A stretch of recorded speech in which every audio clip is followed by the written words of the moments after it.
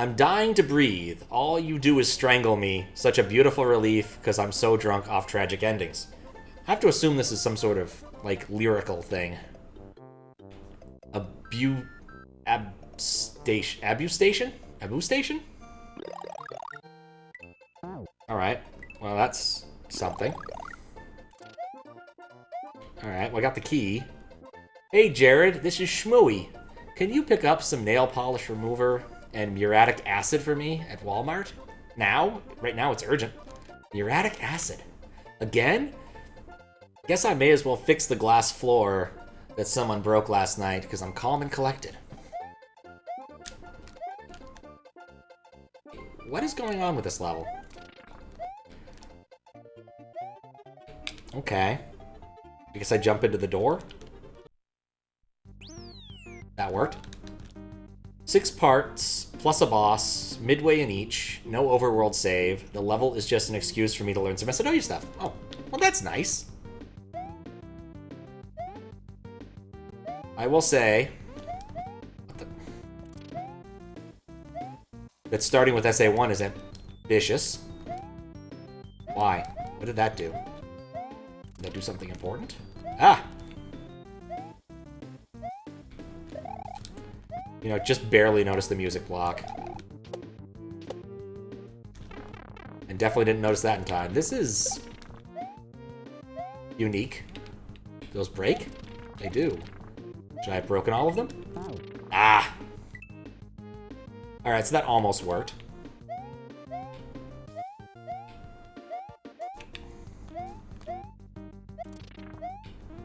Okay. That has a coin in it. Wait. Oh, that would have been a cool spot to hide something. Right, because those break. That's weird. Ah.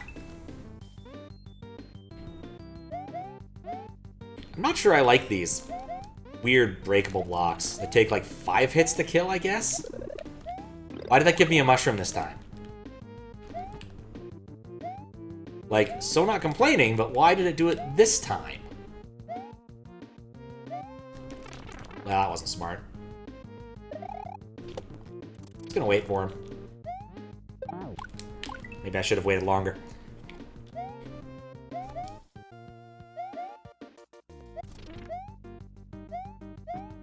Yeah, I guess it has a 1/3 chance of doing any given thing, possibly. Maybe it's a modification of the bonus room blocks.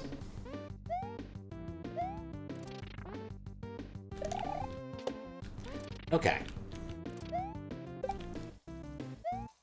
Okay, we got rid of the moles. Monty Mole is breaking the mold. Gotta say, there's an awful lot of too bad you didn't notice this thing that was happening before you even got there kind of stuff. Or, I'd really like a mushroom, please. I got lucky. Got very lucky. Boop!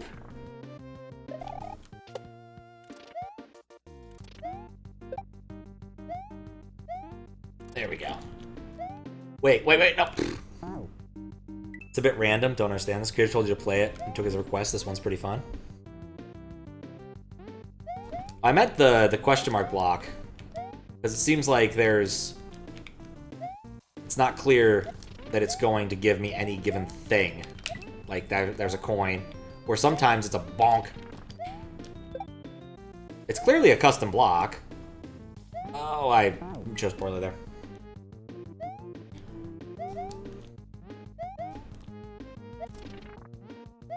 Okay. No! Sometimes it does that! What's up, Groovy Gadget? Told you to wait at the very start of the level? Interesting. Well, maybe I'll come back around and take a look at that. And I just realized I didn't plug in the power to my laptop. That's gonna make things difficult. Knew I forgot to do something. Always like the tiny pipe aesthetics. There's something to be said for them.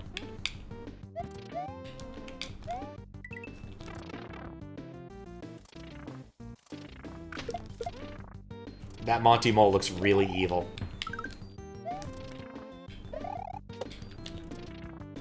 Wait, what? Oh, I misread that. I assume this isn't the very start of the level. You were referring to the other very start of the level. The one at the actual beginning.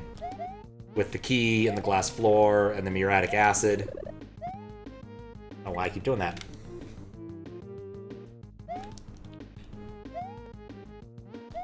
Like, I don't need to jump up there. It'll come my way.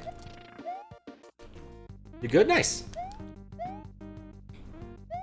I'm sad I didn't get a better item drop there. This is Undertale music, right? Sounds very familiar.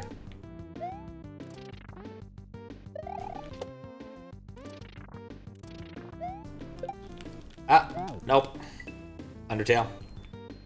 It's been a while since I've played Undertale. I really do need to again at some point. At least to do the Geno bosses.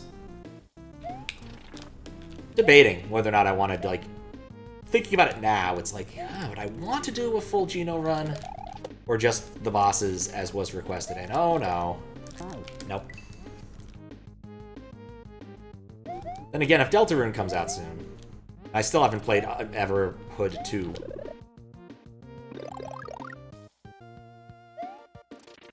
Deltarune was a lot of fun. I played that.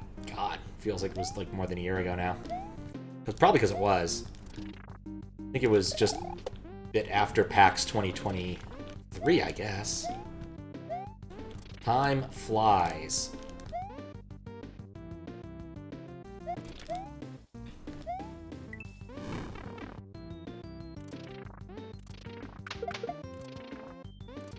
Okay.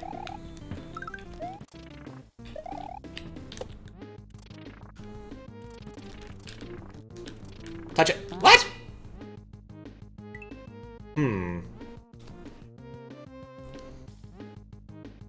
Did list the whole soundtrack. There's music from the ROM hack you're familiar with. That's here that you really love. Not sure how they got it. You know, eventually. That's interesting. That could be an issue. Like, you're not really supposed to, like, rip resources from existing ROM hacks. It happens, but you're not really supposed to.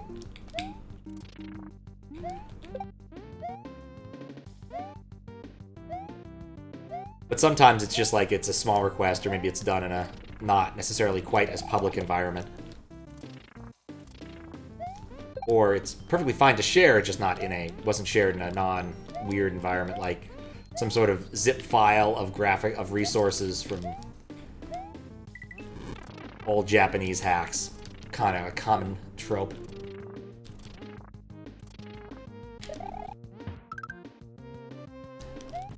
Okay.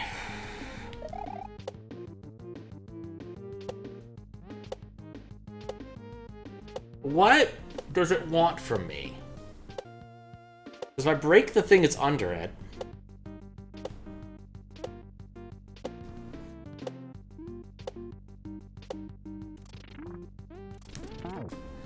I did that.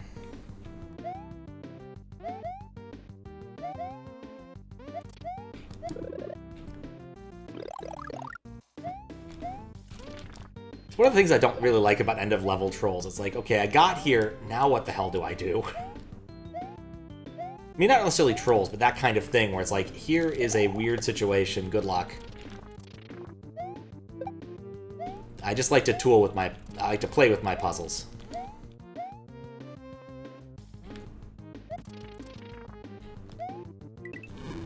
I don't know if you're actually supposed to do any of that part.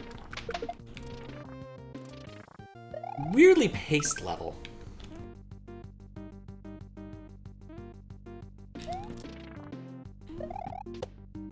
Okay. There we go.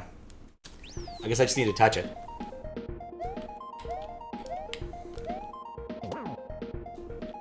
Baseball. Okay, cool. So we made it up here, where there's more baseballs. And crap. Alright, let me grab this really quick. You know, if you don't actually plug in your laptop, it'll turn off.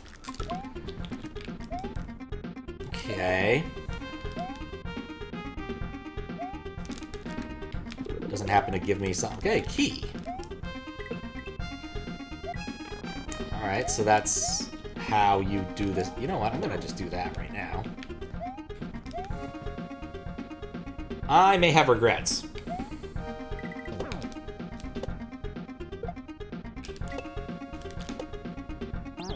Okay, not quite.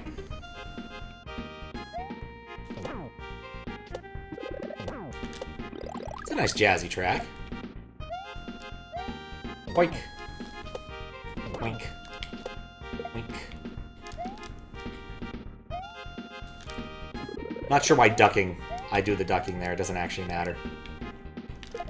Okay, so no, it doesn't work if it's disconnected.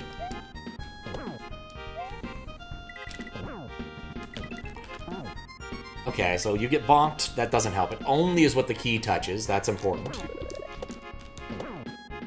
Guess we'll get to see about doing this next part small instead of what I've been doing every time so far. Maybe a spin jump? Yeah, spin jump works. Okay.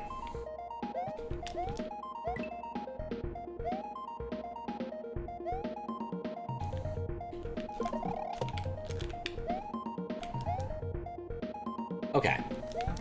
Bonk.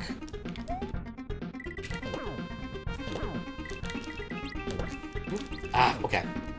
Getting closer.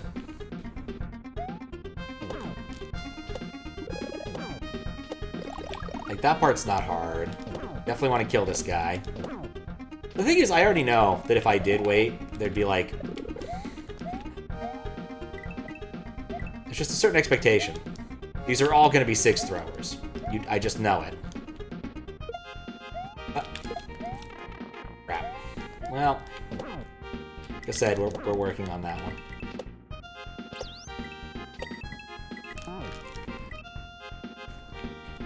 It's a weird mechanic. I wonder what block is the one that Max ended up fixing up.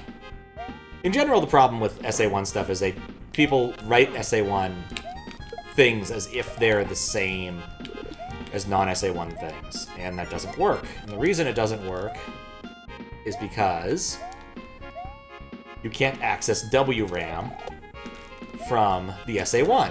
There's not really a mechanism for it. Sure, you can do some fancy stuff, but there's no real, like, easy way to do it.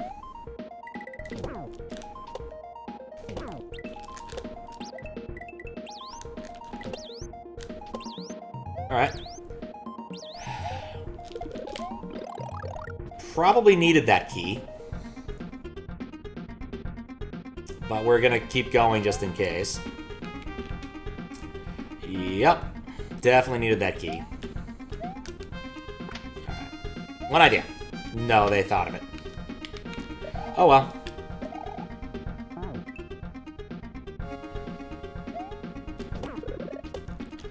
I was thinking maybe I'll go over the top, but Mr. Level Creator here already thought of that. Or Miss Level Creator, or whatever. Guess currently anonymous cowherd. The reason for that's actually pretty stupid. Used to read /.daily. / on a daily basis, not /.daily, just in case that confuses anybody. And you could choose to post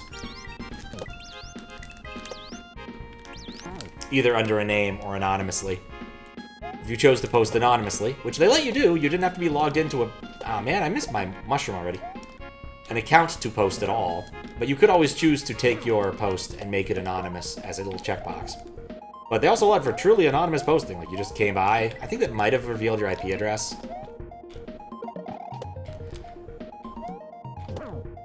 But yeah, it was always anonymous cowherd. And I always thought that was a little bit too mean for this, so anonymous cowherds instead. I doubt anybody else died there.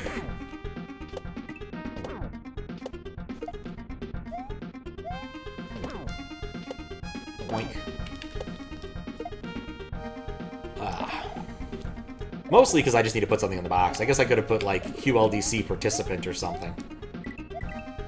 In retrospect, perhaps that might be a better thing to do in the future.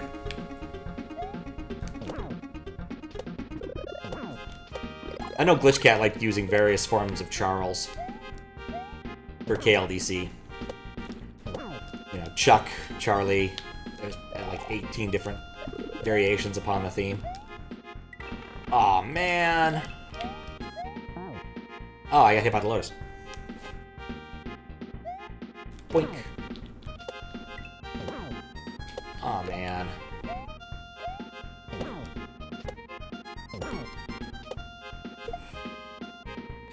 Okay, I'm thinking about that next obstacle. I think the goal is to land the key on there and then not pick it up.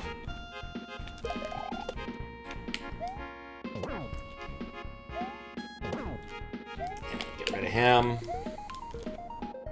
Okay. Clear the way. And then don't land on the chuck.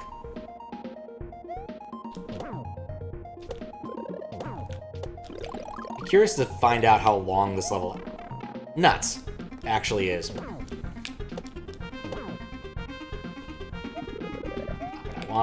He's gonna come back and be annoying later, I can tell you that right now. See? Speaking of annoying. I wasn't entirely convinced I could get the Munsters pinball achievement thing. Because it turned out to be one of the more involved ones I've done. Like, an awful lot of them are just like start a mode, or complete a mode, or do a multi-ball, or do a multi-ball and get the jackpot. Ultimately, a lot of those are not difficult to understand what you need to do, just a matter of execution. This one, I was actually confused for a hot minute. You have to level up your Munsters, which I haven't played enough Munsters to actually know much about it, but apparently got hit certain shots or whatever. Easiest one to do is Herman by a long shot, since he has a bash target in the middle of the screen. And if you do it properly to get the level up, you also get a multi-ball. You know what makes doing an awful lot of other things in pinball easier? Having multi-balls. So that was my strategy for it, was just get the Herman multi-ball and hope I could get what I needed. And then the other issue is Spot. So one of the many Munsters is Spot, their dog, I guess? I don't really know the lore of the Munsters beyond their, like, budget Addams family. Nope.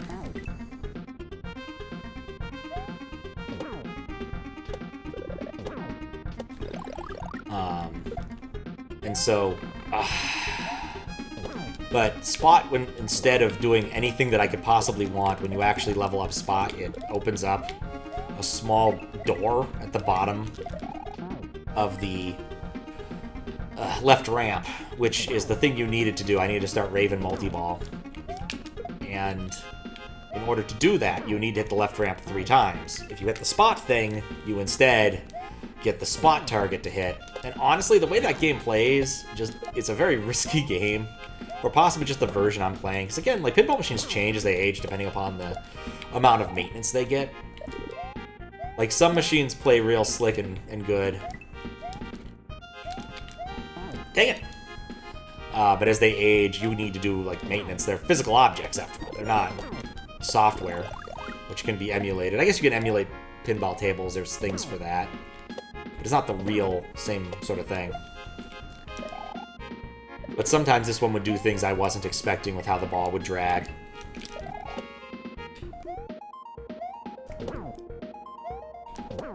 And of course, there's just always the general, whoops, the thing shot outward, and now the ball went straight to the out lane.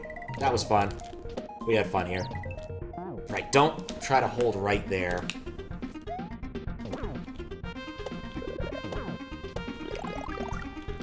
But otherwise, you know, it's gone pretty well, all things considered. I got the 2 that were in danger of draining out, so they only had 1,000 badges of each type. I got the 2 that were in danger pretty much off the bat. One I was really happy to get, because it's not something I do commonly. Like, the D&D one was easy. It was just start Celebration Multi-Ball, which basically just means win the Dragon Multi-Ball. Ow. Like, also emulate the 3D Space Cadet game. You used to play that. I think people have finally ported that to later versions of Windows. Like, they found enough source code or something to make it easy. But yes, that would work. You could emulate that. My understanding is that it's a 16-bit executable, and that's why they couldn't include it after a while. And simply... dang it. And simply recompiling for 32-bit led to some weird, like, imprecisions that made the game play weird. I want to say Raymond Chen did a thing on this, because of course he would.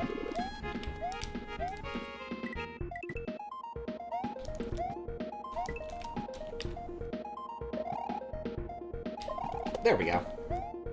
Want to try that strat. That's a problem. Or is it?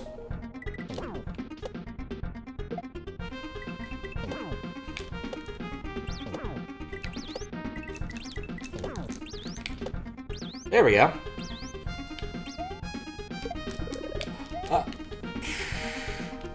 I panicked and got missed both things. Missed playing it was really fun, yeah. It was a good game for its time.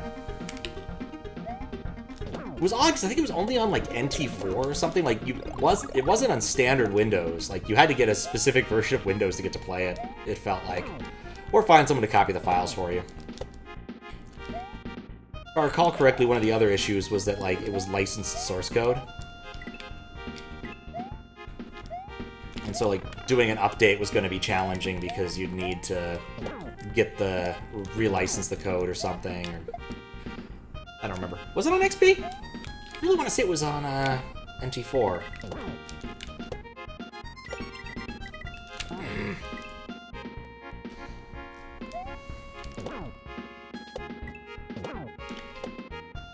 I don't like the RNG block. Just makes this take longer than it needs to.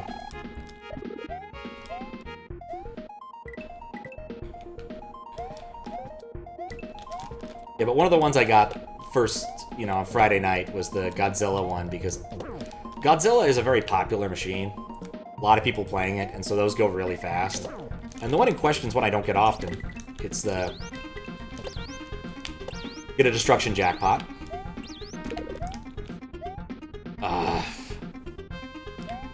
Which requires, like, completing... You know what? That's actually fairly easy. I don't need to do the juggling, I just need to catch it again. Okay. For some reason, I thought I needed to wait out the Pokies, but I don't think I do. Alright, well, that didn't go planned. Yeah, Destruction Jackpot is lit after you complete, or at least attempt, some sort of major mode. So fight a monster, get a multi-ball. I think there's probably a couple other ones. There's other weird modes like Hedora that I never think about because they happen so completely randomly that I just don't even have them on my radar.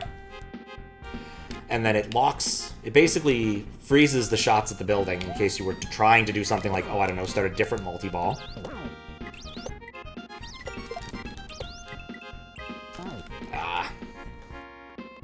And instead what you get is a chance to get the Destruction Jackpot. So you send a ball through the building, it gets caught on the magnet, and then you have to shoot the loop off of the magnet. Off the left upper flipper. Off of the magnet. And the problem is, the place I usually play Godzilla, it does this thing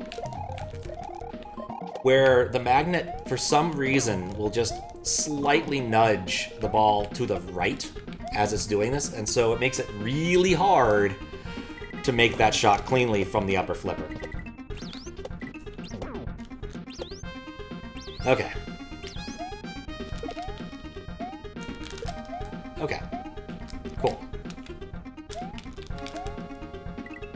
Dang it. Okay.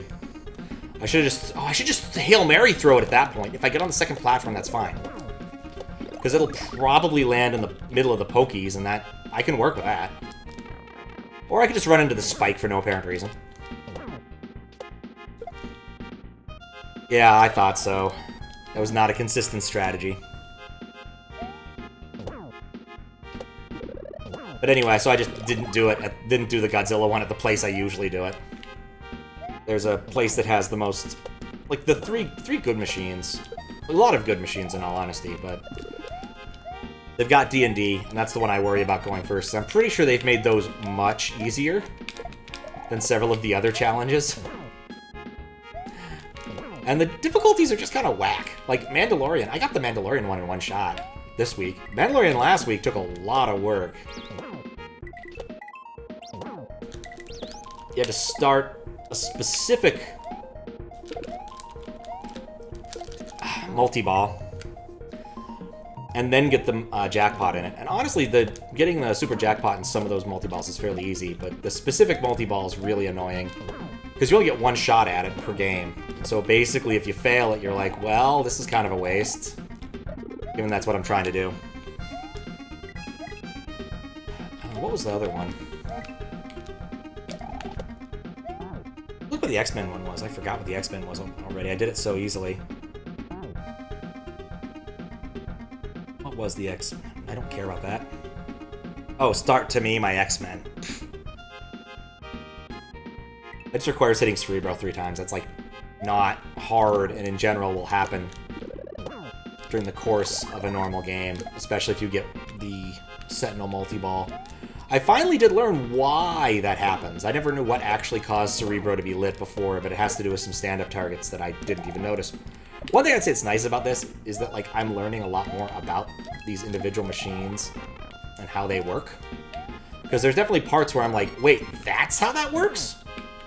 Because I just did not know about specific attributes, specific things, and specific places on these machines.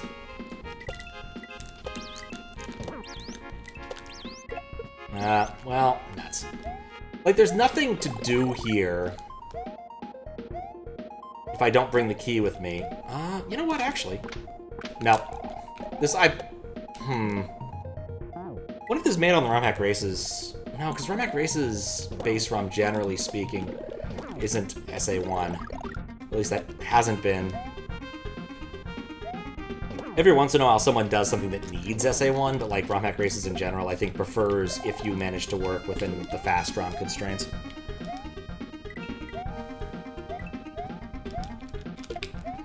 You know what? To this level creator's credit, that is a two-thrower. They're rare in this day and age, but they do exist.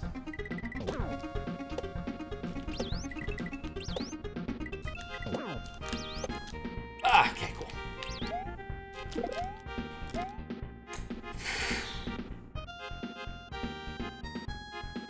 I thought it would land on it.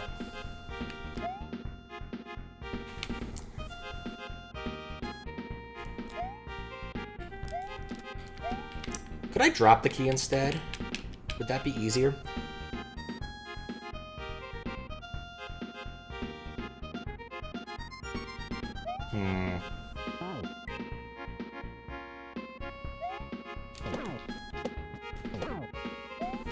I know it's more questionable, but just every time I fail to get that, it just makes me unhappy. Like, random power-ups can be funny. But I just feel like it's a kick in the dick every single time where I'm like, oh, yep, I got a coin, or the no block. Okay. He's not bad. It just throws off my mojo. I get the feeling I'm not doing this as intended. Or at least the way that anybody else intelligent did it.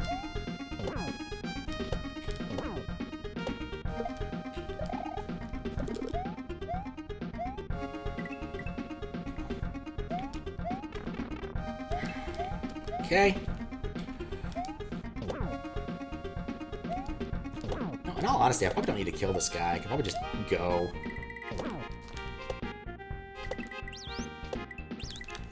But, like, the one time I don't.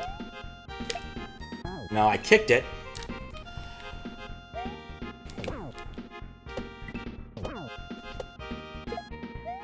Key management is not my forte.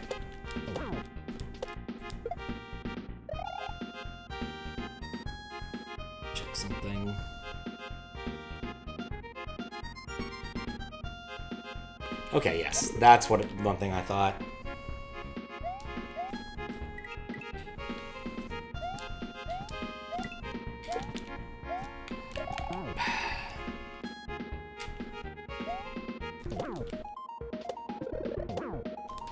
I just want my mushroom. Okay.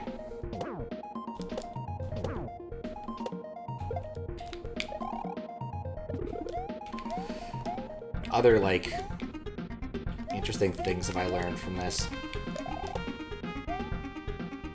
Okay, yep. Now my interest in letting him live is negligible.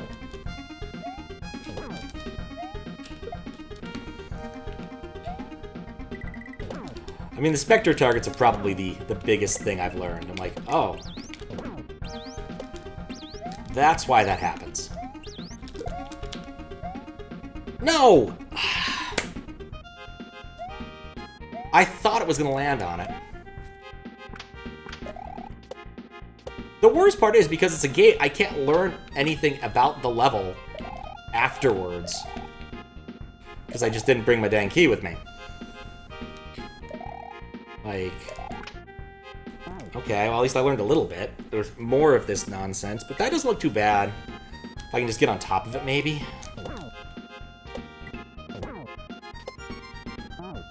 I didn't mean to do that.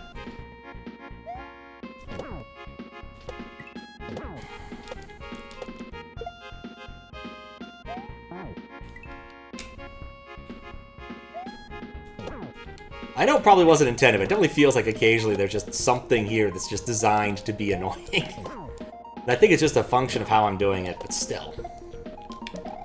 Down here.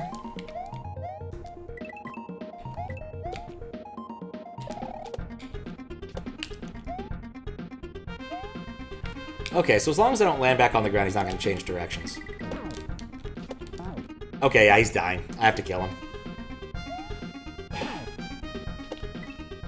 You know what I want? I want to chuck the dies in one hit. Like, okay, so hear me out here, okay? Like, generally speaking, it's nice to have design consistency, sure. But, like, the purpose this guy serves right here is to provide an annoying obstacle while moving upwards through that little channel. Once that's done, he's just annoying. Like, if he died in one hit, that would actually be really good.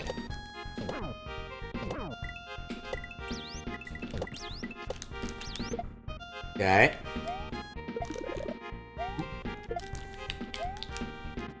Well, it's closer than I've ever gotten.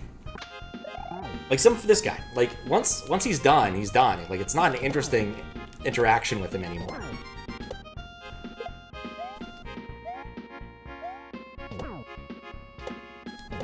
This guy I'm ambivalent on, and the first guy I'm ambivalent on. The other ones definitely, because they're being used for transit, should be hit 3 times. But, like, this would be a great use case for a Chuck that could only requires hitting once before he dies, explodes.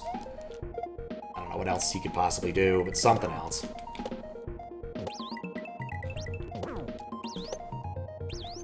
Okay. No, I shouldn't have gone for that second jump.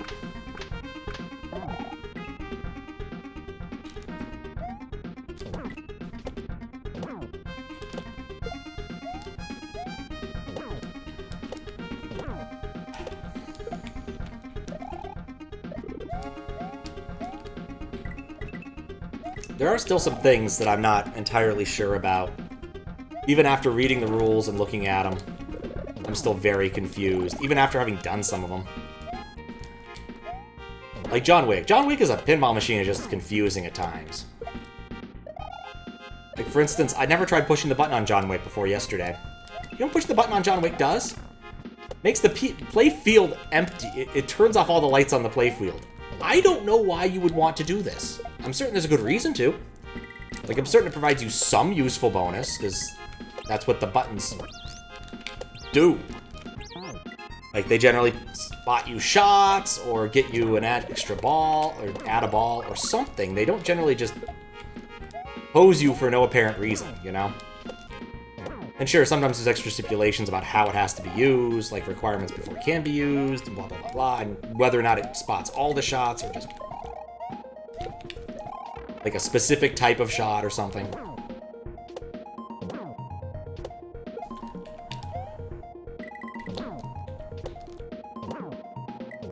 No. But still, I don't know why I'd ever want to do that. Depending upon the environment you're playing in, that basically makes the game invisible.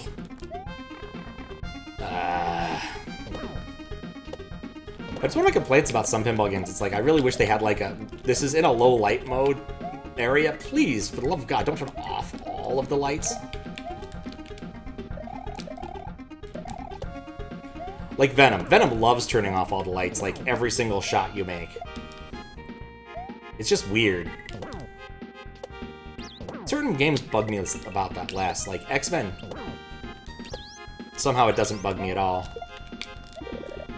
Oh. Well, it does bug me. Actually, I make my shots less well when the light's off. But that's in the service of an actual mode, at least. Basically, you complete 2 modes in X-Men. You go to the future. The future is dark and sad. So therefore, the playfield is dark and sad. Because all the X-Men have been killed by robots or something. I don't actually understand the plot here, because apparently it involves, like, 1990s X-Men plot lines, which I don't really know anything about. Dang it.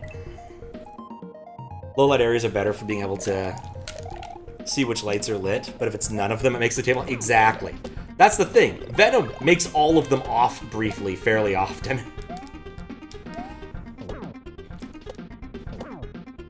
And even then, like, sometimes it still doesn't communicate well. So the current, like, badge thing you have to do is set up Mayhem Multi-Ball and stack it with Carnage Multi-Ball. And, like, I've gotten to a point where I need 1 ramp shot to do it, but I can't tell if I'm actually qualified for it or not.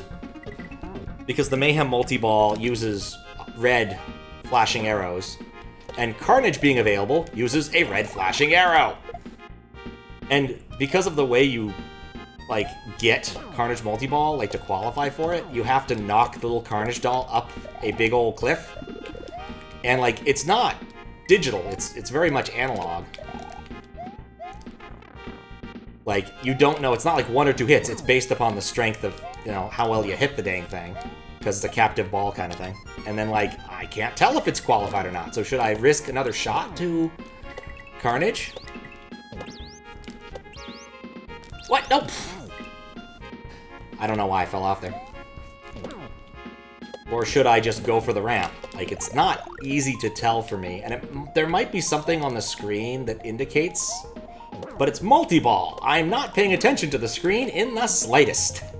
I'm busy juggling 2 balls, or 3 balls, depending upon whether or not I got that other bonus thingy that I don't exactly know how to proc in that either.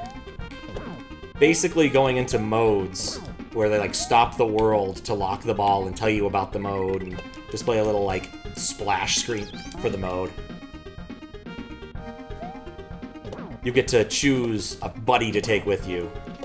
And the one I like the most is the, I guess, Sleeper? He's a lizard. I don't know anything about him. I don't know enough about comic books to tell you anything here. But basically, you hit the center button, you get your Add-a-Ball, which is nice. So, Paoluja, thank you for the good luck. Just basically for the benefit of the audience, the way a modern Add-a-Ball works is really nice because it renews your, like, ball save time during multi-ball. So you can basically think of it as an extension of the multi-ball. Like, nope. And so basically, like, if you drain out, you can hit the button.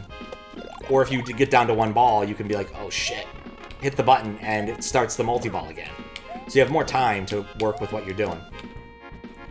That's going to be a problem later. But now, of course, you also have to work with an additional ball. So, it has its ups and downs.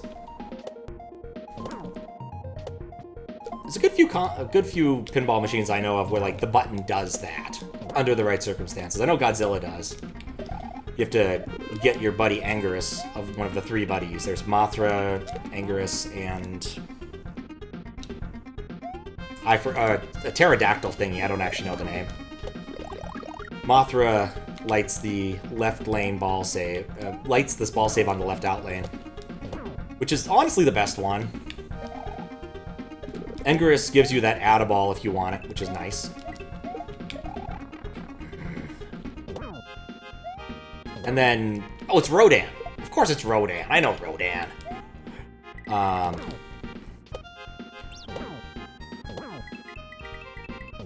Rodan doubles your playfield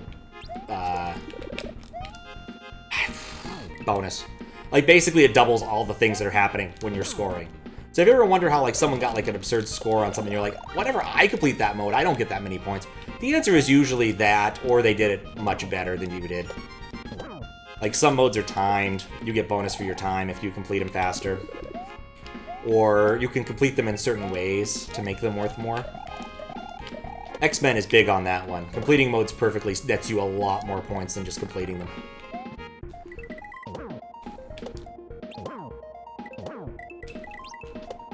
Wait, why'd I do that? Depending on the mode, it can be kind of easy. Also, depending on the mode, it can be impossible and difficult to understand why you got it perfect. Like, the easiest one to explain is the Juggernaut one. Literally, all you have to do to get it perfect is complete it within, like, 30 seconds. Given that you need approximately, I think, 6 shots to complete it, it's not an onerous ask. The Gambit one's also not hard to explain. You just hit the purple shots instead of the red shots. I think that gets you a perfect, because that's one of the ones I have perfect in. Oh, no.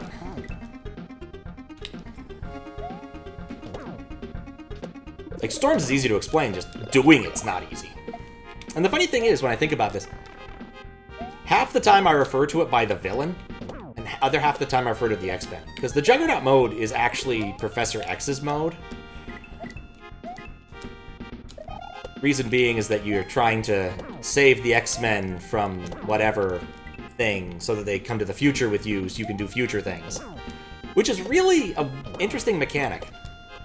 So basically, the more X-Men you save via modes, the more stuff is available in the future mode. And of course, there are X-Men that aren't mission-related. What did I do that for? Like Beast. And there's at least one more. Kitty Pryde, I think. It's definitely like X-Men that are not X-Men I know, because like I watched the 90s TV show a bit, and then there's these weird X-Men I've never heard of. Like Bishop. I do not know anything about Bishop. Is he actually an X-Men? Was he made up for this? I just don't know. His costume looks stupid. And I mean, this is comparing the, like, era where, like, Wolverine was wearing the yellow costume, and that's saying something. Oh, wait, no, I forgot what I was doing partway through. I was so excited to catch the key.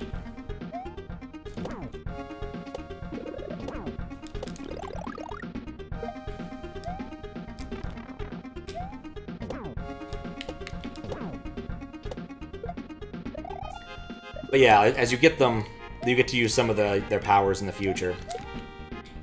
For instance, the easiest one to point out is, again, Bishop. Since we're talking about what happens when you push the big red button. You get to bring Bishop to the future. You get to use Bishop's Spot a Shot or 3 power. Which could be useful, depending upon what you're trying to do in the future. But I'll be honest, that there's only, like, one... Like, the future is a kind of a simplistic mode still. I think they'll probably add some more. That's the thing about modern pinball machines, they update the code. Bishop is indeed a real X-Men from some alternative timeline you can never keep track of. Huh, okay. What's up, Simon? How you doing? There we go.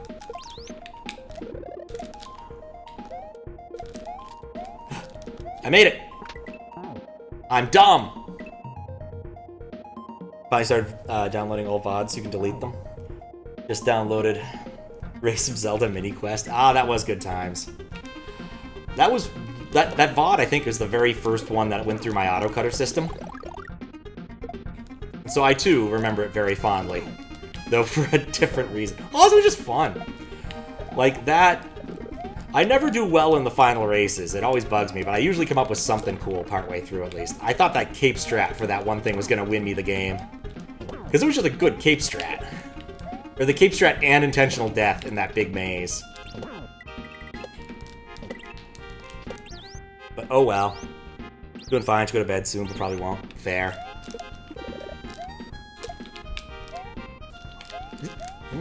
Nope, no baseball.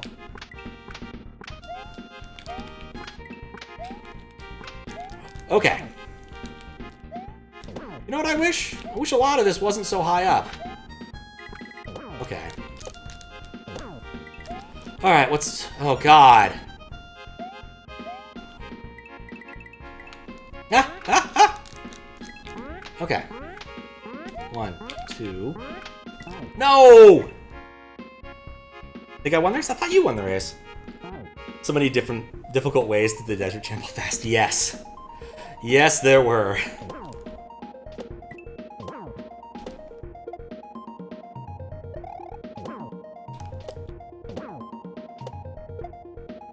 Oh god, alright. This is gonna be long.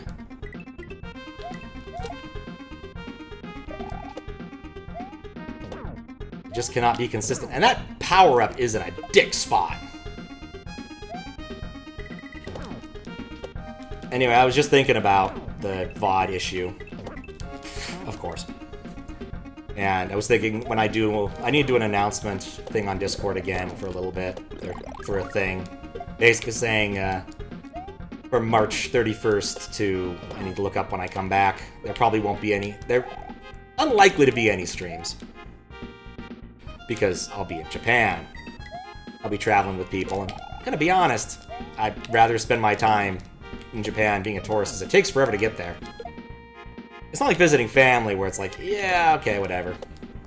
I can do things.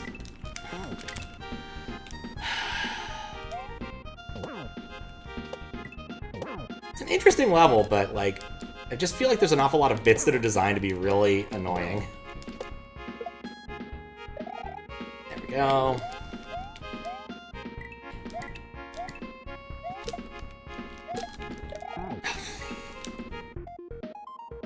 I just want to get through there more consistently, and even have to do it slower to preserve my power-up. It might be worth it. Like that. I swear to God, that always happens.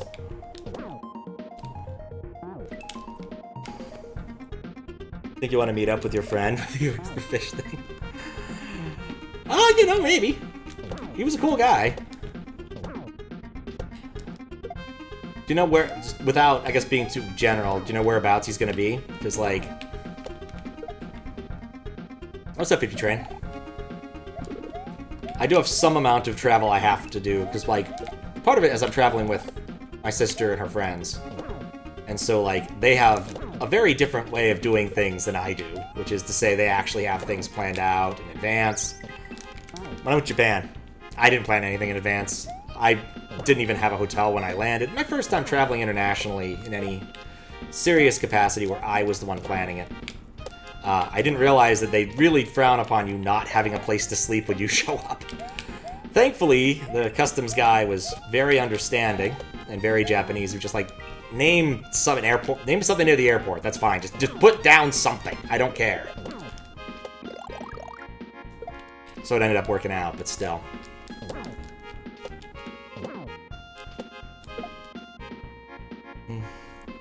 Planning is smart. It can be. It just depends upon what you're going to do. Like, there's very different modes of travel.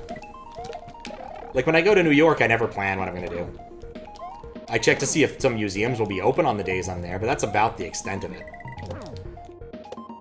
Like, the question really is, you know, it depends upon which museums I want to see on a given day. You want to go to Japan so bad? The reason it's a bunny island? Yeah. Invasive rabbits, yeah. Coming Skeleton was a hell of a roller coaster ship line more. Fair. It's funny. My little brother really wanted to go to Japan to, in fact, go to the same place. Unfortunately, we planned out a trip. We had a plan. Had tickets. I wasn't paying attention. Thanks for the good luck, you. How you doing? The more you plan, the more things fall apart. Couldn't get a hostel, so you're just on the streets of Glasgow for the night. Oof.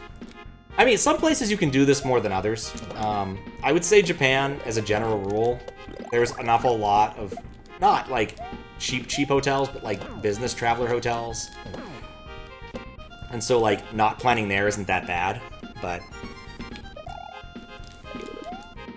yeah, me and my little brother planned to do this trip, and in fact, he was gonna we were gonna have a preamble to him being a foreign exchange student.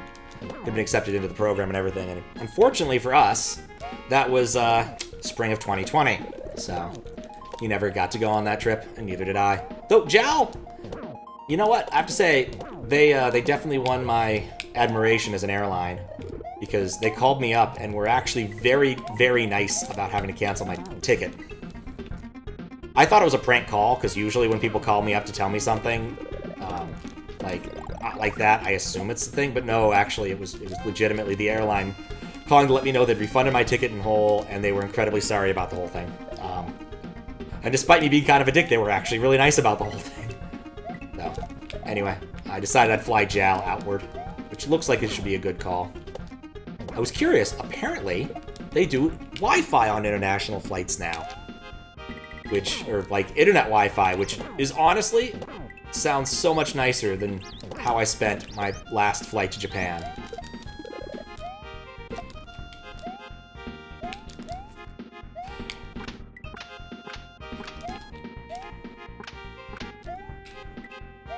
There we go. Basically, it was on one of those old school planes where you could watch like one of 6 channels. So I watched 12 Angry Men, and then The Imaginary of Dr. Parnassus, and then Wall-E, and then I watched all of them again. Dang it! 5 years, oddly enough, a lot of people saying them are good things. I don't. COVID, I did not enjoy it. I don't like talking about it because I didn't enjoy it all that much.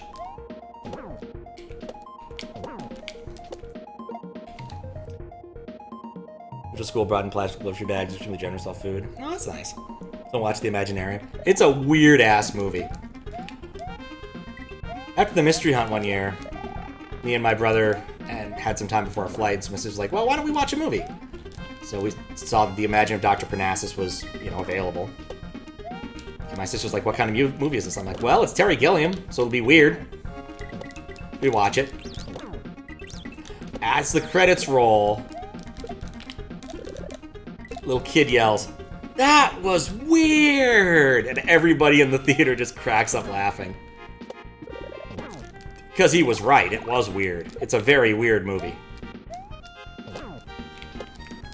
Especially because Heath Ledger, who is the protagonist, well, who is antagonist in the movie, I'm not going to say too much about that,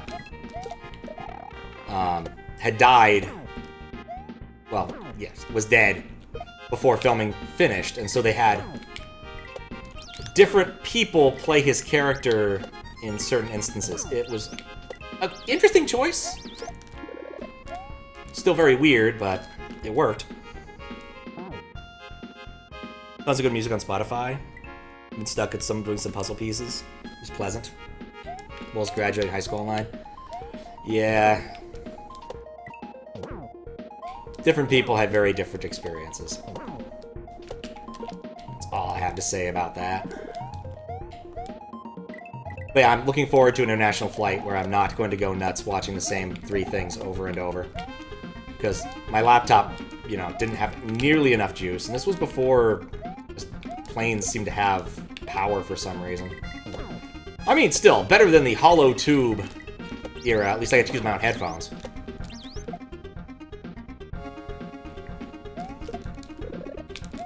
That mushroom is so fucking useless.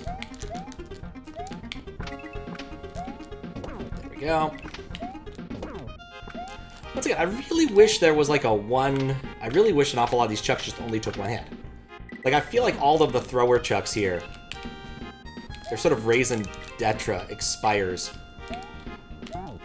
after they've gotten hit once.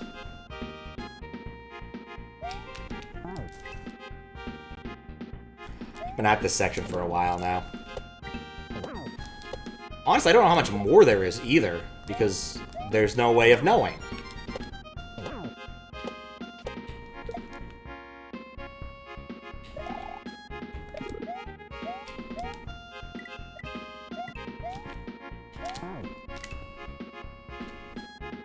I keep re-grabbing the key on accident.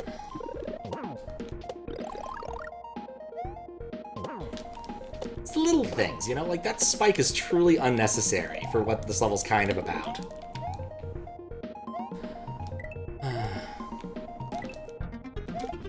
Oh, interesting. They were out of extended sprites. Let's see if I can get through here big. Doesn't happen very often. No! I thought I could get through there, but then I was big. The movie with Tom Hanks.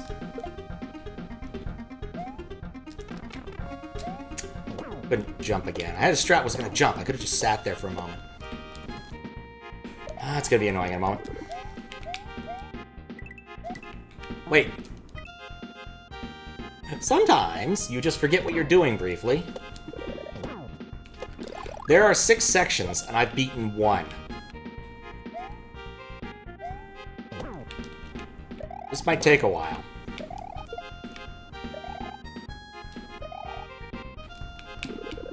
Maybe the other sections will be less annoying. Like, it's all very claustrophobic. Okay.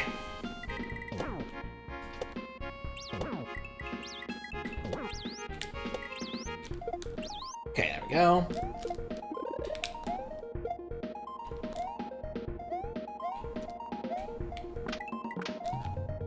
Like, sometimes you get stuck, you get stopped by the keys, by the blocks, and sometimes you don't. I'm sure just a safe spot to stand here. Even for a second. No! I thought he was gonna jump instead. Or wait. No, wait. What do I do? I wait for him to be done throwing so that I get the longest period. So what number of thrower is he? So go in, drill it, come back. Yeah, that's the trick.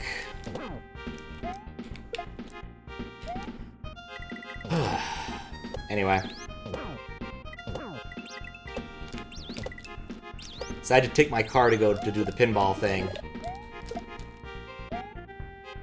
Was reminded I need to take it in for servicing.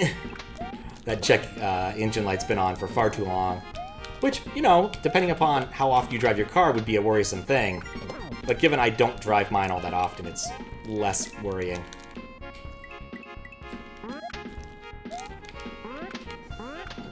One, 2. He's a 2 thrower. Okay. Ah, a rare breed. I really hope... Oh, I already know I was going to end right. Like, there's going to be some sort of weird thing I need to figure out what to do with after that, and I'm going to mess it up like 14 times before I get to it.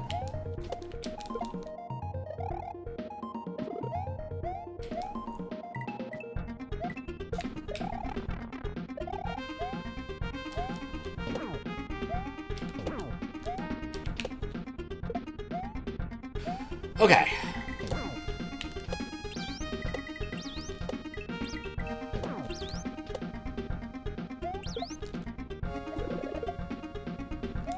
Ah, I waited too long. I was looking up, because I was curious, about pinball in Japan. What I found was, surprisingly, it's not very popular. Or at least, pinball maps isn't very useful in Japan. I guess would be probably because there's very few people who are in Japan that use such a thing. They probably have their own one that's called something else. Off in the Japanese corner of the internet that you need to know Japanese to use. The ones on pinball maps are mostly like older machines too. So it looks like it might have been popular in like the 90s, but has decreased in popularity since.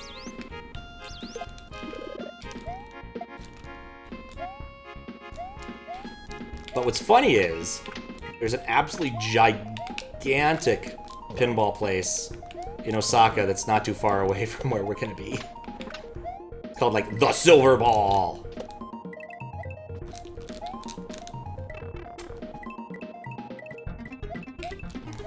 Oh, wait, what? Oh, no, what? What?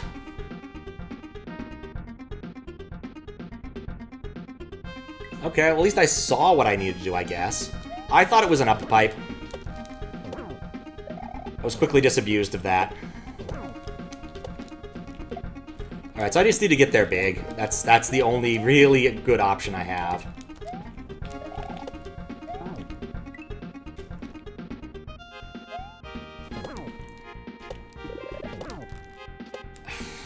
The reasons I was curious about this are probably a little less than kosher. I thought it'd be funny to play Godzilla in Japan.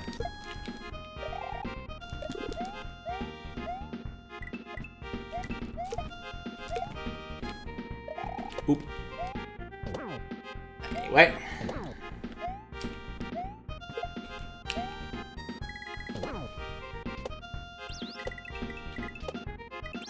Like, that block is the key to the whole thing. Ah!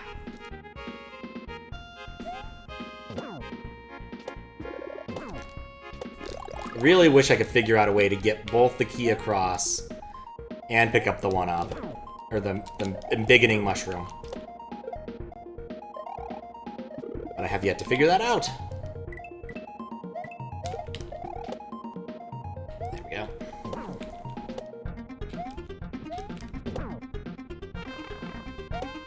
That's the other thing, is this level is so up.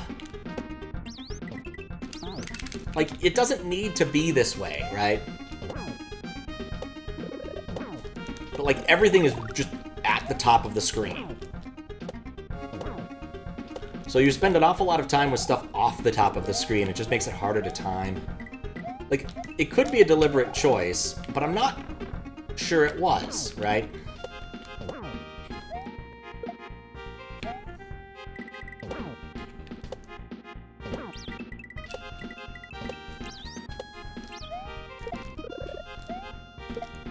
Like, timing this key thing, right? That's entirely up to just good old-fashioned guesswork and estimation.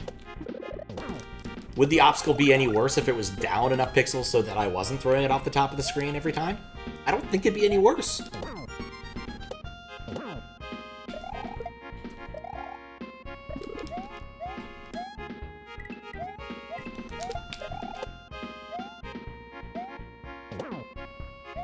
Two, three.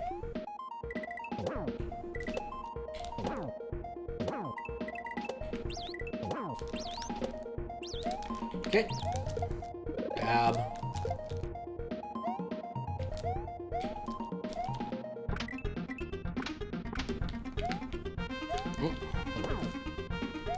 Oop. Or you could do that, that's fine too.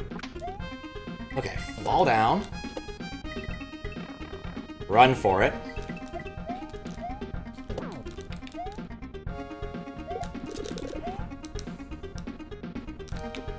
Ah!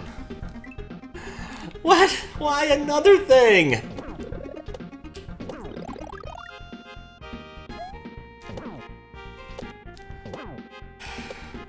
I was worried about the chuck getting me. In retrospect, that wasn't a legitimate fear.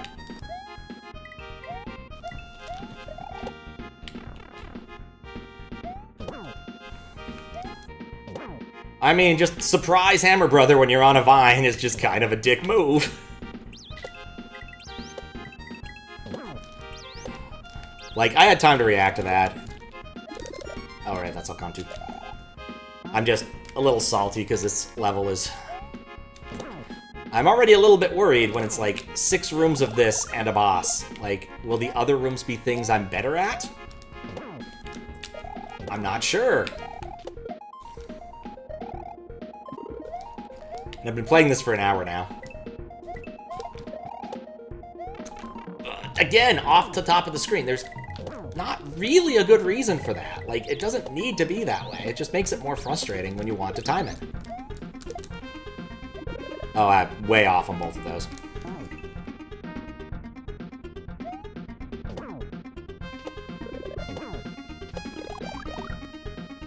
Like, it wouldn't be any worse if this whole thing had been moved down about 4 blocks. This level's fun, but very hard. I can agree with the latter part. It's the kind of level that, like, there's an awful... Like, this... Assuming this continues, I'm just not a huge fan of playing the waiting for multiple cycles to line up game. I'm just not. Part of it's that I'm bad at it. Part of it's just I don't find it interesting gameplay. It's, like, literally just, like, I've done modular arithmetic before. I know how this is gonna work out. Watch, I get hit by this guy. Oh, I didn't get hit. like this. How you doing, Memory Lane? And also that, I just don't know why, but the random power-up thing I find to be incredibly demoralizing. Like, it's just something I don't like. Just straight up, I don't like it. I don't think it adds to the level. I don't think it improves the questionableness. I just think it's annoying. But, like, I don't want to rag on this too much. Like, I've only seen, I guess, a third-ish of the level. Doing well, nice. Glad to hear it.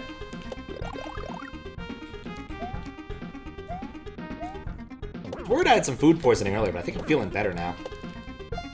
You save stated the level is just too hard? Oh, goody. Yeah, I was warned about this in the notes. But this is not my save state card. What I might do is look at sections in parts. Or do the... if this is a long-ass and annoying-ass level thing I've done in the past, where just declare I am only spending so much time on a section before I'm, like, looking at it.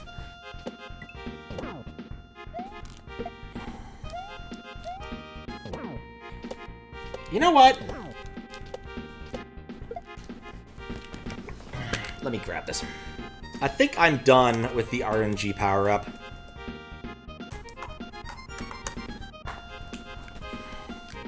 I'm just kind of done with it. I want to be a big Mario at the beginning of every attempt of this, so I can have some measure of consistency for this kind of thing. Like, I want consistency. Especially because I have zero chance of ever grabbing that with my current setup for this. Oop. And I really wish there were chucks you could kill in one hit. Or, like, some of these. Like, I feel like that would probably be a good thing to throw in your box of tools, in general. Because, like, the interesting part of, say, this chuck isn't that he's... I threw it over. Isn't that he, takes 3 hits to kill, it's that he's throwing the baseballs to make that particular part very difficult to get through. That's what makes him interesting from a level design perspective. Whereas now, it's not... Once you're past him horizontally, he ceases to be interesting. I have made a terrible decision. Okay, don't try to spin jump through that area. We've learned that lesson the hard way. It does remind me, there's at least one area before I finish judging I need to go take a look at.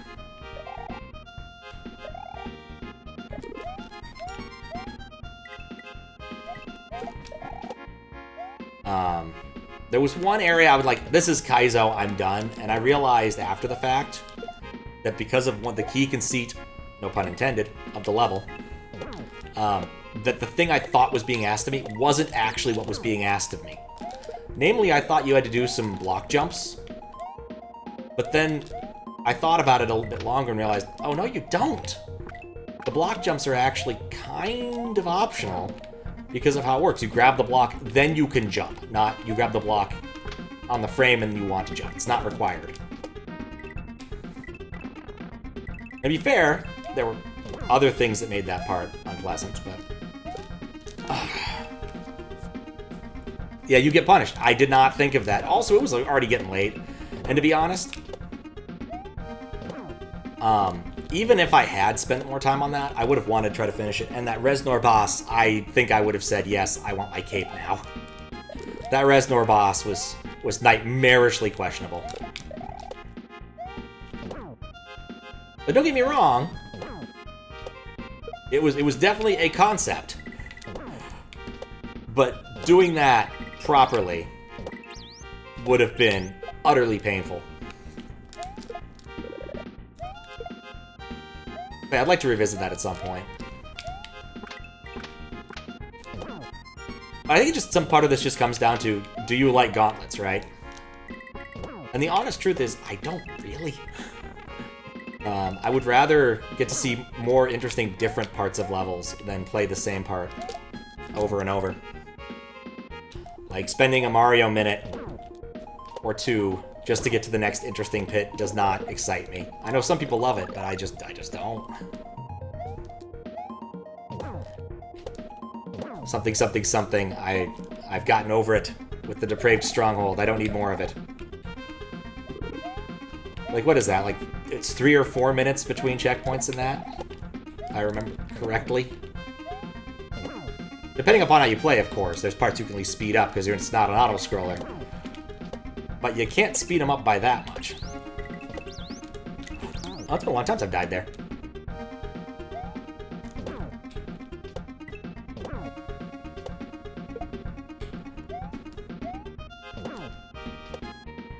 At least I like the music.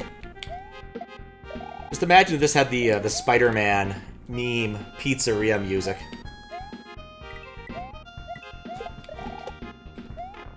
I don't know why. Again, it's just so close to the ceiling.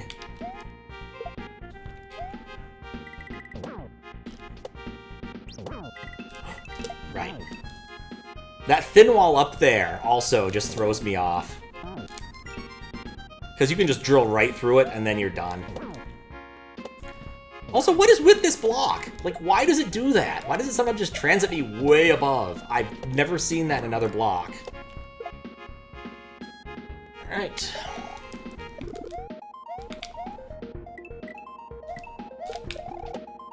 This is my current concession to cheating. I might eventually just swim my way over because I've had enough of this. We will see.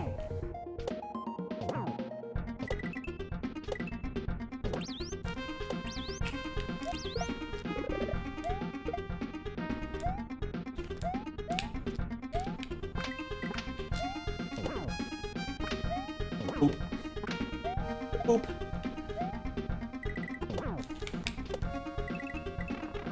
Don't care. Okay, that's a 1F0, so that's actually free if you do it right. Okay. Oh, hello. I was trying to go down and avoid him entirely, and I end up on the platform next to him. Alright, well, that's a unique way to fail. It's always weird if you could stand on the platform with him. Just like, hey bro, how you doing? I wonder if that's required for, like, any level. Like, somehow you need to use the extended Hammer Bro sprites. Extended Hammer sprites to activate something. In, like, G-Breeze. No, I watched the entirety of that. I don't recall seeing that.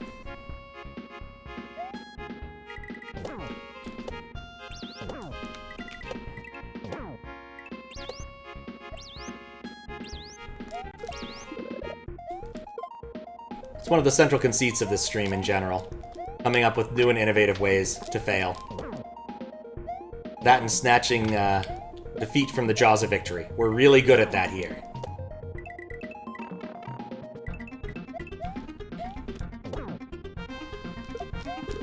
Yeah, that's free.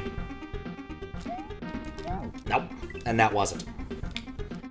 How did I get past that last time? I must have jumped a little bit later.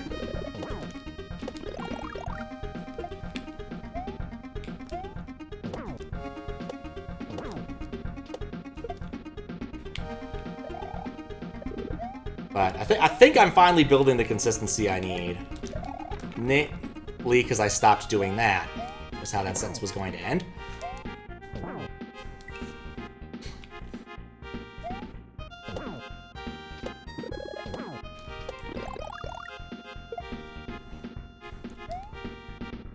Wonder if, like, 1 out of 100 times it gives you a cape. Wouldn't that be awesome?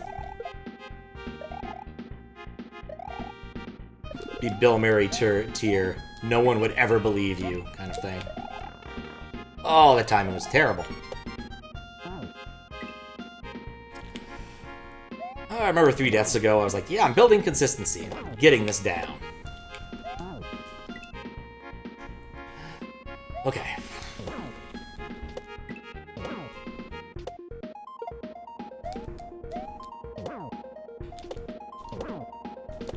Thump. Okay.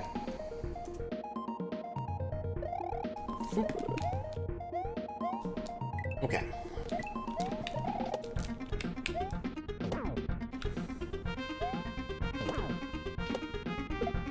Go.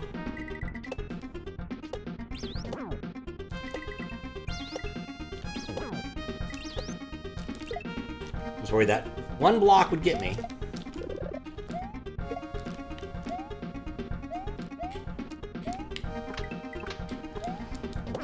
Okay.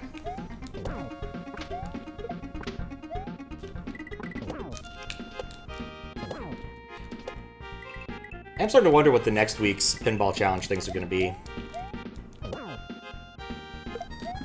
Like, see? That's absolutely free.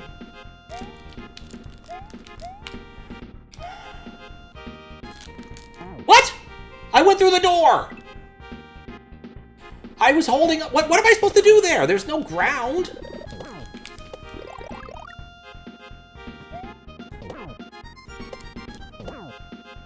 I was holding up. Do I need to be big for it to work? Is that mandatory? I know it can't.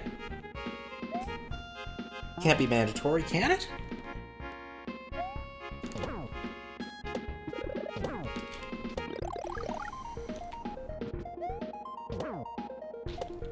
I guess holding. Do I need to hold up? Do I need to press up? Like, what am I supposed to do there?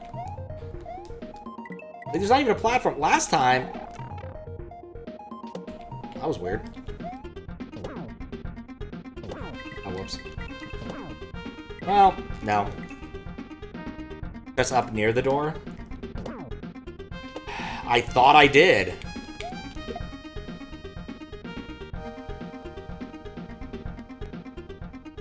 Nice, actually pretty well aligned there, too. At least in my client.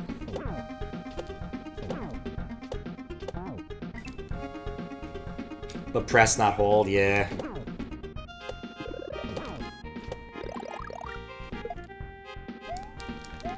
I am temporarily demoralized. See if it we'll see what happens later.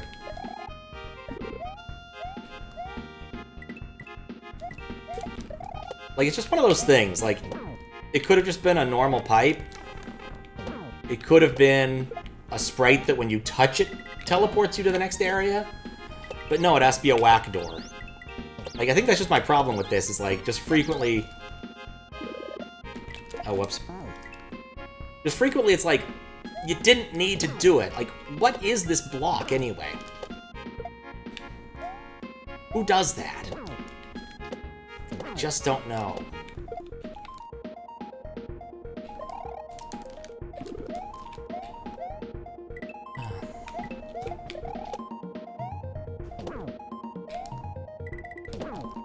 I think I'm better off not killing that, just in terms of consistency.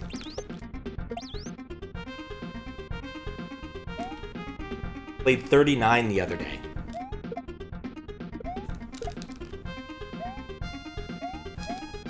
As opposed to 40?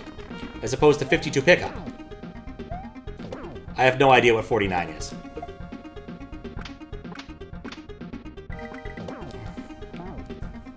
Oh, the fly level. Thank you. I was confused.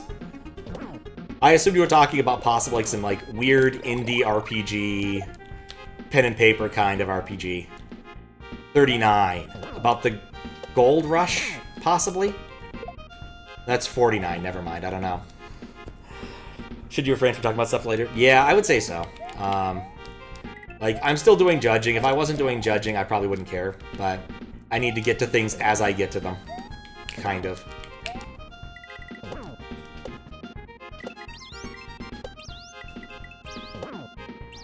There we go. So the fly level was cool, except I got really sick of hearing about the ventilation.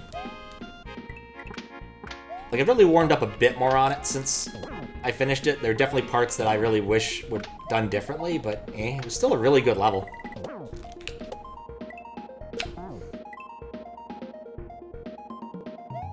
Oh, that's fine. Like, if it's an aesthetic thing, like, suddenly, if it's a music thing, that's not a problem. Don't worry about that. When it's more about, like, I assume Memory Lane would want to talk about, or Simon would want to talk about specific things. The ending? That ending is a nightmare. Highly questionable. The fly swatter in combination with the... How do I even do that? In combination with the other stuff.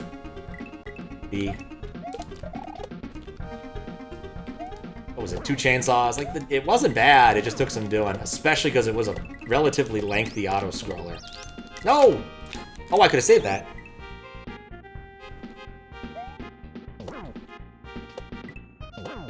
Yeah, I guess there's a song you like is a pretty minor detail that doesn't actually tell me anything, so I don't know what the song is. What's up, Matt? We're talking about hard levels, because I'm in this one. I'm doing some minor cheating, because I really dislike the RNG... wait, what? Boxes that give mushrooms occasionally, but not always. And I cannot, for the life of me, actually collect the mushroom later in this level because of, well, the mechanic.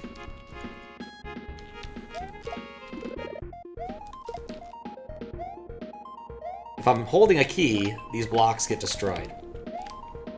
That's it. That's the mechanic so far. Wonder if there's more of it. It being this mechanic.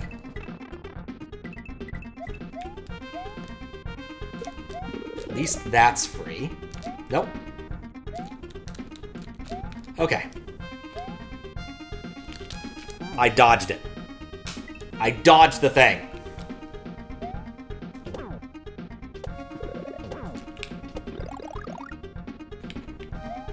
Yeah, that blue block occasionally gives power-ups. I mean, it usually gives power-ups, but sometimes it gives nothing or a coin. Somehow the nothing is more annoying than the coin. I couldn't exactly explain why, because neither of them have any real utility for me.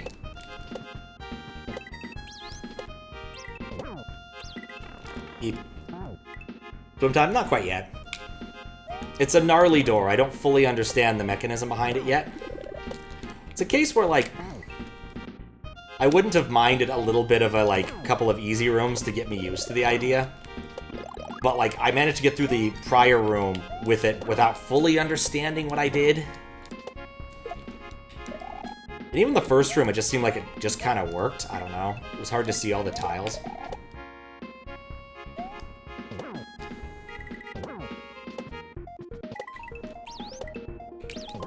Ah, nuts. First section, it is the second real section. There was a short intro section, like a one screener that was trivial to introduce the actual mechanic of holding the key to blow up blocks. I don't know why I jumped twice. Also, spinning with this mechanic is bad. They're solid if Mario isn't holding a key. I haven't gotten access to any other thing to hold, so I have no idea otherwise. Okay. Unfortunately for me, I mentioned this near the beginning of the stream, I may have a light-grade food poisoning from eating something I left in my car a little bit too long. So I think I need to vacate the room for a moment and come back. Or so I am being informed. So I will be right back. It does indeed, Daizo. It does indeed. Yeah, I left something in my car a bit too long, I think, and it was only a few hours, but I think the temperature just wasn't, the gradient temperature wasn't very good.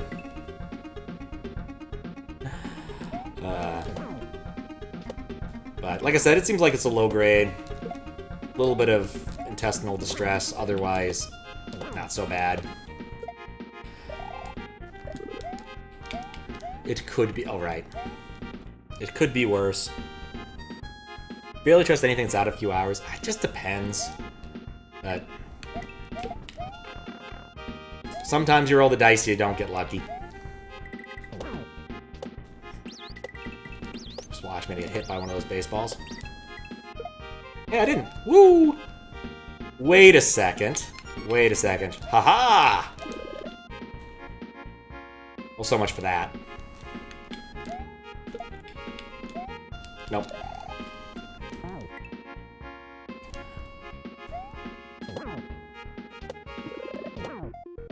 Yeah, I've already taken one concession towards cheating, which is I want to get a mushroom out of that box every time. That does help my odds, though, if I can get that. I kept thinking, how do I get that with the key? And didn't even think, oh yeah, I could just drop the key. Very much a Homer, just let go of the can situation. Thank you for the sub, Daiso. Timing was great though. I almost messed that up. But yeah, thank you for subscribing. There we go. Okay. Can I get a spare? No, that's not how this level works. Alright, cool. Oh, whoa, ho, ho. Accidental frame perfect jump. Oh, I don't have a spare now. Yeah, I could walk back. If I don't touch it the first time through, I can walk back and get it, which is an option, I guess. But now I have to do this part really carefully, which means it probably won't get done. Don't eat the sub, though. It's bad. I'll try not to.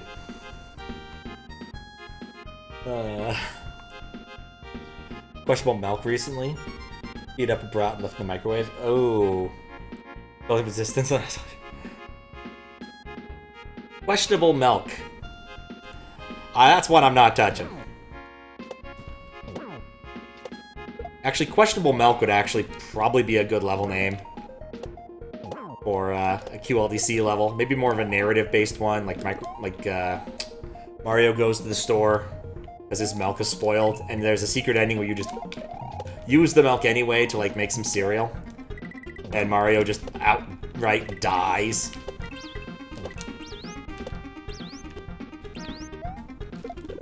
It'd be funny. Ah, I waited too long. I needed to throw that. Oh, well.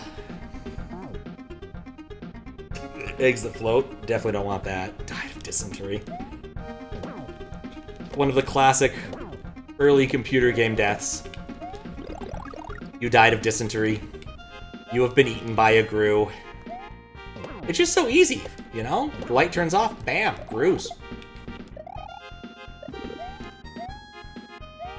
Funny enough, first Zork game I ever played was Beyond Zork. I hate that so much. Alright. Which, one, did have grues. Oops. And two, tried to add, like, RPG elements. Like, it's a text-adventure game, but there's levels. And you actually, and stats, and they actually matter. Because there's a, basically, the way they matter is actually terrible.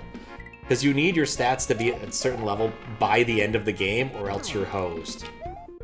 Like, you need your dex to be over a certain point so you can use the best sword in the game. One of, like, 3 weapons in the game. Oh, right, I forgot what I was doing and just started autopiloting. I need to get the mushroom. Need to pause and get the mushroom if I get to that spot small. I still haven't done this part legitimately.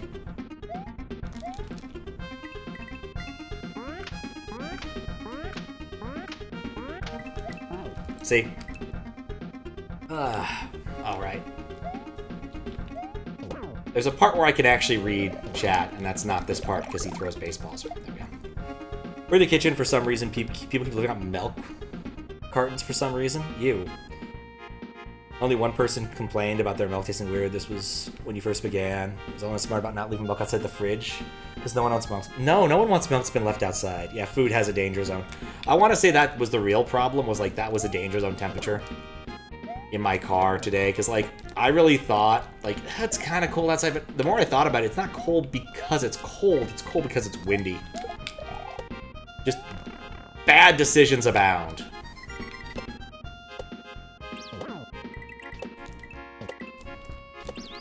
Okay, drop key. What? Why didn't you proc? Oregon Trail from Chase and Scooter. I played Oregon Trail on stream once. Well, Oregon Trail 2. Did a lot on yeah. This one should not leave. Yeah, no. Retirement home kitchen definitely should not. Do dream of rack. Where was my brain? Spoiled food. Yeah, just it wasn't as cold as it needed to be for that kind of thing to work out.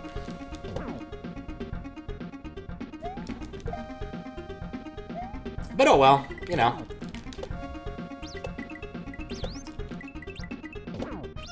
This was at least like proper-ish barbecue, because it was not bad. It was decent, aside from, you know, when I ate it at first. But it was weird, because, like, I walked in, I ordered, like, oh, we're out of all meat except for brisket and chicken. I'm like, okay, fine, I'll get some brisket. I get my stuff, and they pack it up all nice and nice to go, and I'm like, okay, cool. Can I have some silver? And like, yeah, we're out of that. I'm like, oh, okay. So I eat some of the brisket outside like a gremlin. Okay.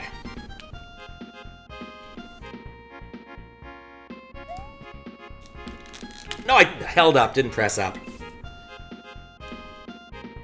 I'm gonna be honest, I think I've done that enough that I think it's swim time. I'm tired of trying to get through there.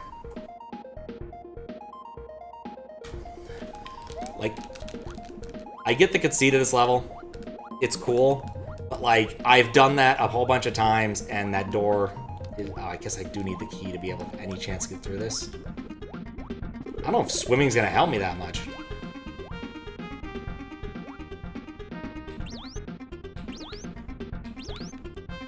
Basically, I've just substituted one set of problems for another.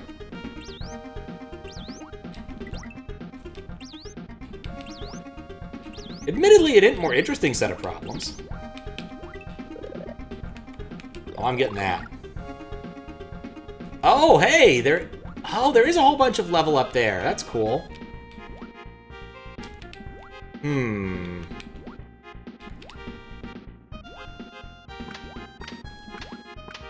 Okay, quick question for those of you who have played the level already. Did it scroll up when you were playing it?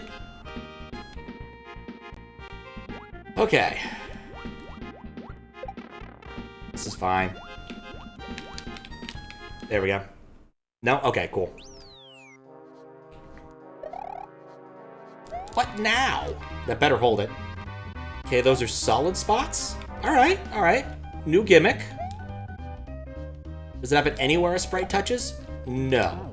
Oh yes, anywhere a sprite touches. Okay, this is interesting.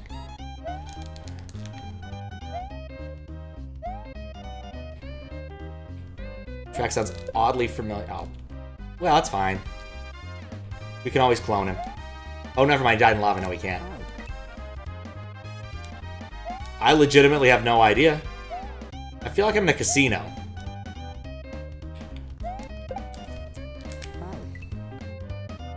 Imagine a level continuing. It told me at the outset that there would be 6 sections and a boss. It's not SMRPG. Oh, I did the right thing on accident. Oh, that's one of the things I... Yes, I did the right thing on accident. Okay.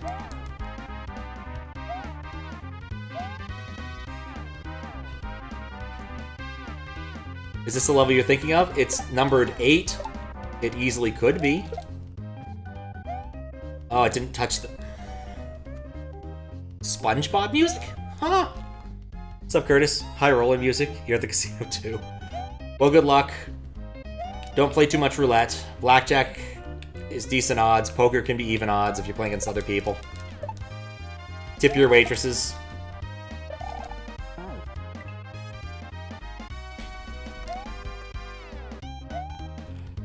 But yes, the notes I was handed were twofold. One, this level's really long. Save states might be a good idea. We don't have save states here. That's just not something we trade in. Why is it so hard? Is that jump even possible? SpongeBob, SquarePants, Super Sponge, Lava Fields. Huh.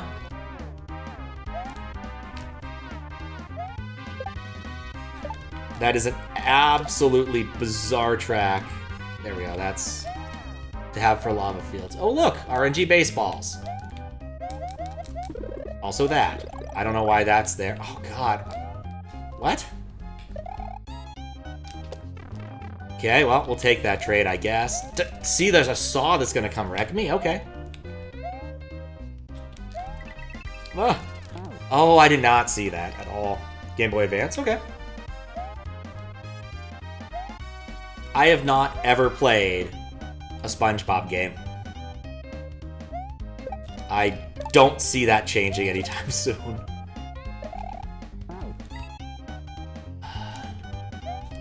That little overhang.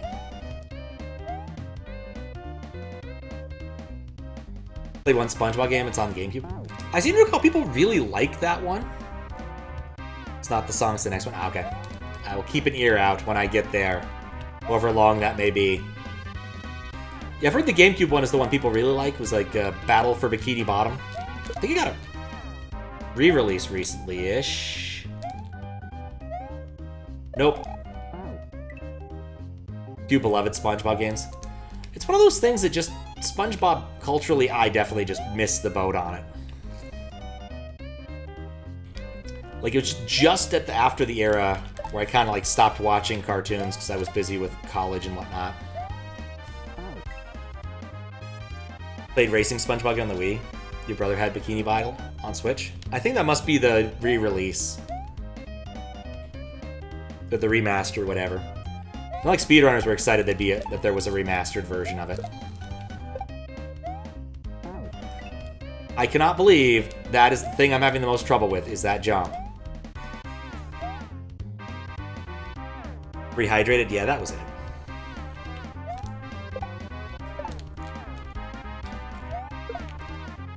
Because he's a sponge, you see.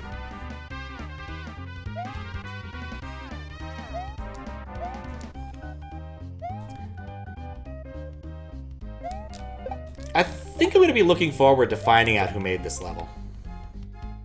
It did clear the block. Maybe that's the key. I love RNG footballs. People like the Flying Dutchman. It's one of my favorite, like, sight gags in The Simpsons. The ship's captain has a restaurant called the Frying Dutchman. It's in that episode where Homer wants to get all he can eat, but in fact cannot, because they want to close and go home. But Homer wishes to eat more fried fish and whatnot. And in fact, there's nothing on the entirety of their menu that does not contain fish. Like, Marge asks, what about the bread? Does that contain a lot of fish? Yes.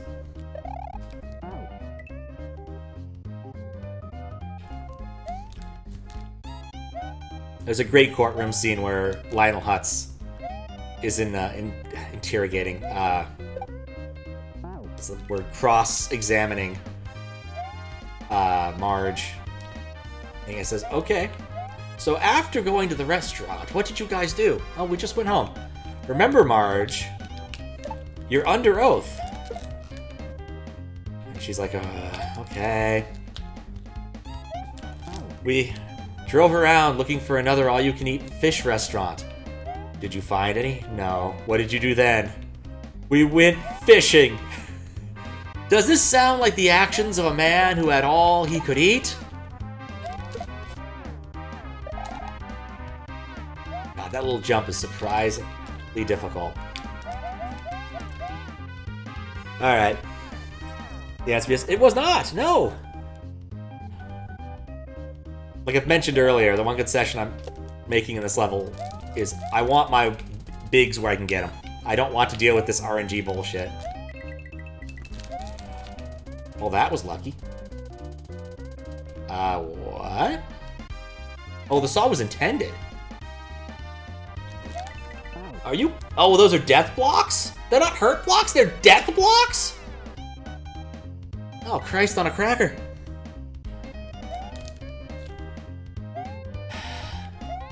I swear to God, people do not need to use death blocks if you're gonna give me a mushroom. Please use hurt blocks.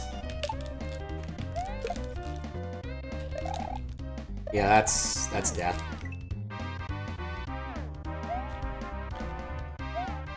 Like, honestly, the point of giving me a mushroom in this kind of level is giving me a certain amount of slop.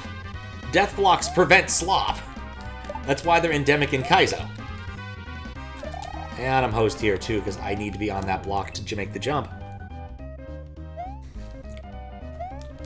I mean, it's too late now. They already made the level, you know. It's just how it is. But it's one of those things that kind of bugs me, is like, if you're gonna give me a power-up, don't have so much instant death. Sure, pits, whatever. Pits happen. I don't know how to fix that.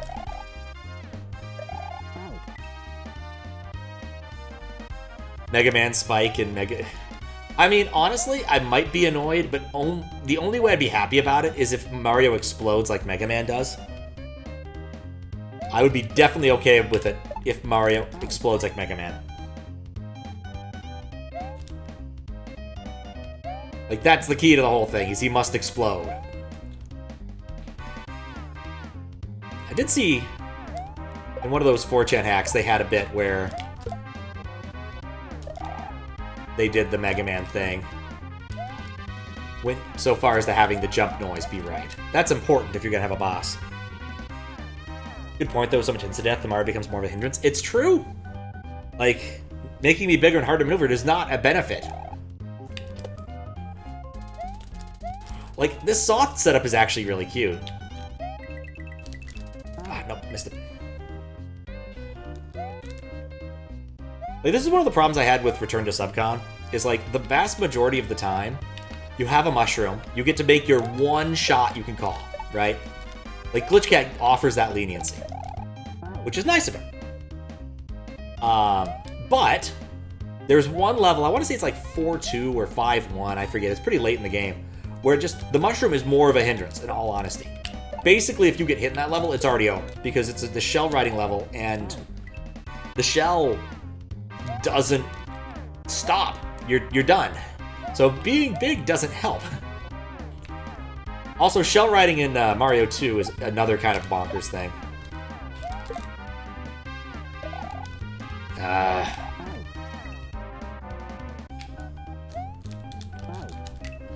The V worlds tend to be bonkers. What I've seen so far has definitely been bonkers. Remember seeing a bit of it when it went through, well, it was offered for moderation and subsequently turned down very quickly.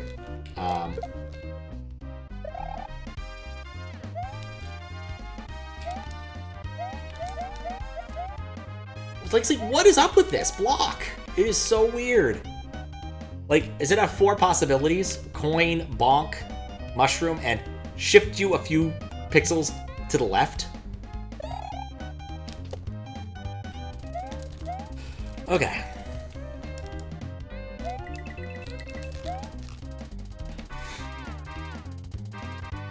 I love that saw setup, though. I don't know why, but I really love it.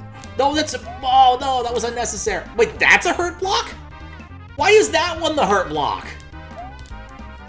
No, you don't make a black one of those. A hurt block? That's a death block. That's not how it works. That's not how any of this works. Really like those? It's questionable. I don't know. It's one of those things where, like, in a level that's really difficult, like, I think in a level where it didn't matter so much, I guess in this level it doesn't matter that much either. Like, I haven't been doing anything with it.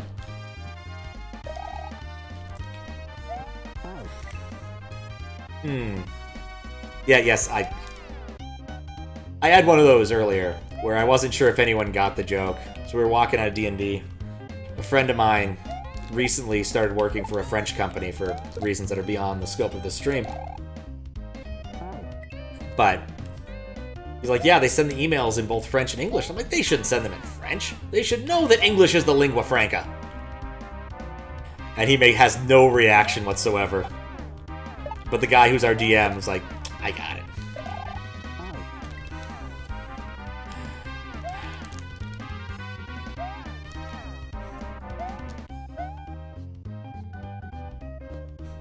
It is still a stupid joke, I won't deny, though. I wish I knew what made that work. Too fast? Yeah. I am going to be really curious when I get to the end to see who tested this.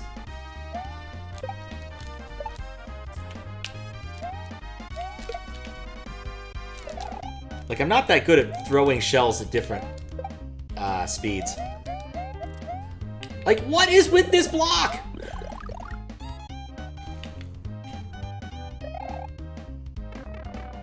Well, at least I got my money's worth there.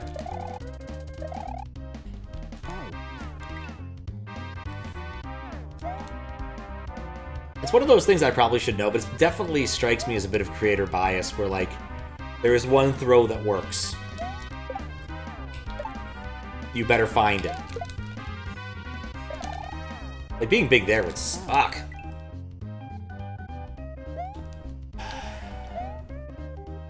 But, like, the intro thing seemed to indicate that this is a person's learning opportunity, but at the same time, it's QLDC. So it might just be a double bluff, and this could be like Haraga or something. I know it's not Haraga, because it's not Haraga's type of level, but something like that. Like, Haraga has a style. Are there any testers? That would explain a lot, actually.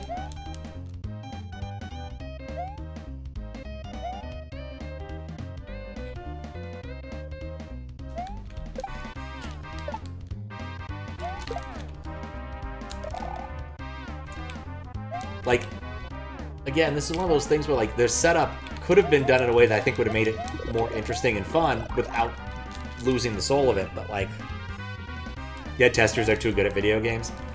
I mean, it does happen. And honestly, like, the other QLDC judges are really good at video games, too. I mean, did all her judging in one day. Like, or 2 days. It took her 2 days. Like, I could not imagine doing that. Yeah.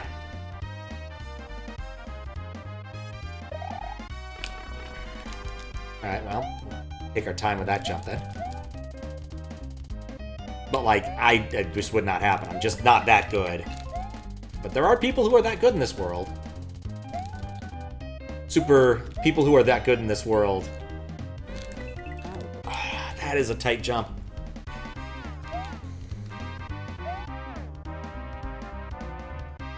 Just get hurt by the so-called insta-death? I mean, I got hurt by what I thought was an insta-death block. That was a non-gimmick block. But no, the black ones are hurt blocks. The red ones are death blocks. Which isn't how it usually works. It's not to say that, like, you expect everyone to abide by the same conventions. One thing you're so glad is paying off these days is finally using a lot of the older music projects you started turning into bangers. Nifty. I missed. Like, there are good ideas here. It's just obvious they need to be tempered and made a little bit less cumbersome. Like the shell throw here. That should not require dealing with different speeds of shells. Also, just raising that setup by 1 block would be nice. Let me look at that again. Can I...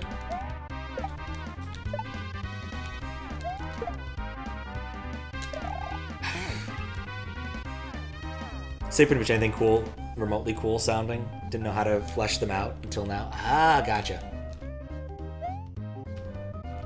Fragments of music projects. This makes sense to me.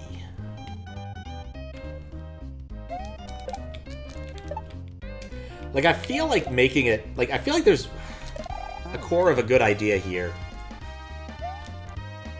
Many, like, good ideas here. It's clear the person doing this has played some Kaizo, watched some Kaizo. But if this is their first thing they're designing, like... I just needed testers.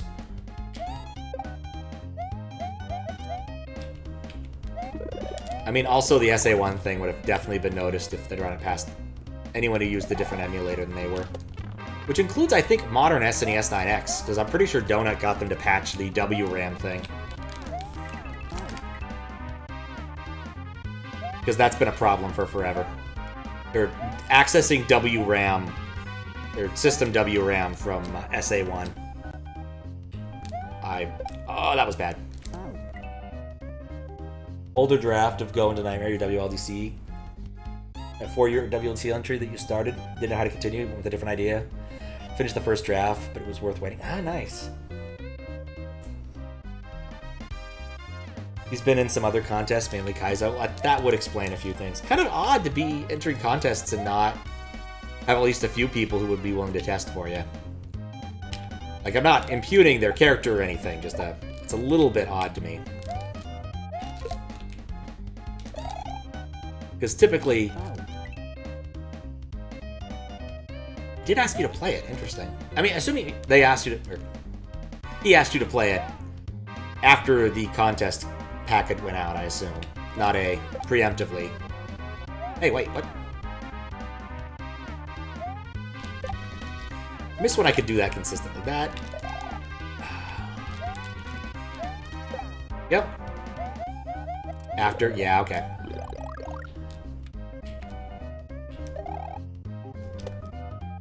Just as a general note to most people, in the event that I'm not judging a contest, I'm generally pretty happy to help anyone with testing if I have time. And you don't mind it being streamed. And this is probably, I don't know, most likely the only contest I'm going to judge this year. Don't mind requests. Enjoy playing anything here. Oh, nice. Yeah, typically if I'm at the, like, after I finish something, I'm like, okay, well, anyone got anything to test? I guess I haven't done that in a while. The person who takes the advantage of that most is definitely Jamie. I've tested a lot of Jamie's stuff, and I have a lot of old Jamie projects sitting around on this SD card.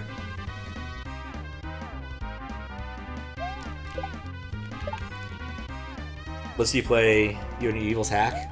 I mean, I'd like to play it. The problem is, in general, like, just, I have traded M, though. That's fine. We've played Phantasmagoria 2 on this stream. Complete with the actual... Well... Yeah, I know there was a nipple or two. Oh, hey, that was accidental. That was cool.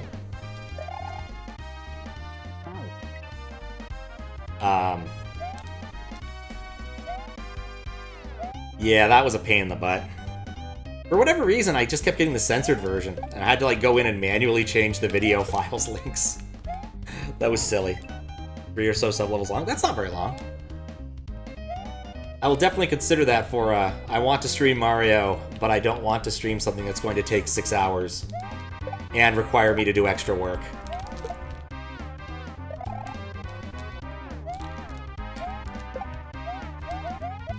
I'm really thankful there's nothing else drawing from the RNG pool.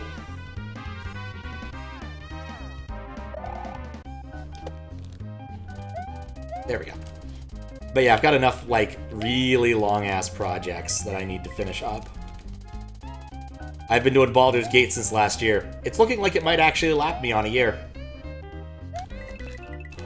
I forgot what I had to do there.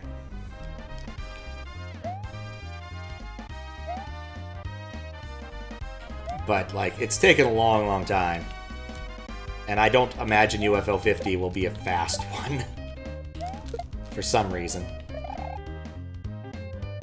Why do I keep not jumping? Could use some of that coyote time. Heard someone pronounce it as Willy Coyote. That's just weird. I pressed jump!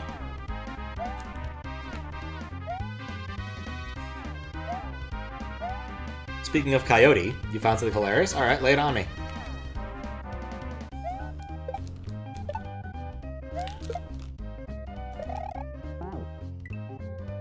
Alright, let me take a look. Someone made a Wile E. Coyote painted wall to see if this will detect it. That's funny. Huh. Nah. It'd take too much work to do right now. And I have to do more this. Does remind me, though, something I probably should take a picture of next time I'm over there on the East Coast doing Mystery on Stuff, is in one of the buildings at MIT, there is a staircase that has a landing that doesn't go anywhere. It, like, literally ends in a wall. And someone painted a wonderful Wile E. Coyote mural there. I ran into this big hole, and now the Roadrunner's through and I am not class. And I think it's absolutely hilarious, but I don't remember where it is. It's one of those buildings I almost never go into when doing the mystery hunt. Because there's, like... It's a weird building that also has, like, some access controls on certain areas and certain floors. They don't do a lot of stuff in that area.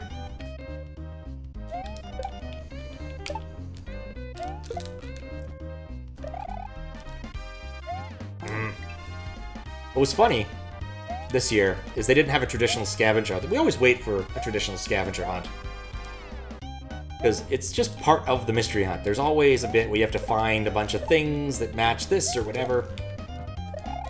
And...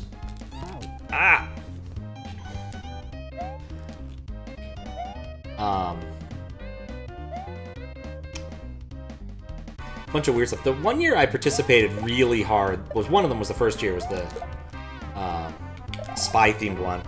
It was like, create a message that will self-destruct. And I'm like, okay, I got this. I'm gonna make a message in ice. Unfortunately, what I forgot was I have no artistic talent whatsoever.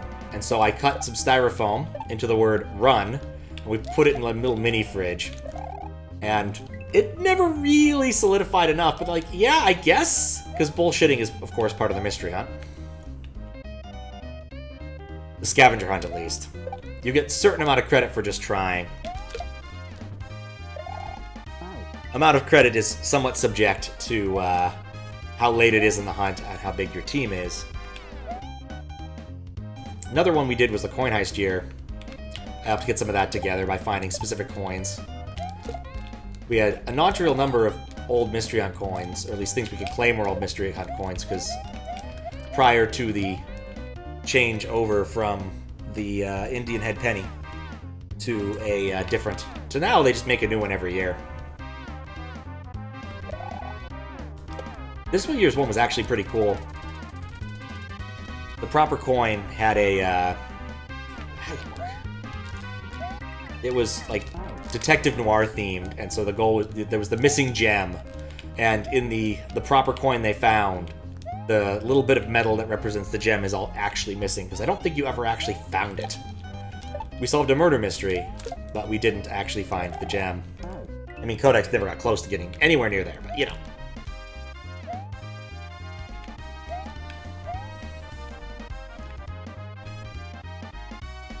Ever since Small Llama Malls spun off, I don't think Codex has had much of a chance of winning.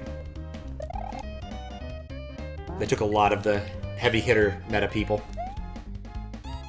Not a bad thing. Just a bit of a disappointment not to see some of them every year. Luck in coding. Coding for tomorrow. Is there something tomorrow? Like a class or something? Be lurking? Alright, well, good luck coding. Oh, coding a boss. St. Patrick's Day. Oh, interesting. Yeah, it's one of the reasons I may or may not go and try to finish some of my pinball stuff tomorrow. Is like, St. Patrick's Day is a big old drinking holiday.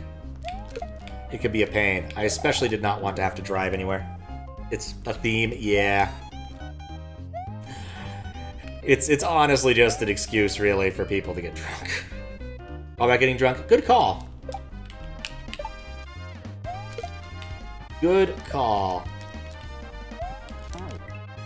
Usually drink a bit when I'm pinballing, but today I stuck with the one beer because I drove there philosophy, which I think is a good call, given there I was, you know, there 4 hours. It really didn't matter.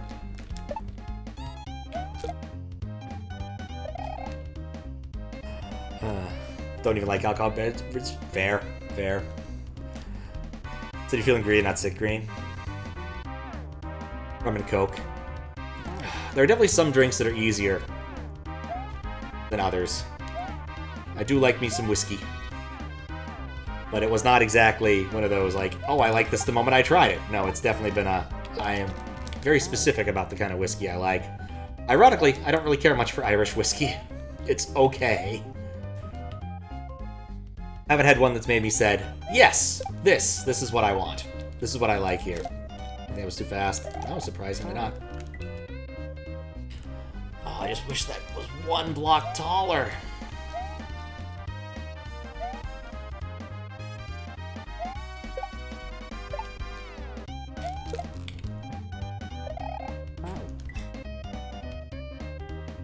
Those happy drunks, I'm glad to hear. The only taste of alcohol. I mean, again, it's not exactly the most pleasant thing in the world. Especially if you're gonna grab some high-proof vodka or what have you. The thing about it is an awful lot of, like, the alcohol that people get is kind of shitty. Like, I don't mean to be rude about it, but, like, there's a very big difference between having a nice snifter of brandy and having a shot of Fireball.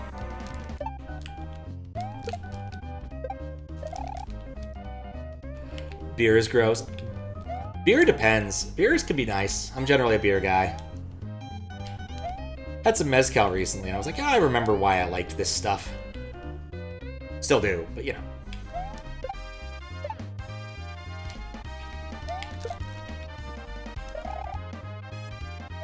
There we go. We finally have a run going. What's up, Jesus Juice? Judgmental bitch stream. Thanks and good luck. I can't stand coffee. I try it every once in a while, and I'm like, nope, still hate it. It was a coffee liqueur Fiskbit was trying to convince me to try, or someone was trying to convince me to try at the big thing last Saturday. And I was like, nah, still hate it. Wish I liked coffee. Like, coffee has a lot of nice attributes. I swear. Well, it's the funny thing, bitterness doesn't bug me. Like, I drink, like, you know, occasionally I'll have, like, a triple hazy, dry hopped, or wet hopped, extreme West Coast IPA or whatever. Being punched in the face by IBUs, effectively, and that's just fine. But I cannot stand coffee.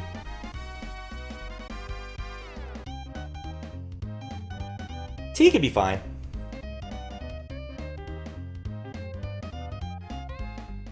Thing is, had you not been like 3 or 5 drinking daily coffee, you'd probably hate it. Yeah, probably. Ow. Stop doing that. Oh, it's just a vegetably bitter one, don't mind? Bitter? Yeah. When I went to Scotland, I made a rule. Anytime someone offered me tea, I would take it, even though I don't really drink tea. And you know what? Turns out, when it's well made, tea's actually really tasty.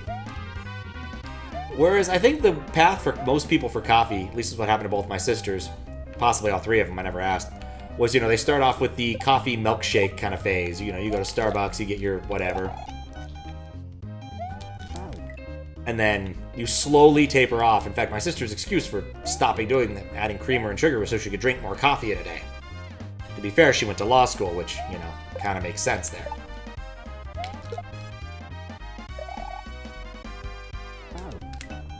Why can't I make that jump?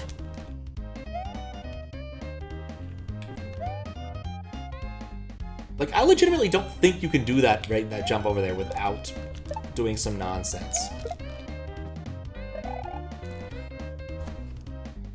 Bitter flavor backed with a ton of caffeine. It works.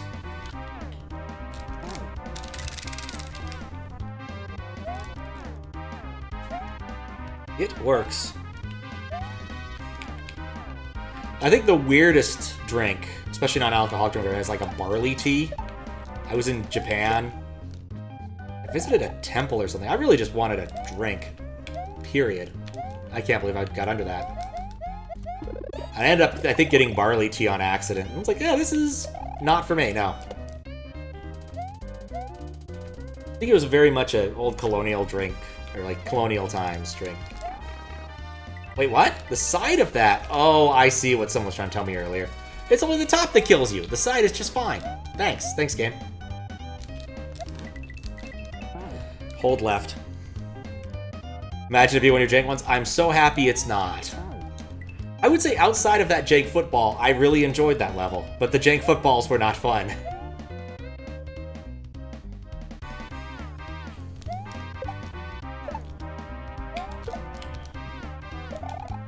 Dang it.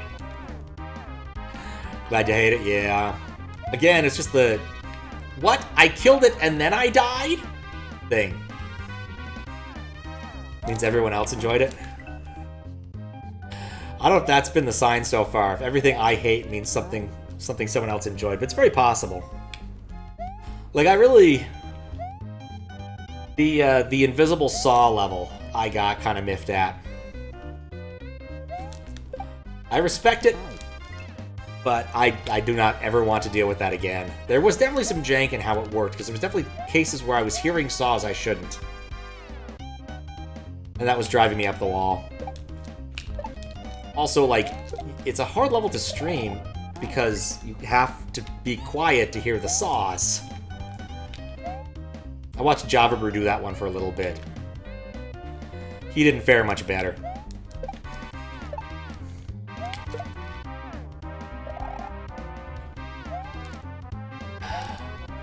I don't know why that works.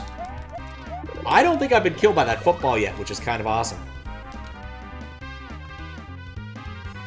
Resubmit your entries and actually hack can fix the hitbox. Good call.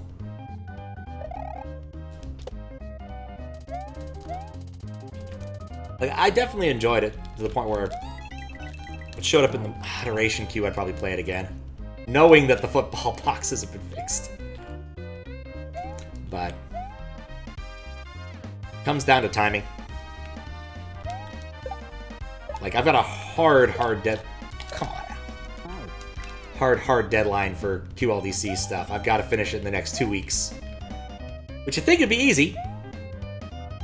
But I've spent 2 hours and I'm still in the same spot in the third section of this one, so. But I did pick this one knowing it would be a little more difficult. Checking the spread is dead, and the second hitbox be disabled. Yeah, that works.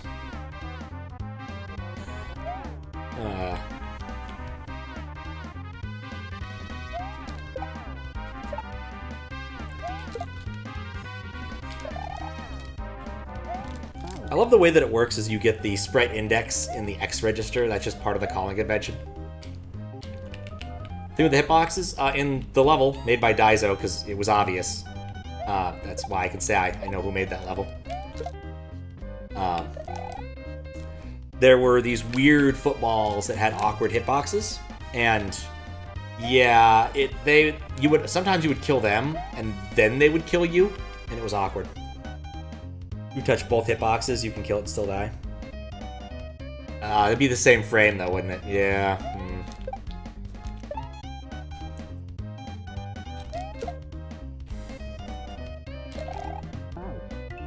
Yeah, same frame. It's kind of like that. You get to watch like the Koopa go forward 1 frame after you die kind of thing. It just happens. Absolutely not what I meant to do. Ditto for that. Yeah, that was gonna work.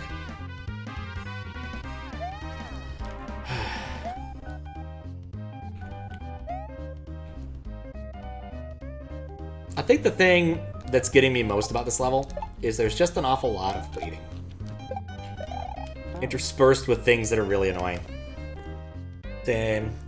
Double hitbox glitch even being a thing is still hilarious. It's true.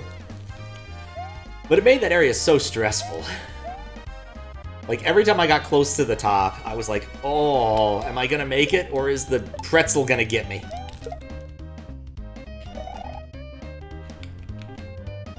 You know, I bet the way that the level designer did this is he just jumps on the shell every time.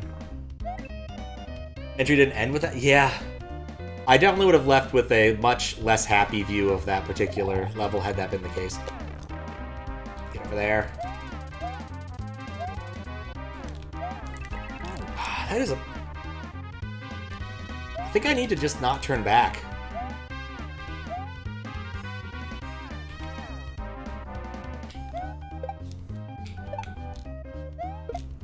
That was too fast. Oh, it wasn't.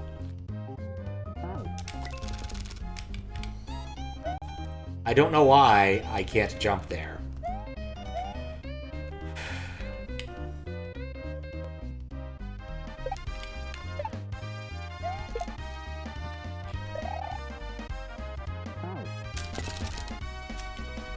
I am pressing the B button beforehand. I swear. Oh.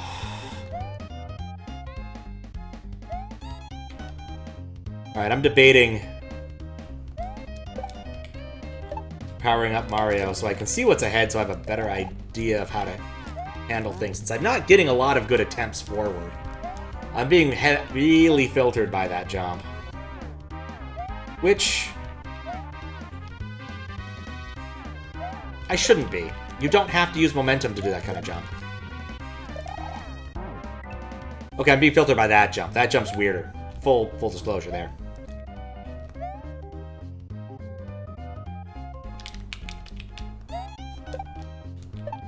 Yeah, I expect at this point, basically all I have left with QLDC. No, I can't, because it's the height. I can't do a standing jump to get up there. You have to do... Once again, this is one of those things where, like, just raising the ceiling by, like, 1 block wouldn't have made it much worse.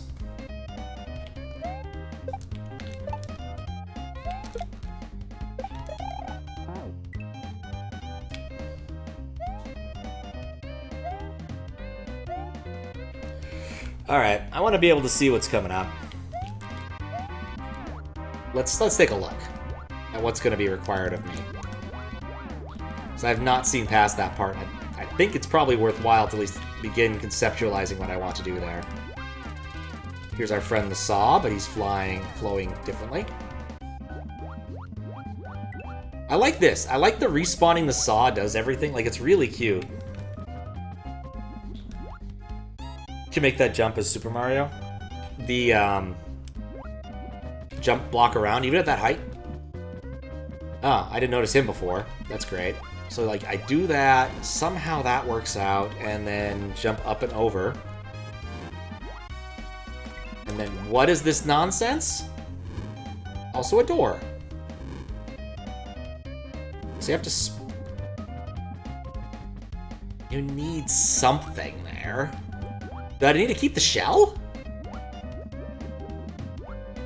Wait, what? Oh, the swooper? I can always, assumingly that this doesn't give me a checkpoint.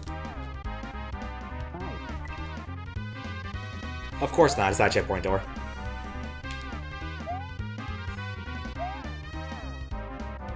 Well, I'm glad I looked ahead, because certainly I'm confused now. Like, typically, with these, at least I have enough Mario sense to be able to, like, know what to do. I'm looking at that, and I legitimately do not know what they want me to do.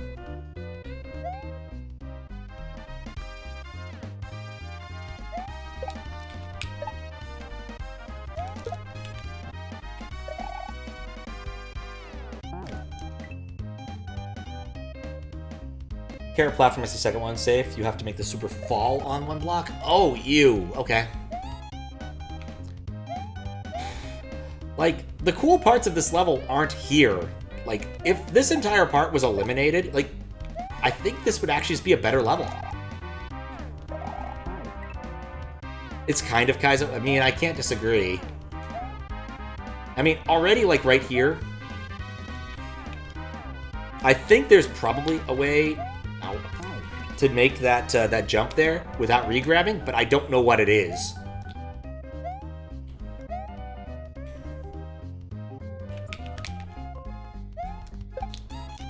Like, this is a case where, like, I am legitimately considering getting out the save state card, despite the fact that I hate save states, just because I am tired of doing the intro part here.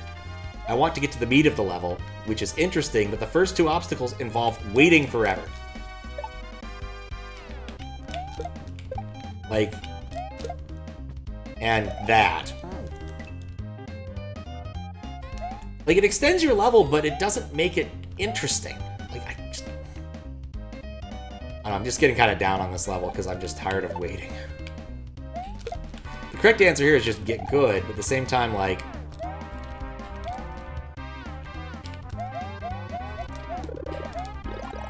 it just gets old.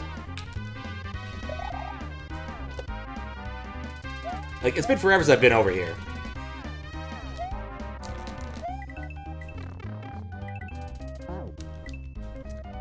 And, like, these jumps are very precise. Like, I'm not exactly sure how to make them. I'm not sure why I'm waiting there for that second one. That's silly. Like, at this point, I'm either doing a lot of this wrong, or it's just very hard.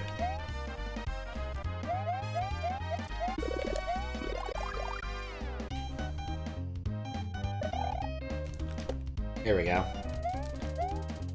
Okay.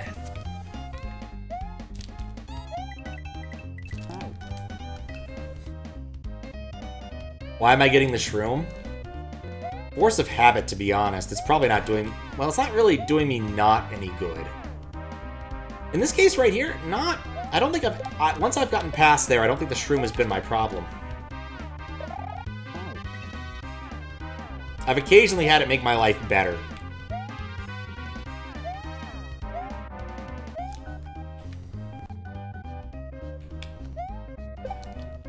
Like, you'd have an argument if... What, hasn't made it worse?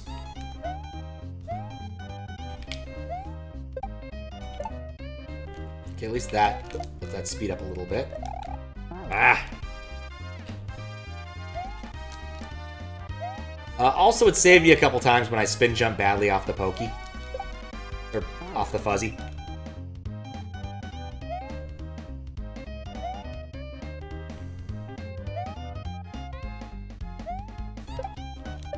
Yeah, I guess my entire reason for waiting there was because in an earlier...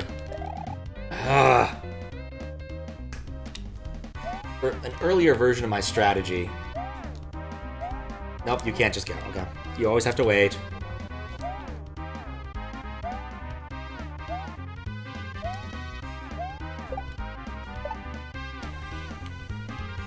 Be off, start the coding plan, preparing your state machine with descriptions.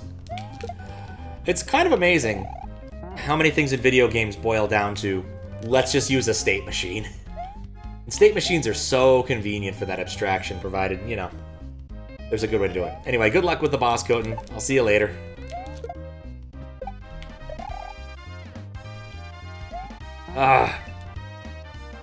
State machines... Are state machines cringe? No. They're used everywhere in proper computer science. You can implement every regular expression as a state machine.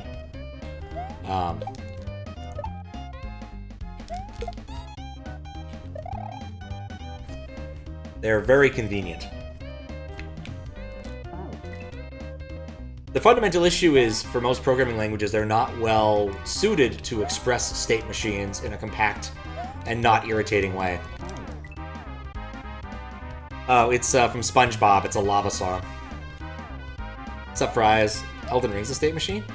I wouldn't say that, but I don't know enough about Elden Ring to argue.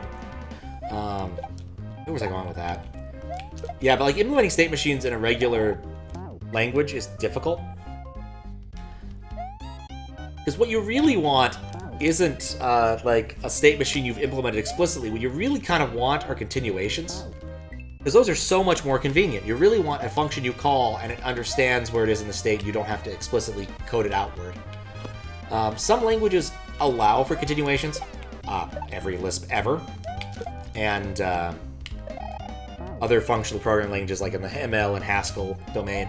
You can implement them in Python using iterators. Same thing in C#, bizarrely enough. Because yield return kind of solves the problem. I have done this a few times. The problem then becomes that debugging is a nightmare. So you kind of have to pick your trade-offs.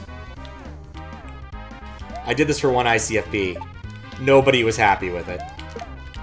But to be fair, that particular thing got obsoleted pretty quickly, so nobody cared that long. Elden Ring bosses read your inputs and react. Huh. A lot of Mega Man bosses read inputs. That makes sense. Wait, no, I don't want his water level. That's not what I wanted. I want my mushroom.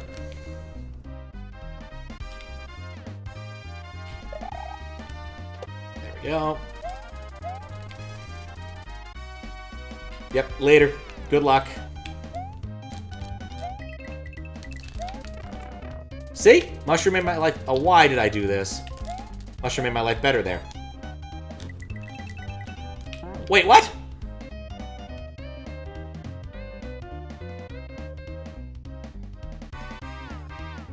What's being asked of me here?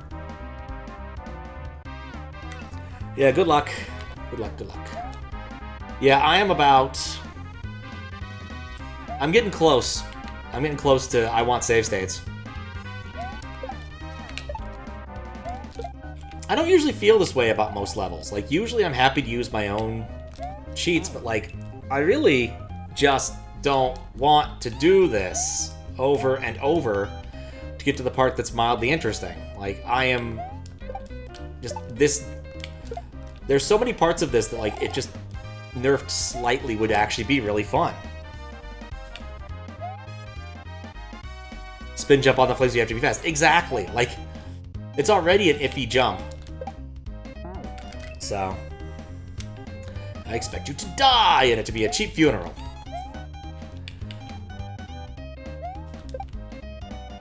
I did the James Bond one. I think the James Bond one this week was easier than the James Bond one last week. Because like James Bond one last week, you had to get into a specific Spectre mode, which has happened to me while playing, but not something I actively wanted to do. And then complete it. Now to be fair, the completion required all of one shot.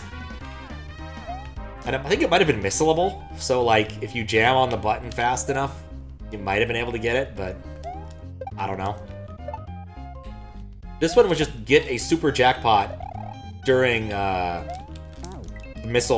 rocket multi-ball. Starting rocket multi-ball is really easy. You hit the 3 drop targets next to the rocket, and then lock 3 balls. Depending upon the game, the version you're playing, it might be fancier or less fancy. So it might physically lock the balls, or the ball lock might be a metaphorical ball lock.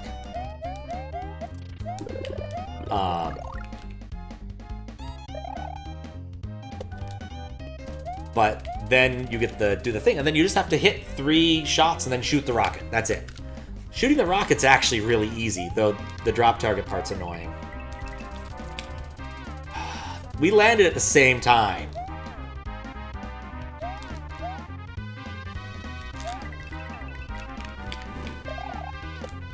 Oh, I have to wait. What? I'll have to wait a cycle. That's the point of that. Okay. No, I said lock 3 balls. That's different than unlock 3 balls. Unlocking 3 balls is what happened when you get the multi-ball, you see? Now, I've been doing the Stern badge thing. There have been badges on every single machine IP.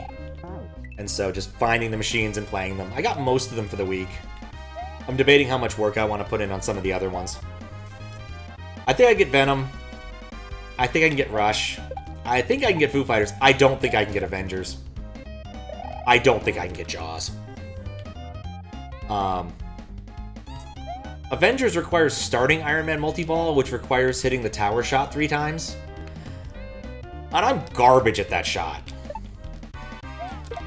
Quite literally, one of the weeks was make that shot as a skill shot once. It took me a while. Now to be fair, skill shot, you can do it once per ball. And you don't exactly have the best circumstances because like it's coming off of the loop and all that. But oh, that's a Dino football. There we go. That's much kinkier. Where was I?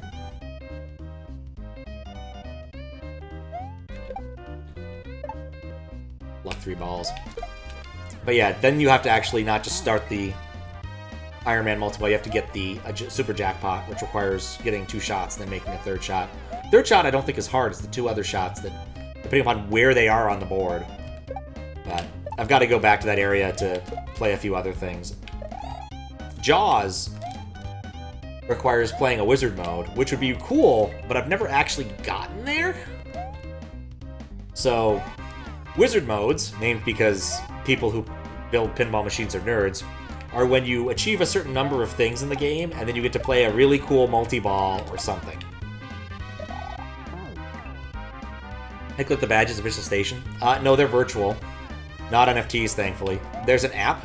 So basically how it works is I have a QR code that logs me into the Stern machines. They connect to the bar or Pinball Place's Wi-Fi, and then it reports back to Stern how my game went, including, I suspect, every single switch hit, based upon some of the stuff I've seen. And then, when you finish your game, assuming you got the thing and did it right, and their backend doesn't mess up like it did with Metallica, or Venom last week. This week? Last week. It awards you the badge about a minute later in the app. It doesn't, like, pop up anything. It just, you have to refresh it and look. So, like, for the Munsters, which that's not gonna work. Which I got earlier this week, or earlier today. It took a little while to show up. I mean, what I like about it is it definitely makes me play games differently. For an awful lot of pinball machines, once I kind of know my general strategy, I don't tend to deviate outside of, like, I see an opportunity because some bullshit happened with the mystery spot or whatever. No. Have a friend make them. They're not interesting. I mean, you want to see them. Give me a sec.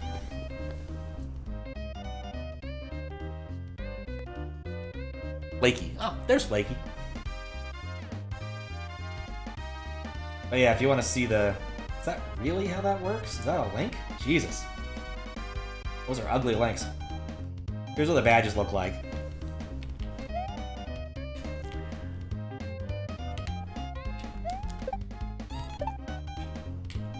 Where was I?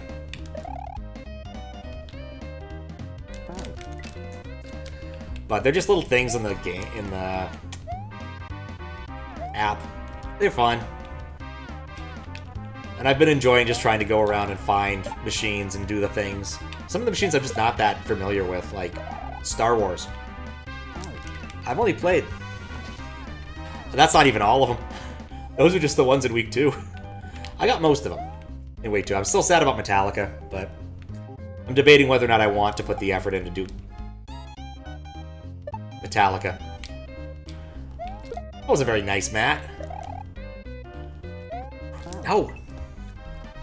Stop Twitter? No, I post on both things. I don't particularly care about Twitter. There's some people who are reading it there, some people who are reading on Blue Sky. I'm not.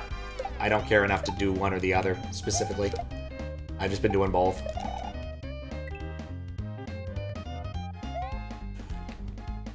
Like, I basically just compose it on one side, and then copy and paste it into the other. Yep. Well, I didn't know what was happening, and so I needed a second to think about whether or not it was broken. Yep, saw him on Twitter too, exactly. Occasionally I'll have to re-edit, because like Twitter allows for shorter doesn't allow for the same length of posts or something. But otherwise the content is the same.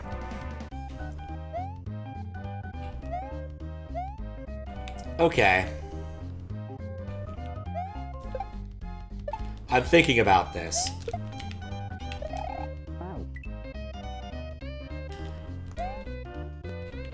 I think, based upon my current level of enjoyment, I think I need to break out the save state card. I think I'm sick of doing this over and over.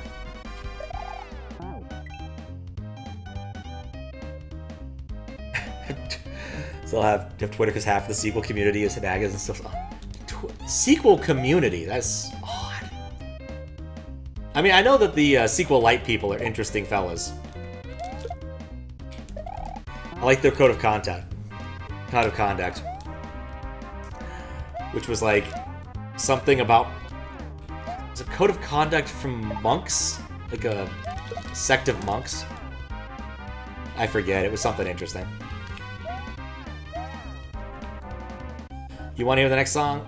Yeah, I can respect that. I mean, here's the problem I have, right? Is that, like, this just isn't my kind of level, for one. And I'm not... It's one of those, that jump shouldn't be hard, but it's a oddly tight jump.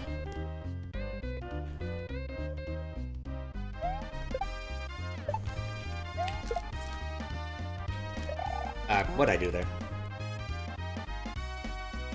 Know what's upcoming?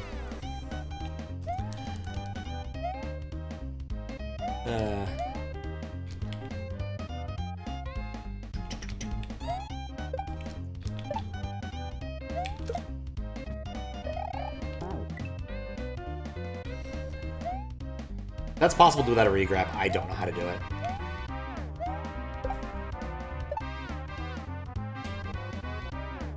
Seems like most of these jumps...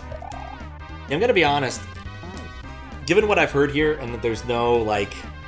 There were no testers, I think there's an awful lot of creator bias in this. It's not a bad thing necessarily, but it's just hard. Like, I don't think this entire setup would have been worse if you just raised the ceiling by one tile. Wear a MAGA hat. I have a red hat somewhere, but it's not a MAGA hat. I don't know, I'd have to get one of those, like, calligraphy goth MAGA hats or something.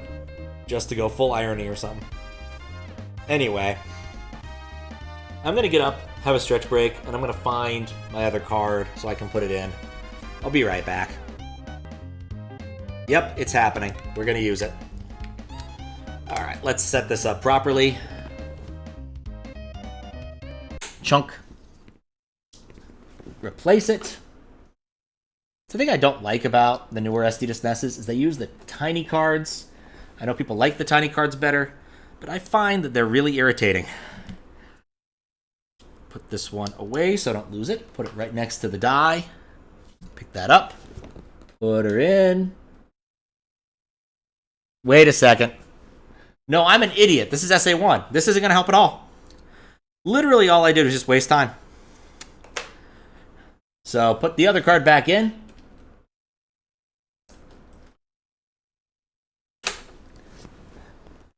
Yep. So swimming. Guess we'll be swimming. All right. Well, that was a waste of everyone's time.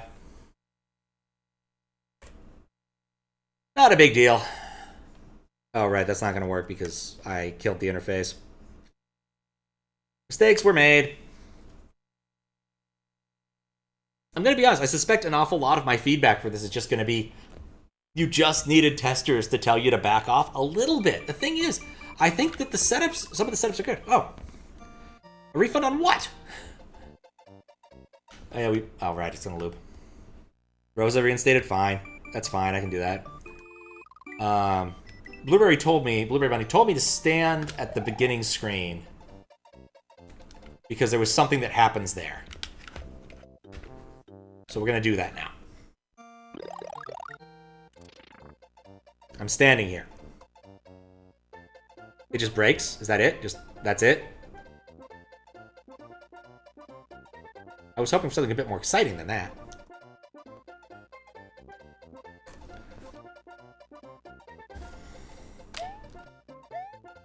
I actually don't need the key.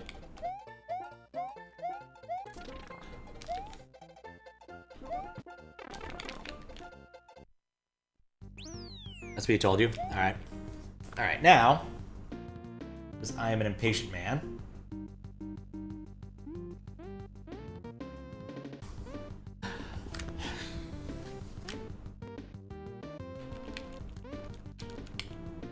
oh, nuts. Always Cape doesn't do that right now.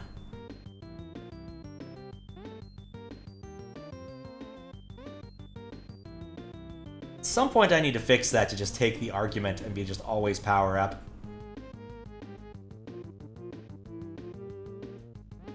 There we go. We get Daisy with her egg cape. Her Yoshi egg cape.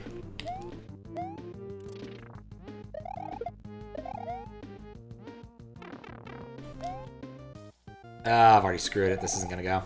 Alright, well, whatever. We have other options for cheating. We almost have other options for cheating. I forgot about the SA1 delay. It is significant. Oh! It's theoretically possible. God, you guys are gonna keep fighting over this, aren't you? Buddy, last time I think I had a war over who got which character was, when I was playing one of Daizo's hacks.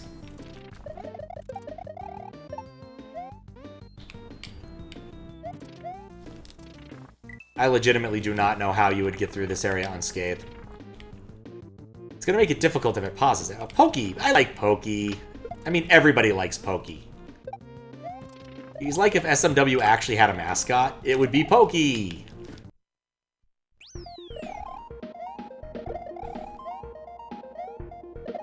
He just makes everyone happier. Just look at him with that big old smile.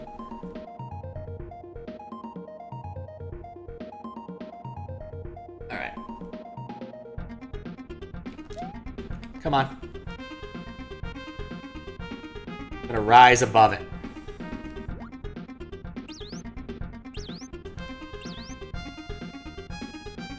Hey, look, Pokey again. And I think this is where I need to go down. Yep, right here.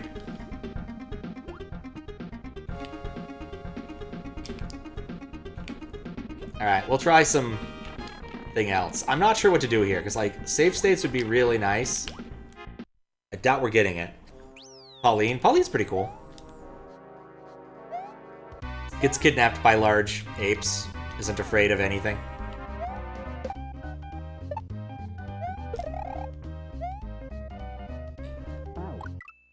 Oh.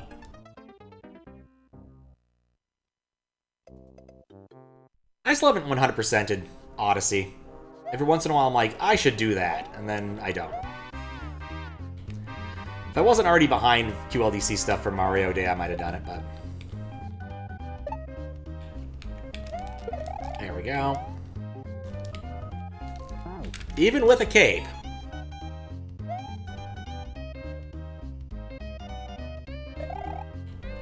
I'm already missing. I'm missing Pokey. Demo's good too, but I'm missing Pokey. Pokey just makes everything a little bit better, you know?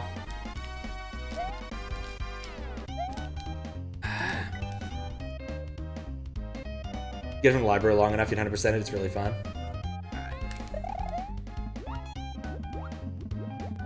I definitely agree, it's a good game. Alright, where do I want to cheat from to where? I think I like this spot. Let's get rid of Cape. The reset door, that's not a bad idea. Actually, you know what? I like that idea. Let's do that. Because, like, I've seen almost everything that's actually important. Actually, no. Here's where I want to cheat from. I want to cheat from right. Well, it still kind of works. Okay, here we go. More of an exploration game platform? Oh, absolutely. Oh, bollocks.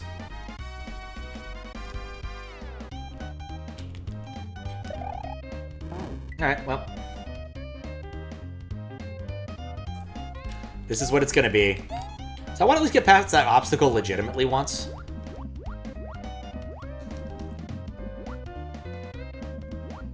Yeah, I'm really curious what Nintendo will do next. Like, I liked Wonder well enough, but like 2D Mario doesn't quite, or modern 2D Mario doesn't quite scratch my itch, you know? The thing I want is more 3D Mario. Like, I like the exploration and puzzle-solving aspects, and Wonder was good, don't get me wrong, but just didn't have that, didn't scratch that itch.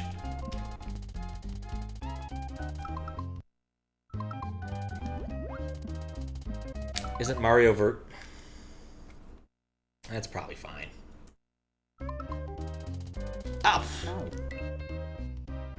You know, the funny thing is that's completely on me.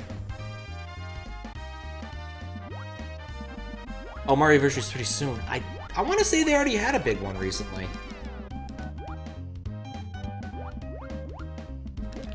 Like, didn't they release, like, Sunshine 64 and Galaxies? I want to say Galaxies. All together as part of, like, a big anniversary bundle thing? Yeah, Wonder's pretty good. It's got a lot, it's got a big range.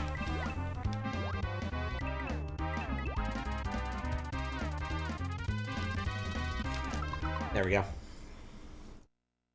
Here are co-op games. I guess I could see that. An awful lot of the... What was it? An awful lot of the 3D Marios really lean into the whole... You got to be moving. Co-op thing, which is just, like, it's nice, but I don't think it's going to be something I'm excited about, if that makes sense.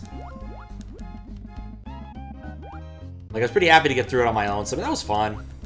Like, also, getting some other people to play is trickier than used to be. In fact, one of the things I need to... 2 of these are packs that actually have co-op components, and I need to find someone to help with that at some point. I think the co-op one is a local co-op, which means, like, I have to actually find, like, Squiggles. Get him to help.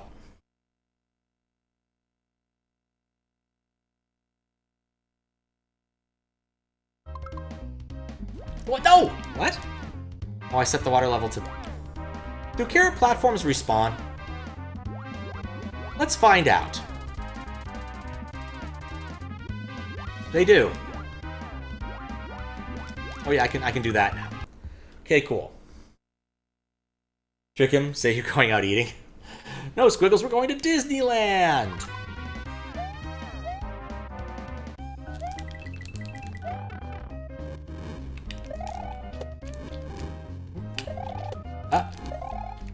Okay, we got past that legit. Cool, we're at reset door territory. Didn't do it.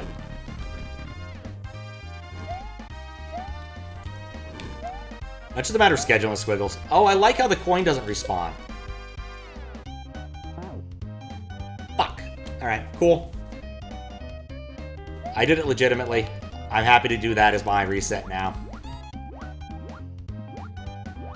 It was almost, it's fine. Like, again, I did it legit. Oh, wait, I don't want to be big. I definitely don't want to be big.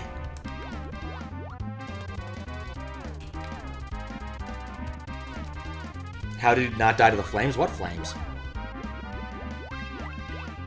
I didn't see any Oh, that? Oh, bullshit, good luck. I said I did it legitimately. I didn't say I did it well. I did it legitimately within the bounds of Mario World's constraints. So it worked. Was it good? No. But it did kind of work.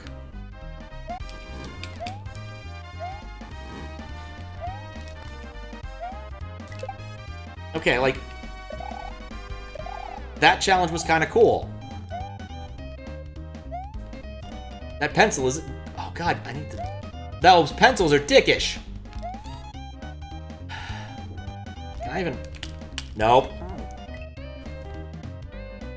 Okay, so what I think it's communicating there is I need to have a running start from the other pencil location and still make the timing so they don't either get skewered or knocked away. I'm gonna be honest. This is only 3 out of 6. And I've been at this for 3 hours. And I'm seriously cheating in this room.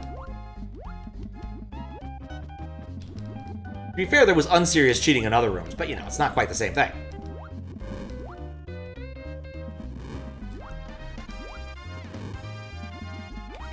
Oh wait, it's much easier to do it this way, isn't it? Like, there are some of these obstacles that are actually really cool. I think the Lakitu one might have been really cool. Nope. But just like, it didn't need to be as tight as it is, especially for a contest that's asking for no Kaizo explicitly.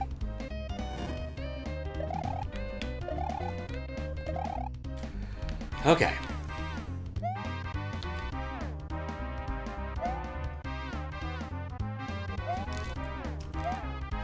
There we go. Why? What is this song?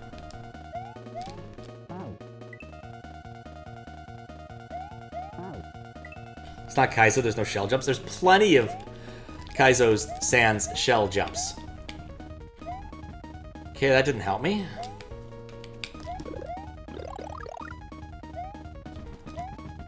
Oh, God. Look at all the things that are... Oh, look! It's the slope mole! And his buddy, Chuck, who was actually surprisingly helpful. No! Oh, God, no. No, no, no. I get what I'm saying. No, mole. Battletoads called Rat Race. Oh, that level! Oh, man. It's been a while since I Battletoaded. Also used in Mario Must Die 3. Somehow that doesn't surprise me. So much for that. I actually think I'm liking this part of the level a lot better right now. I mean, slope moles are inherently questionable, but they're also not this person's tech.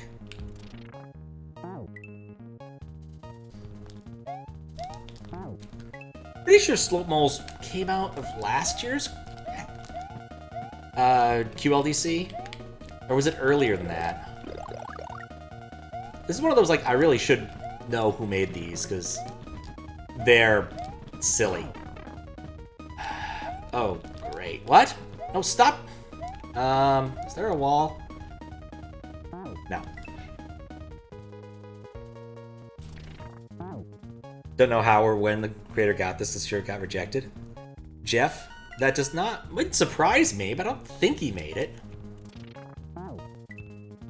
I do feel like the slope mole's been around a bit. I mean, it's a classic thing at this point.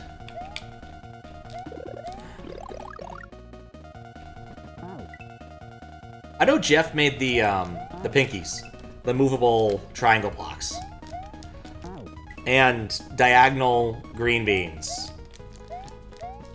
Jeff's entire raison d'etre is war crimes against humanity. You know what? I probably should kill these guys, because they're causing problems. Or being helpful. One or the other. Really like the song? Sonicu? Sonicu making it make sense. Sonicu also just makes a lot of sprites, though. Like, he made the, Mario, or the Sonic boss, Chuck. The robot Chuck. Okay, despawn them, please. Oh. 3. You haven't seen Jeff around in a while. He occasionally comes out for chat acts. I think an awful lot of people who got into streaming a few years back, you know, get busy with life or do other things. That's just fine. Just makes seeing them every once in a while all the sweeter.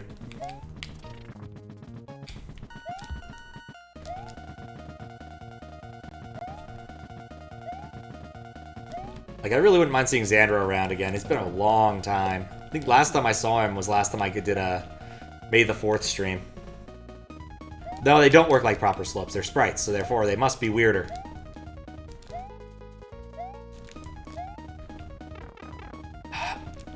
Felt like I landed on him.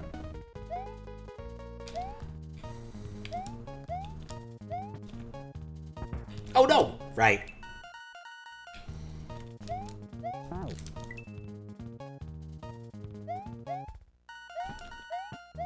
There we go. Guess I'm not getting that.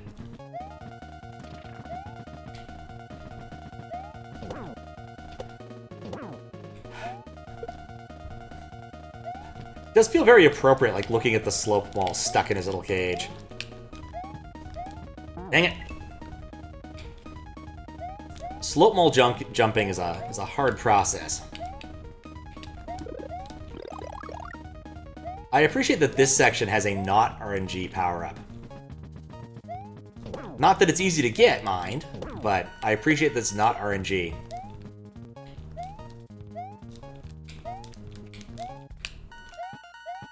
Dang it!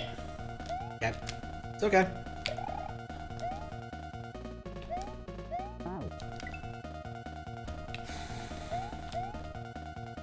I don't think these slope moles work like regular moles do either.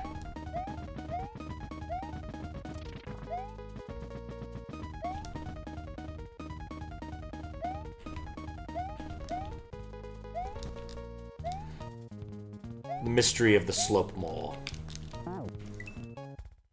I want someone to, like, make a fake nature documentary about the slope mole now. I'm not going to be the person to do it, but, you know, it would be awesome. Though really, I'm just thinking about the bubblefish from the Demented cartoon movie. This is the bubblefish, and when I shine the light on it... No, I would not shine the light on it! It's that stupid bomb again!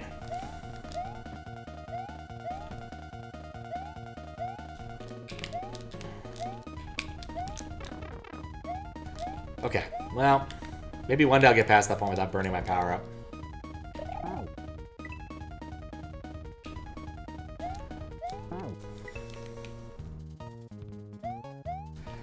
Battletoad's a weird game.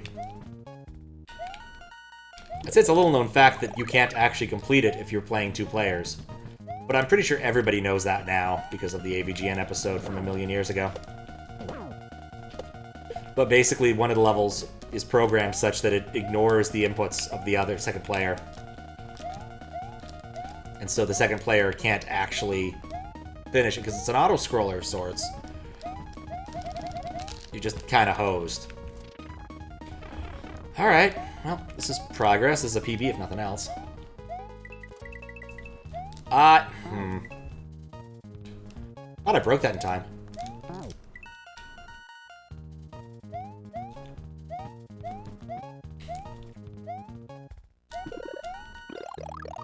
There we go. You know, in all honesty, I was considering just playing Chex Quest. Maybe I should have. I can tell you, next stream is not going to be SMW, not going to be QLDC related. Hey, I got through that without getting hit. That was cool. Now there's the question of... Oh, no! Okay, that's actually interesting. So I do have a choice there. If you choose not to decide, you still have made a choice. Ah. Fun fact, the thing to do, had to do on the pinball machine last week for Rush, was start free will multi-ball. Oh, I'm already hosed. Q. The one this week was complete Limelight mode, which, I'm gonna be honest, kind of annoyed at, because, while I know how to start the modes themselves behave weirdly. Ah, there we go. Come on. Basically, it seems like the first record you hit, you're stuck with it. Ow.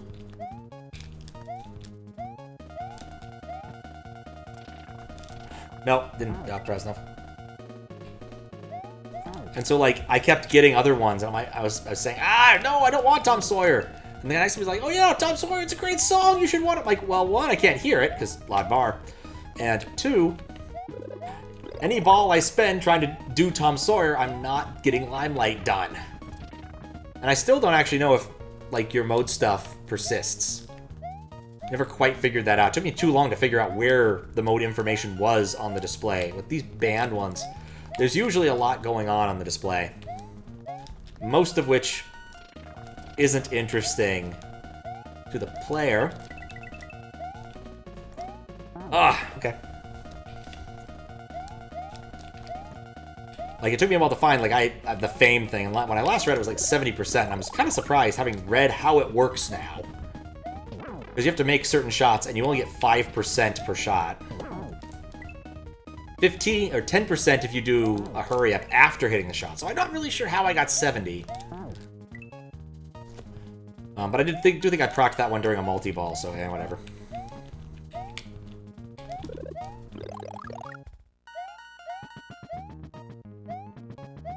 It's funny, like, 3 of the things I need to do are still, like, banned games. Foo Fighters, need Combotron, multi-ball, Jackpot. I've gotten Combotron all at once. I don't think I was even trying to get it. Well, that was a dumb way to get hit. Yeah, doing that in the opposite order is a lot easier. Almost out of here? Okay. Ha-ha! Oh. You thought of that.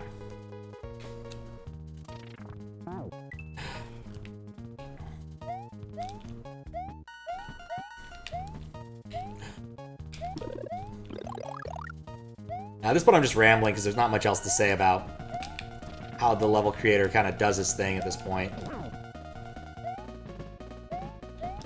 Oh, crap. Let my mole out at the wrong time.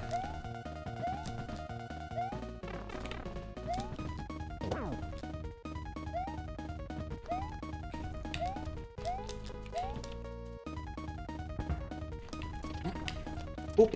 At least I've got that down. Nope, I don't have that down, though.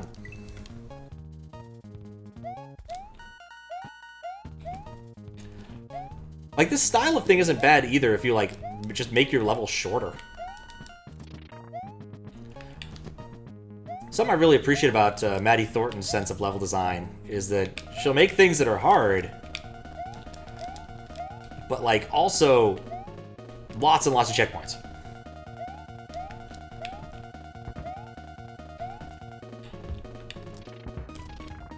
Like, I kind of want to try out one of those hacks. Ah. I got punted too far in the wrong direction.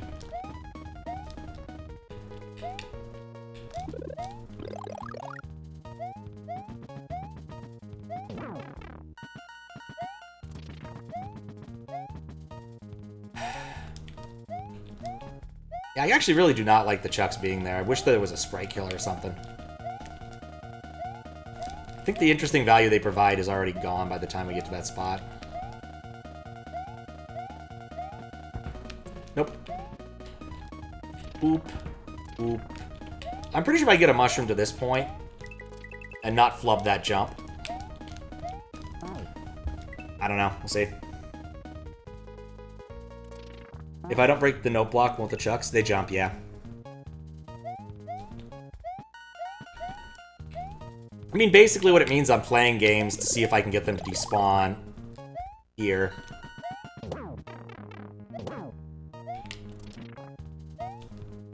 Like, I can despawn him, but he respawns because his spawn is so far back. I don't want him here messing with my mole riding, because the mole riding's already annoying enough. That's fine. You can do that.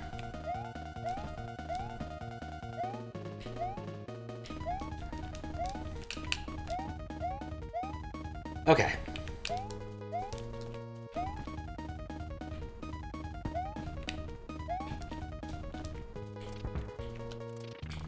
Yeah, that's actually pretty easy.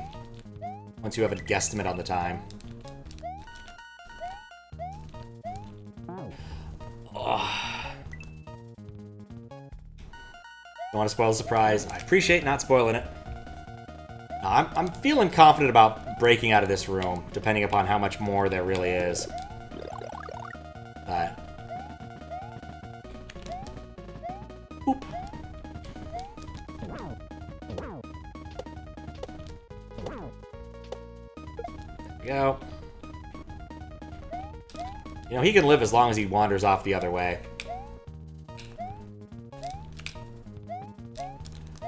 Yep. Occurs to me it makes this jump a lot more annoying. Thanks. Oh, and I'm already toast. Ugh.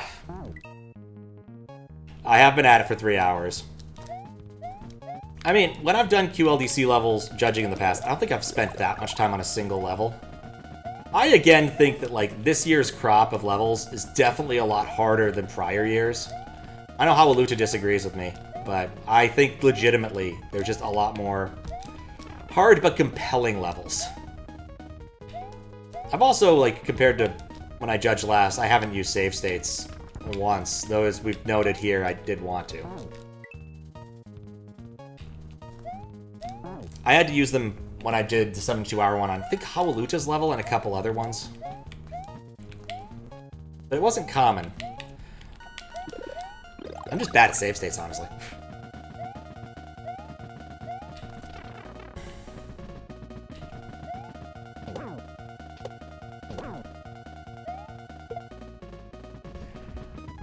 Being some levels that were harder than yours, which is saying something. More mouse levels. The SNES mouse. I like the SNES mouse. Like, that was fun. But I don't really think there was much... Well, 72-hour one didn't have much. The first one did. They had the mouse level where you basically got to play Lemmings with Mario. And I like Lemmings, so that works out. Gonna check out the other QLDC stuff soon. It's a good call. There's a lot of good stuff in there. There's also some really silly stuff. Like, I went and finished up the first one. Yeah, basically.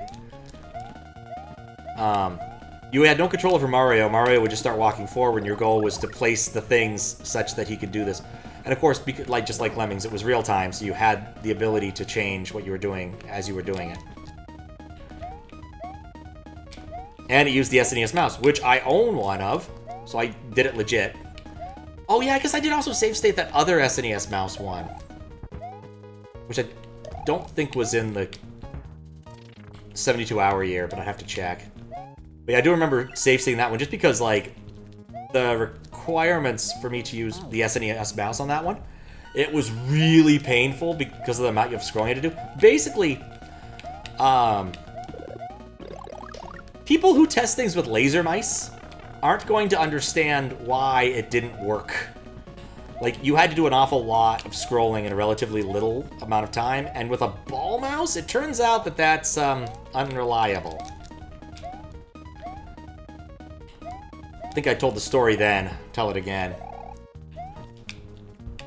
When I was a wee youngin', we had a copy. We played TIE Fighter, which is, you know, space dogfighting sim. I hate that. I don't know why I can't change directions on him. And we played it using a mouse and a keyboard. In fact, you need to use a keyboard. That game is so complicated. You have so many keys. I think it came with like an overlay explaining which keys did what, because you had things like controlling your shields, controlling your engines, setting your ion, choosing what weapons to use, what power levels your weapons to use, all the various finding your foes things, changing camera angles. Like, it was a serious sim game. It wasn't just like a, woo, let's shoot things in space. I got lucky. I cannot change direction on moles. Ah! I'm back? Okay, cool. Oh, I see what I have to do there. That's annoying. Spin jump. Where? TIE Fighter, but it's actual ties. How do I feel about mice that have a ball on top still? I mean, if you want to. But all I was saying is just the way that level worked, the central mechanic that was chosen, just didn't work very well with the actual SNES mouse. That's all I'm saying. I will also admit that it's very well possible that my SNES mouse setup isn't ideal, because I did have the damn thing on my lap, and I was using an old college textbook as a mouse pad. Which I think most people would agree, probably not ideal. You know what? Nope, worth a shot. Ball on the side? I mean, honestly, I've got a friend who swears by the little ball mouse. Like the one you use your thumb to manipulate. I think he ran into some, like, hand trouble issues, and that's why he swears on them. I'll be honest, I just don't actually use mice all that often when I'm not gaming. And the idea of using that kind of mouse for gaming, I find repugnant. I pretty much just use trackpad for anything that matters in my life, because I'm mostly a laptoping person.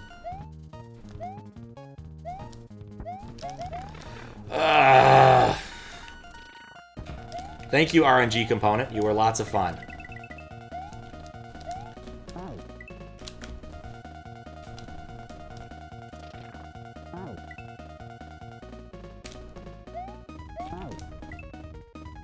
Ooh, TIE Fighters. That'd actually be kind of cool. It's one of my favorite random punishments in Gaki no Tsukai is TIE Kick, where they get a TIE Kickboxer and they get kicked. If you've never seen was it 24-hour tag? And you've never seen much Japanese comedy, highly recommend. 24-hour tag is one of the best things they've ever done. And quite literally, they said they'd never do it again because I think one of the guys actually got seriously hurt. Please, please, please.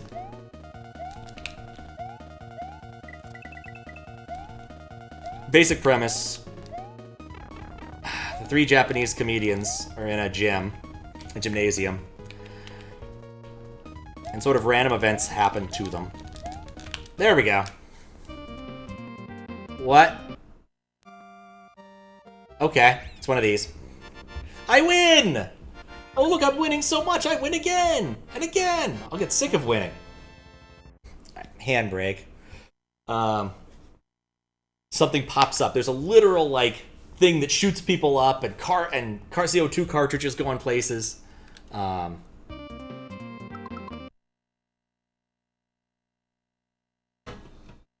the hell am I looking at? Okay, that's not a sprite killer.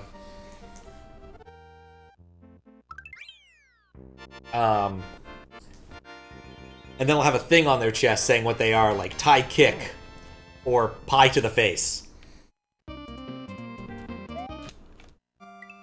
That is a sprite killer. I need that. Call it 24-hour tag. Back here, let me just drop a link. Where is it? Team Gaki. There we go. I like how the drum's still going. I guess the picture doesn't really do it justice, because that guy's doing a thing. He's a weird comedian and one of their, like, managers, but yeah. 24-hour tag. It's 4 comedians, though. Oh, for Pete's sake!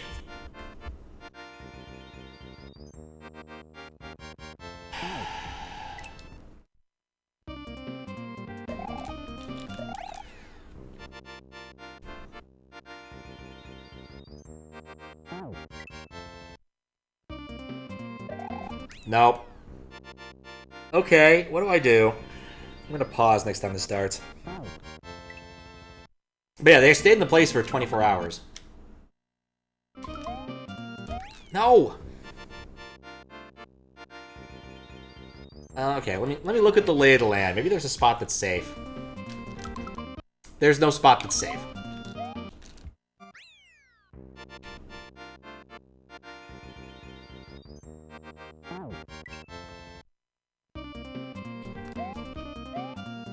Okay, cool. We did something. Now what? Oh, of course these aren't solid. Why wouldn't they be solid? What am I supposed to do with that? The blue... No, I know the blue ones will behave differently. Okay, so I guess that probably produces vines. So what I have to do is jump over, jump back. I don't know why you would ever use clouds for that, but okay.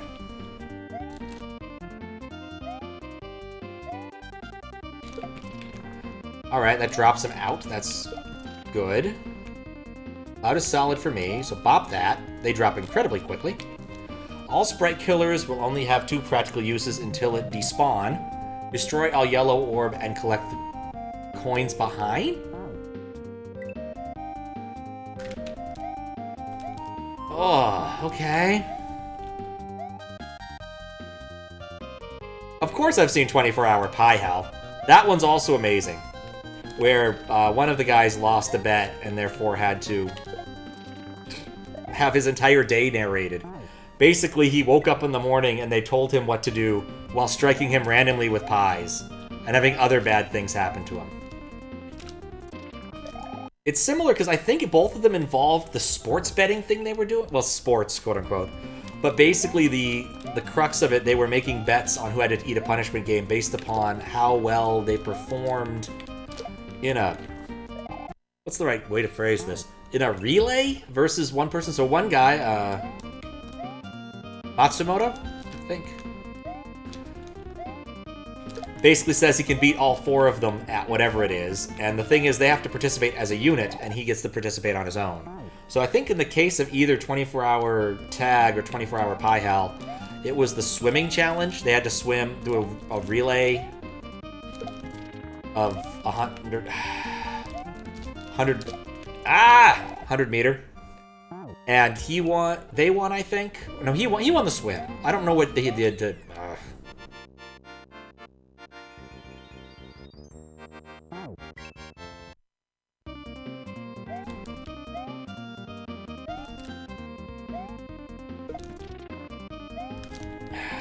Okay, there we go. Of course, that's 1 2 tile just to jump. You actually have to gain momentum first.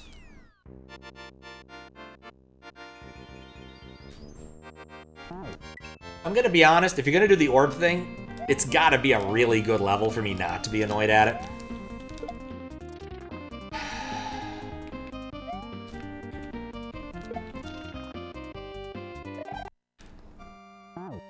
Jude's also an avid fan. Should a pirate say for all the silent library ones? Yeah, they like the no laughing gimmick.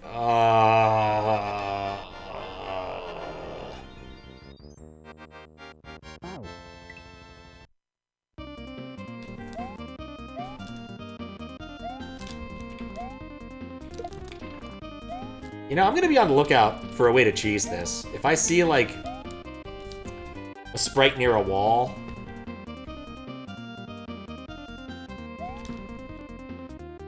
No! Okay. Wait. Oh no, I have to go back down there! That's timed! Oh, for...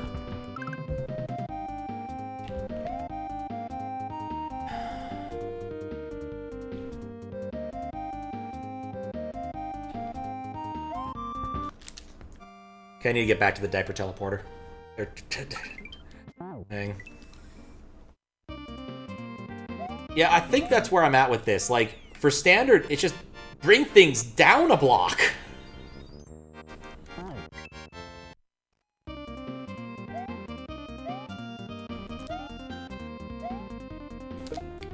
Ah.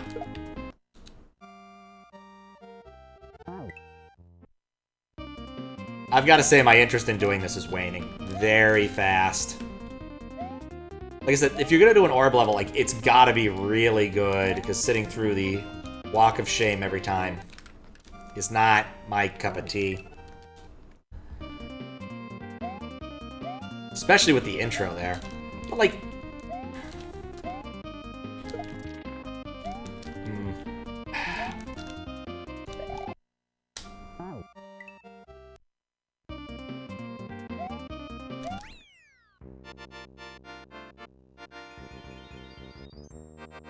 Okay, how do I cheat my way out of this?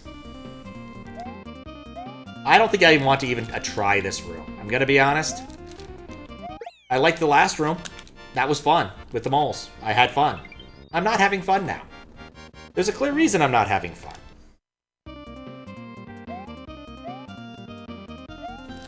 It's because every time I die, I get to sit through an absurdly long cutscene. Actually make this goal march? Skip 2 sections? That's tempting. How you doing, Max? Out of curiosity, what was the block you ended up fixing?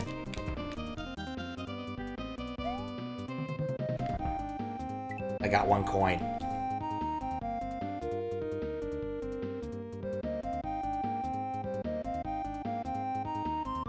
Kill the bottom green goal orb and touch the yellow orb from above? Oh, I see, because it would be just enough walk off. Yeah, okay. Alright, here's what we're gonna do. I want to see it. I don't want to play it. That's how I feel about this part of the level.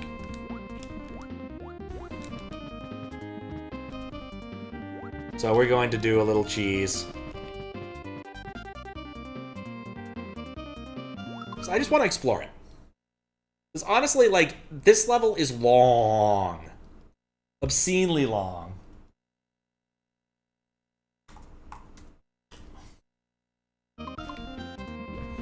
But I want to see what else there is in this. I really wish we got to keep the sprite killers a bit longer, but you know.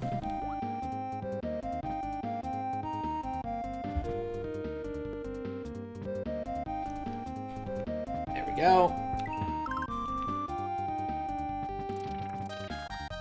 Okay. What am I looking at? What is this garbage?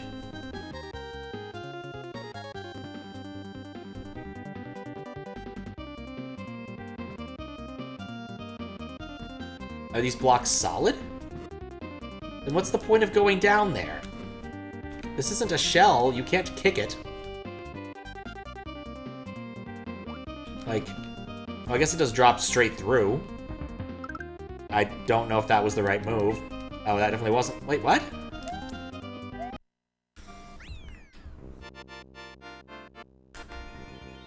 I need orb immunity.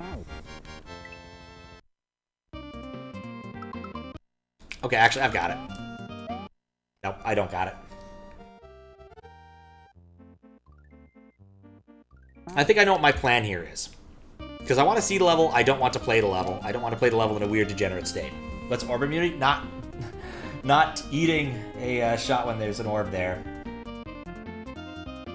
There was no such thing as orb immunity. I just want to stress that point. It's something I wanted. 3 blocks weren't converted when SA1, but 2 of them didn't make anything unreasonable happen on SA1, SNES 9X. The bridge block, however, used something as free RAM that should be open bus. Oh my! But SNES 9X is a good emulator that thinks SA1 has double the IRAM. What? Really? How odd. No, I need to, like, write a module or something. I don't have that, and I don't want to do that right now. This is a good shortcut for this, though. Alright, cool. So now we have immunity to walls. So we can go look at what we need to do and not do anything about it. Alright, we don't have immunity to sprites, though, so... I bet that grows a vine. I bet... Oh, so... How, they kind of drop it to hit that? Like, how do you get that? I'm not sure I understand what this obstacle's asking. You certainly take the sprite killer with you downwards.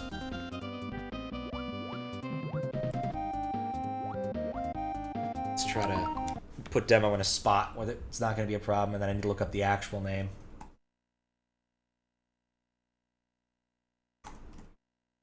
It's Irritating RAM. It's one of the types of RAM, internal RAM, I think. It's the RAM the SA1 has that's for its use.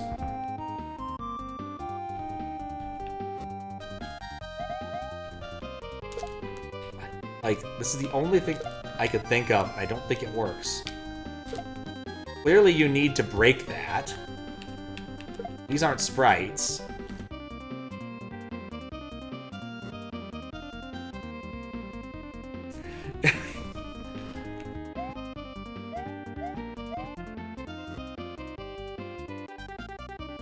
Okay, legit question, Blueberry Bunny. How did this obstacle work?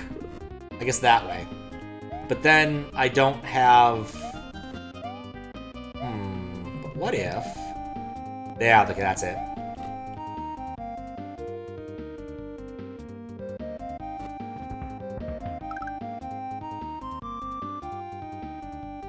Why didn't that kill the orb? Didn't play this part, you cheesed it. Ah. Why didn't that kill the orb?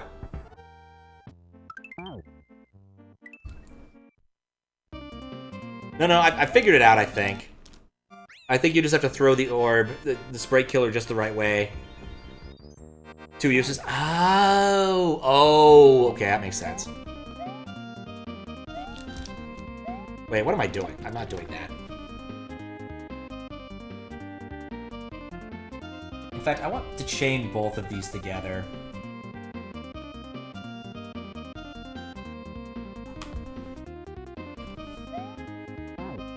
That doesn't work that way. Let's be smart about that.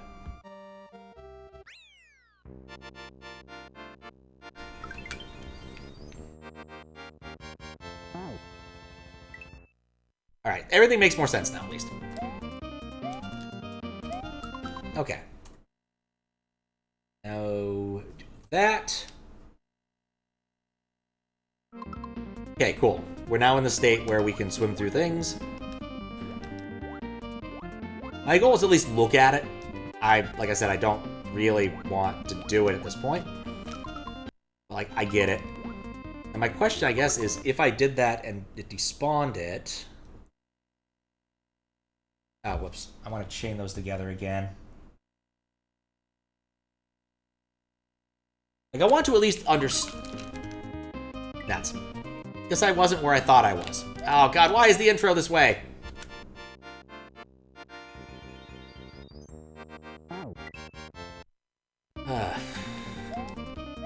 There we go. Boop. And yes, in case anyone's curious, I am, in fact, looking to see if it finishes the write. SA1 writes take a lot longer because of how the write cycle works.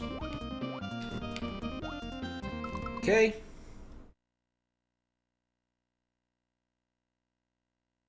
You're also not killing sprites that are of unknown despawn rules. Boy.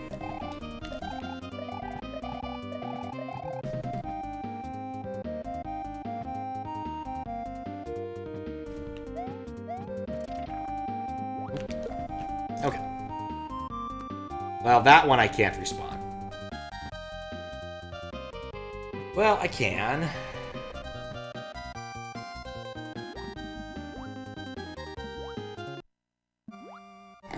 Oh, okay, cool, that's fine.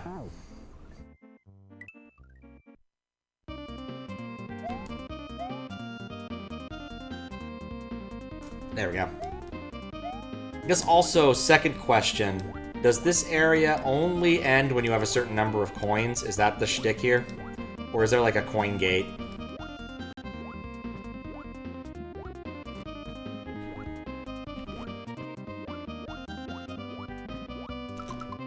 think that should leave me in a non-terrible spot.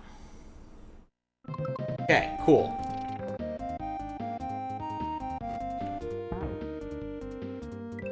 Maybe I'm a moron. Green star block? Ah, okay.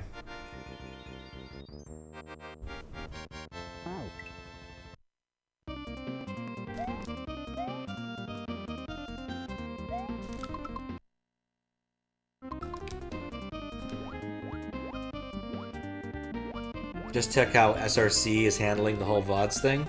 Was thinking, you know, maybe you could just replace videos as needed. Looks like you're supposed to resubmit your run. Granted, a lot of runs were accepted without looking at the videos or dead videos. Huh. You're supposed to resubmit your run? I mean, that sounds painful. I always think I just edit the thing, or in my case, the only runs that are there that are on Twitch are not, like, that bad. I'm planning on just keeping those. Just kill me. Keeping those few on Twitch, because, like, what do I have that's a speedrun that's linked to? Plumbers Don't Wear Ties. I've got 4 of those or so. I've got some few Mario 64 speedruns. Like, almost nothing of real consequence. Just kill you after the meetings. Yep.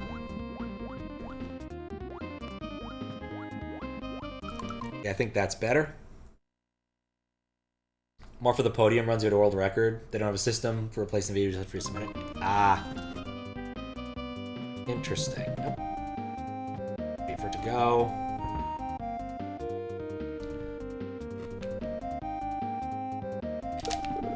And then you punt it, and because it dropped out, it respawns.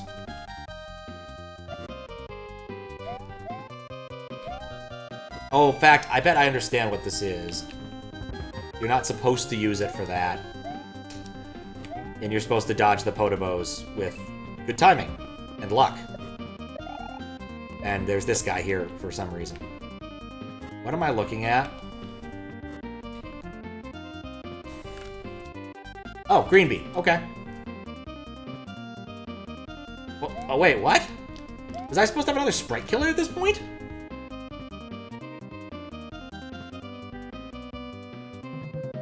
Hell for the mods, absolutely. Dormant speedrunners. Possibly if there are runs, the lead has a chance of being on the list no more. I don't know how they're planning on handling that. That is weird. There's something underneath it, too. I guess that's the coin.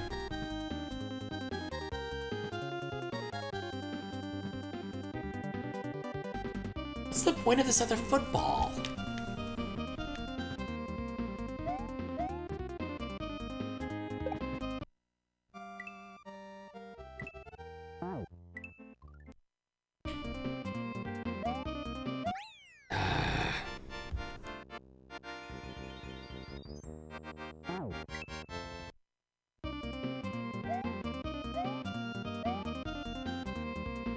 Okay.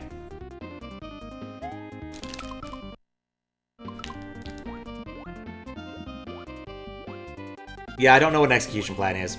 I'm not very good at sequel. I'll be honest, it's only been relatively recently that I'm like, oh yeah, I can use that. That's in my bag of tricks. So is this a...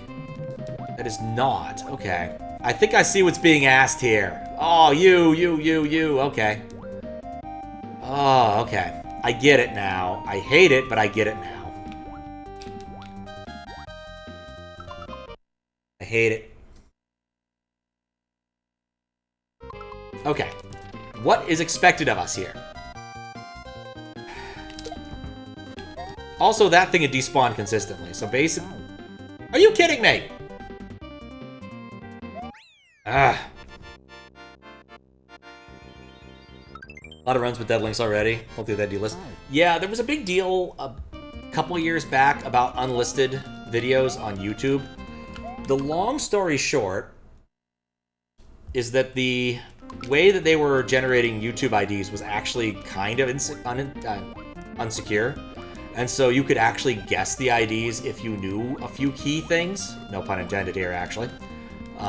the way, according to some dude on Hacker News said, but I can't prove that that's the case, that they would create new IDs was by encrypting increasing numbers using a DES password, or using DES, data encryption standards. So, like, it's an obsolete encryption standard by any account now.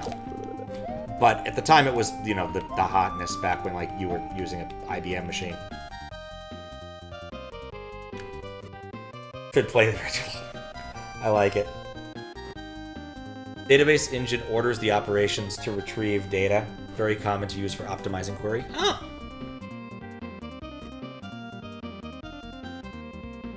Don't want to cause remoderation. Okay, would like to point this out. In the event that it has to get remoderated, I'm the one who has to do it, so feel free to.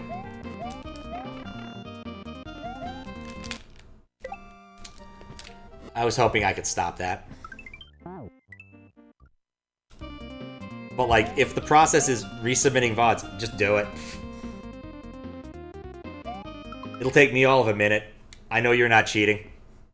That's about it. Oh, that turned it off. Oh yeah, I can imagine the SM, like, Mario 64 people gonna be hella busy with this shit.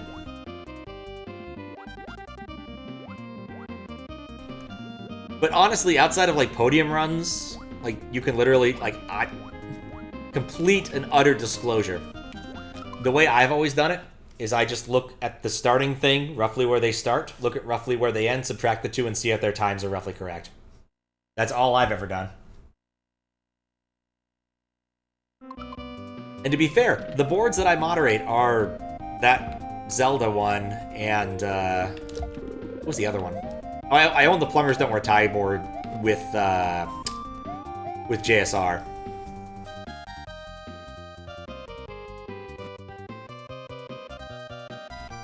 Like, this is just plain evil. Like, okay. I thought I understood what you were supposed to do. That didn't happen the first, like, 6 times I tried it. But okay, fine.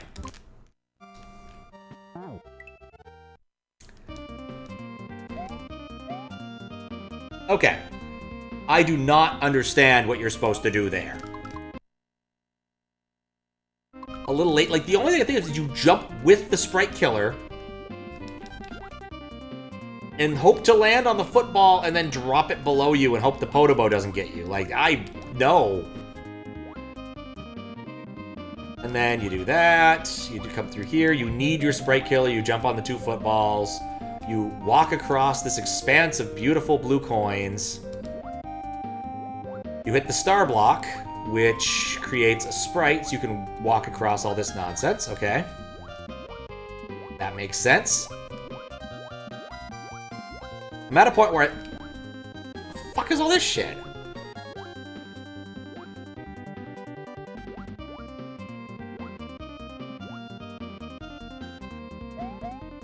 Seriously? Alright, we have conveyor belts.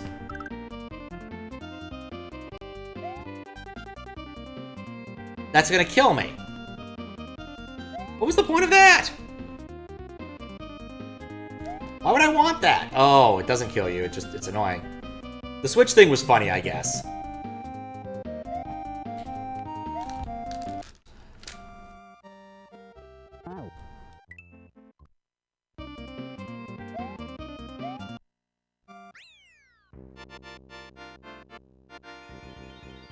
Could end it here, keep going.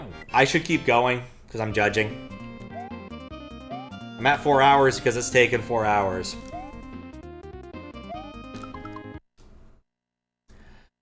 I'm gonna be honest, I think that if they'd taken any one of these rooms, cleaned it up a bit, and submitted that, I think it would have been a lot better. Like, there's a certain amount of less is more, and sometimes playing around more with the mechanic isn't helpful. Keep going, there's one more section as evidence to disqualify this. I don't know if this is gonna get disqualified, I have no idea. Like I said, I only know one thing getting disqualified. Alright. I'm not an idiot.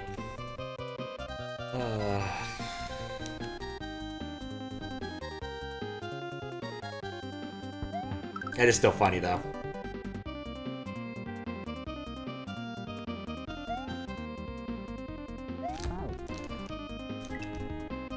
You know, it occurs to me, there isn't a power-up in this section. Like, at all.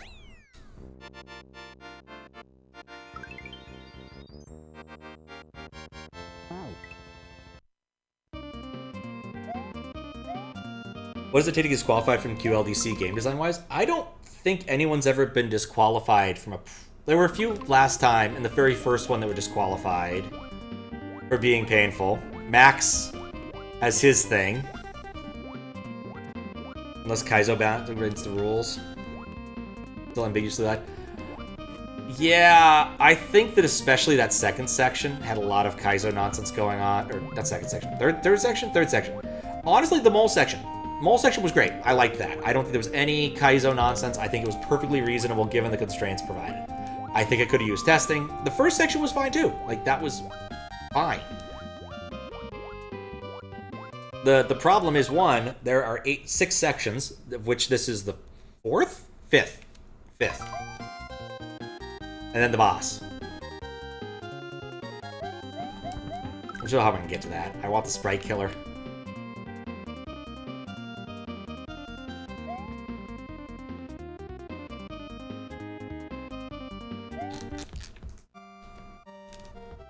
Thought I had more time.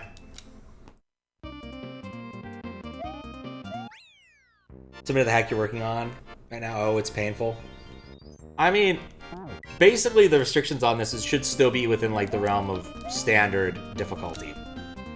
For QLDC, I think there were a few in the very first one where it was like not quite clear what they wanted, and they ended up with a few Kaizo levels. I want to say 72 hour. There was one I was on the fence on, and thought, yeah, I'd be happy to disqualify this one, but I think we ended up just being like, nah, let's just not. It's easier not to. Judge and admin leaning about Kaizo, but not dequalifying if it seems like a sincere effort, not trolling. I'd like to get a trophy if you submit something serious to the crowd. Yes. I mean, in QLDC, basically, everyone gets the participation trophy except for, like, the top 3 and any funny ones that, I really wanted that. And things the judges feel very strongly about.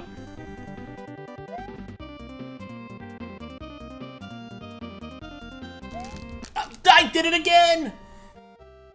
I'm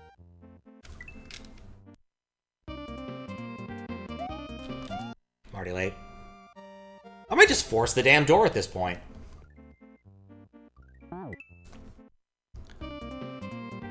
Like, I cannot imagine doing this entire level, legitimately, getting to the end and be like, oh yes, that's great. Like, I like the coin thing. I think that's cute. I think that's a good choice. I like the fact that that they did something more interesting here with, like, the scavenger hunt. You have to come and get these things. But again, like, Jesus Christ. Like, figuring out some of this stuff on the fly would have been painful. But yeah, I'm definitely on the side that this definitely crosses the line. Simply being long is not enough. Point out that neither... I don't think Myth of Mana was disqualified, was it? Howluta?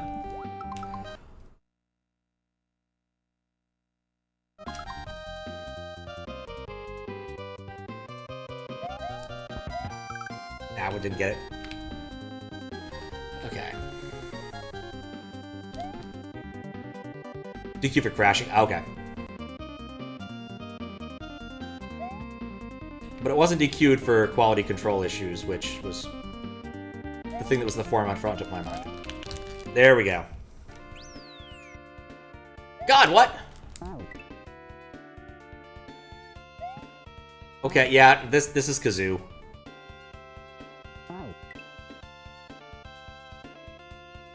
What Mega Man level is this? It was certainly too long, yes. I mean, honestly, if you could submit your QLDC thing as a hack, it might be a bit too long. Okay, I didn't die. What is this? It's an expanse of purple Kool-Aid. Purple drank.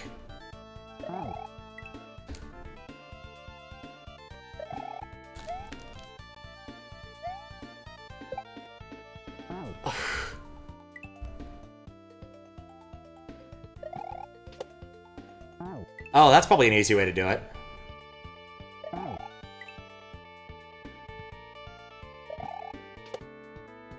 You know, I'm ambivalent about Runoff King. This is Kaizo.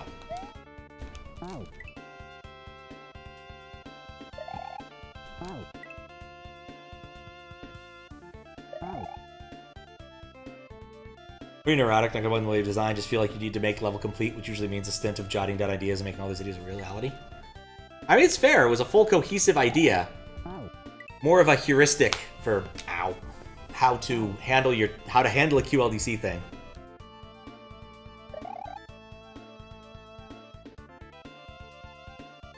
I don't, but it seems easier than the alternative. Maybe. I just go for it. Nope, I definitely have to wait that one out.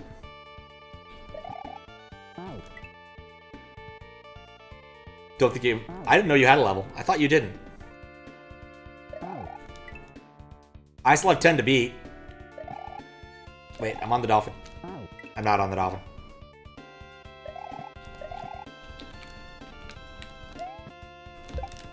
That is a long jump. Have to. Interesting. I'm sure people have so much ambition, they submit an actual hack. Call Abdu submitting some Yoshi glitch puzzle for KLDC. It was basically a complete hack. That is a lot.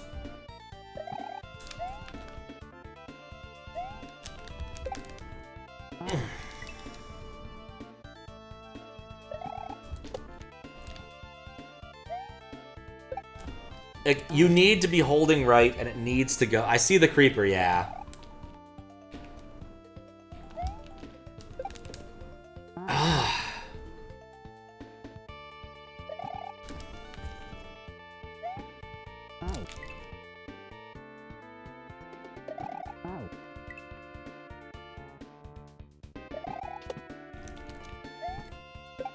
Please, please, please.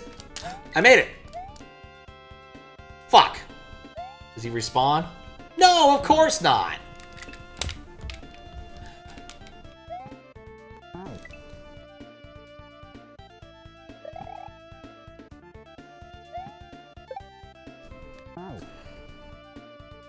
Level wall of text that tells you item swap a... I wouldn't know in KLDC. I don't play KLDC.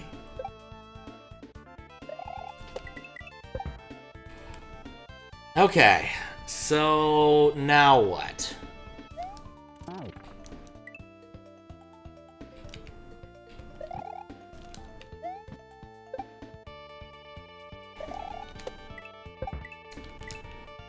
I don't know if I want to play the rest of this either. That looks like some control jump bullshit.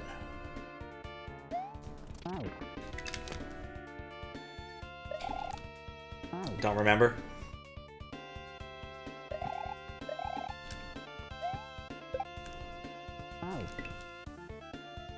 You did? You did. Unfortunately with judging, like, I don't want to take the cheesy way out. Like, even if I do end up cheating my way through, I want to see and understand what I'm looking at in terms of the whole picture.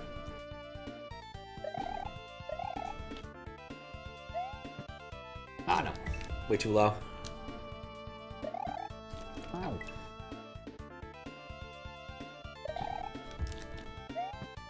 I am kind of wondering if any of the other judges took the cheesy way out, but I wouldn't blame them.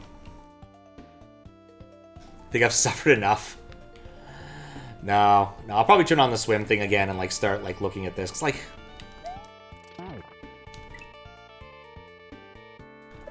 to judge by what I could play on my SD to SNES.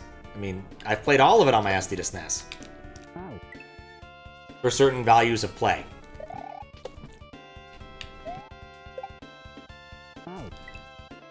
But yeah, this is just a case where, like, one idea executed more fully would have just been a better call. Then here's 8 more ideas. Good luck. Okay, at least I read that correctly. Oh, God!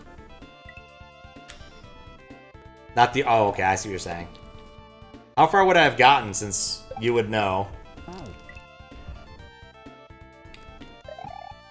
I mean, this was handed to the judges to, like, unify whatever. So, like, this is, what, I should be judging. Pretty sure. Not past the first screen. Alright, maybe we'll load up the original just to have fun. At the end.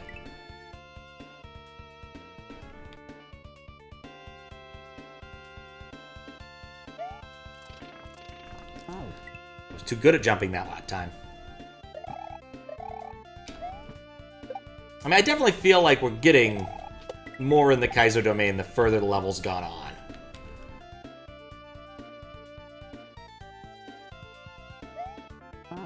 But that was terrible.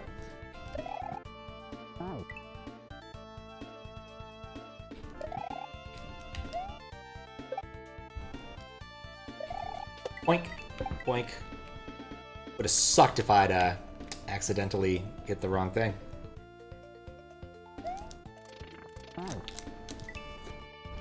Oth had pains.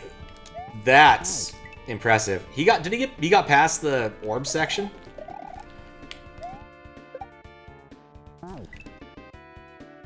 The thing is, like, basically everything that's about this, it just needs to be nerfed like 1 or 2 tiles, and this would actually be a lot more fun. Started using save states. Legit. Need to stop pressing the button.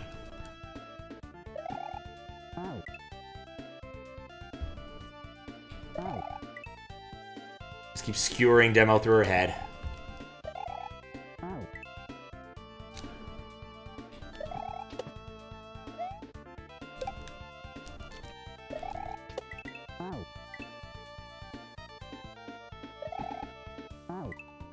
Lose the fun as a Kaizo challenge would be a fun successive hack. Yeah, there's certainly a non-trivial number of Kaizo hacks I've played and beaten that are easier than this.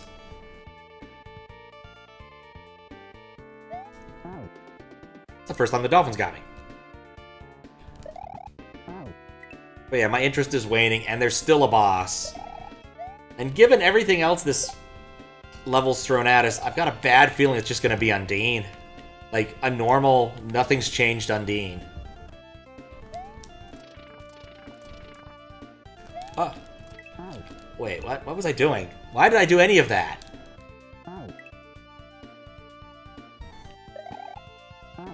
There's nothing I want to do less than fight Undine.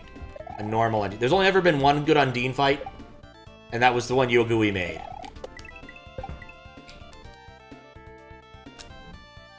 Yeah, that's how you spell it. It's Undine, who's a water spirit from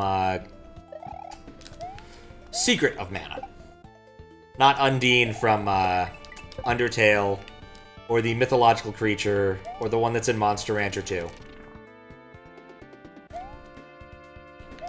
Well, that was smart. What? Wait, oh, I hit the thing. Undine the Undying? I don't know if I know the Undine the Undying. There's a line in one of Blue Oyster called Songs, Workshop of the Telescopes, which calls upon the power that was Undine.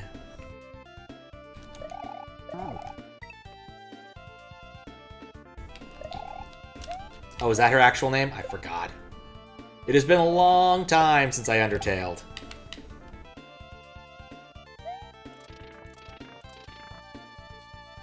Because here's the problem. I don't actually trust this creator in a lot of ways.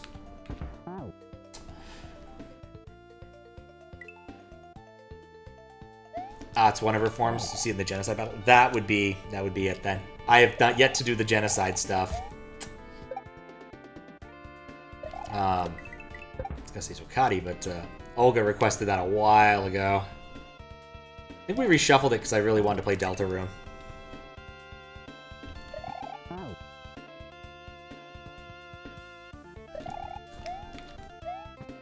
It's one of those things where I'm like, does that feel like enough for a request? Unlike Baldur's Gate 2, where I know it's definitely more than enough for a request. Coming soon. Allegedly this year. Gotta go to work. Alright, good luck with work. See you later. Thank you for the good luck.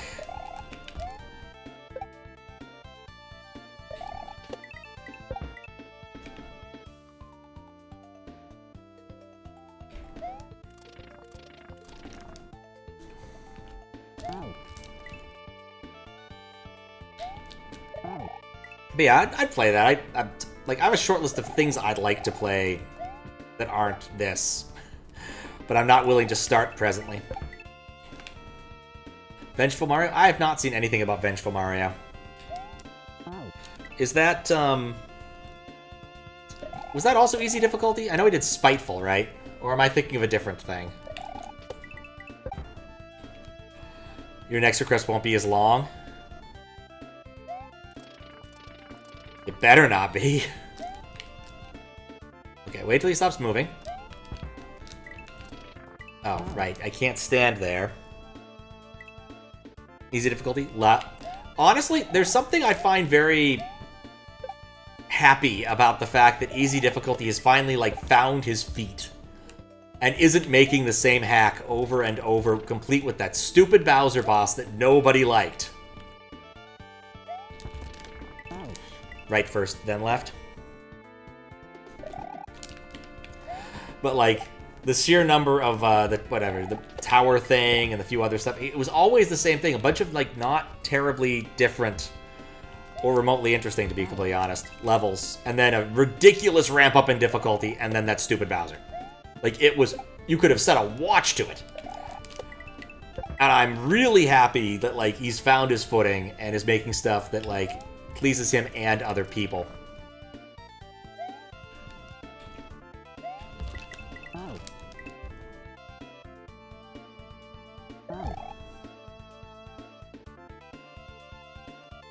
Super Mario World -2.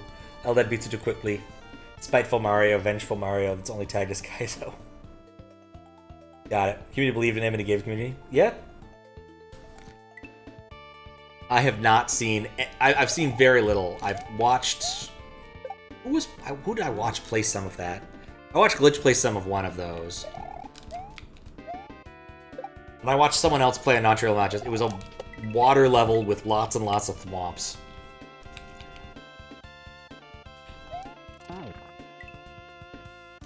I wasn't touching that.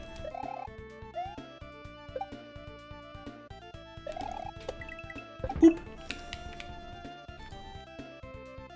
Yeah, the last boss I saw that was a Mario boss was the one Daizo made for a hack that escapes my mind. Nope. Into the Kool-Aid. Have to see the fight. I respect it. Come on. Oh. The one chance fuzzy.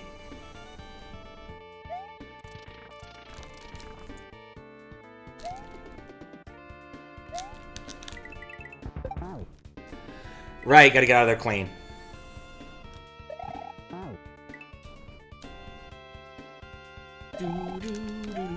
Whoops.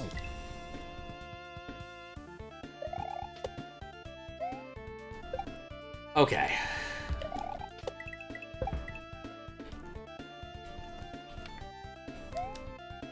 That was the wrong timing. This level relies a lot on the timing trope. Having multiple cycles of things line up.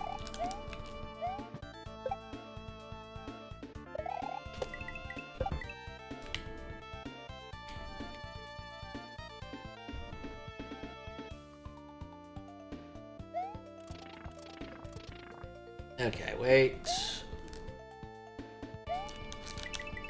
Ah!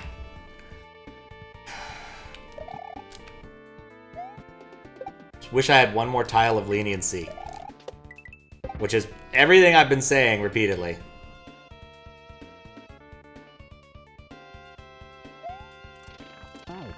Nope.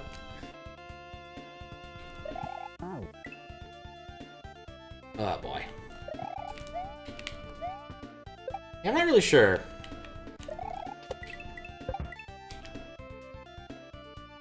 Have one run to moderate? Oh no. Did you decide to pick up Plumbers Don't Wear Ties? Actually finally got my code for Plumbers Don't Wear Ties. I didn't have one before. Because apparently Steam doesn't want Plumbers Don't Wear Ties on its server for some reason. Yeah, I know. I just had to joke.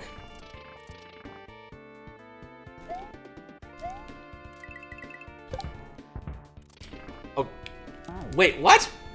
Wait, what? What's the end game there? I've spent all this time looking at this. And then I realized I have no idea how to do the obstacle. I looked at it, I thought I knew. Wait. The bomb's blowing up something else that's important, isn't it? See a Futurama where he eats a deviled egg during surgery. He's like, deviled egg. Lots of stomach. One deviled egg. The same deviled egg.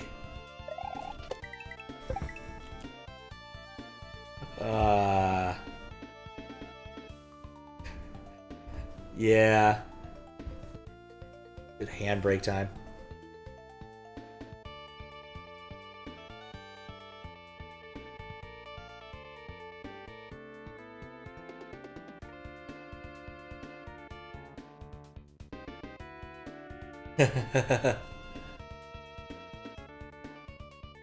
I love it.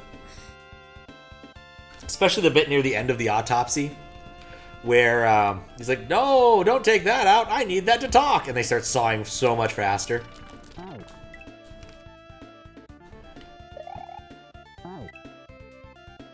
That whole episode has a lot of great lines like, yeah, I did the nasty and the pasty.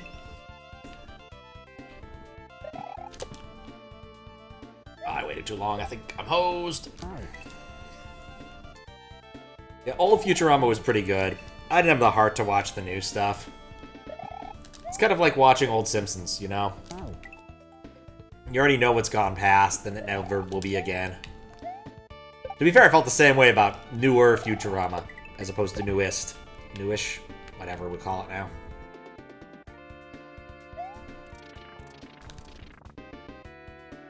Okay. Gotta do a clean jump there. Watched it and liked it? I'm glad you liked it. Let's see, they had the 4 seasons and then the 3 some number of movies. Some of the movies were okay, or at least had decent scenes.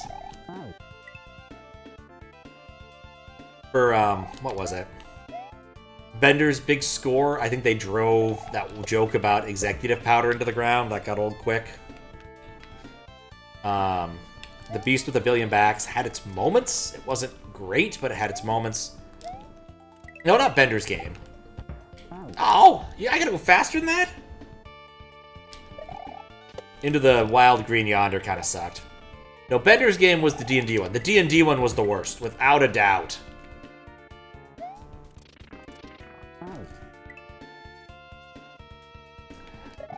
An irrational number of movies, yes.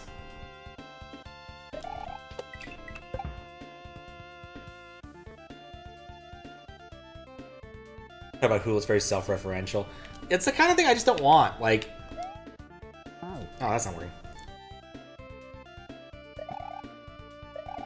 It's one of those where, like, just too much of it was always... I don't know. I got annoyed by the end of it. It's been a long time since I've seen it, but I got annoyed by the end of it.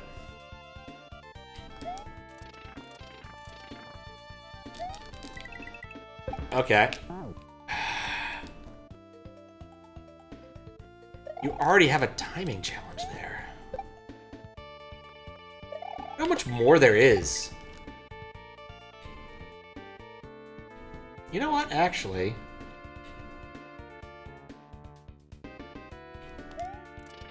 Nope, that didn't work. I will say the ending of the newer seasons was okay. The one with the weird, not quite time travel mechanic. But honestly, the Devil's Hands was so good. What? Oh, I have to jump to the other one then.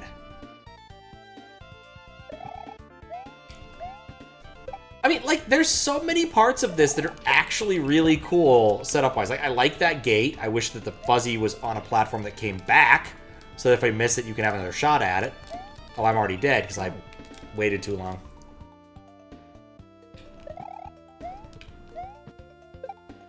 But I guess my biggest problem with like Futurama in general, especially the newer stuff, was just too much of it was like present day stuff. Like the YouTube episode was bad. The robot marriage one, I get where they were going, but it didn't work well. Like it just didn't.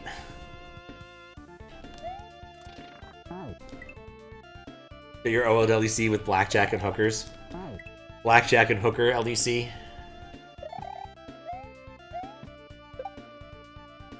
At some point I'm going to do PLDC, which will either stand for Pat Level Design Contest or Puzzle Level Design Contest, depending on what day of the week it is. The YouTube one? Yeah, it was just bad. Hey look, Mentos and Coke! You remember Mentos and Coke? Wasn't Mentos and Coke fun?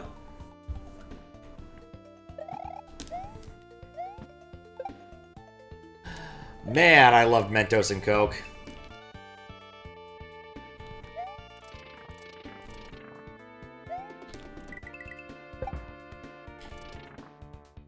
God! Are you kidding me?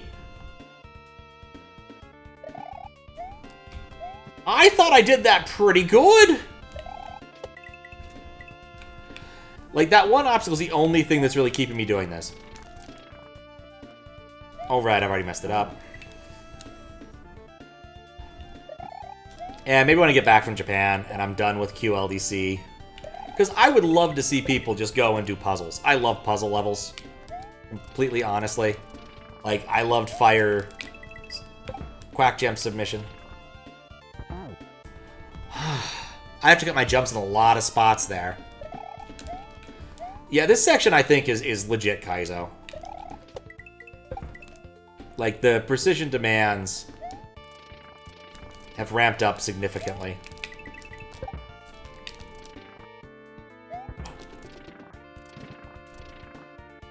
Oh, I made it further. Did the puzzle level with the boxes. Was that in QLDC?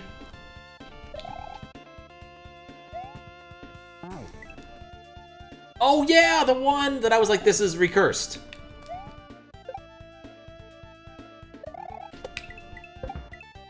I remember this now.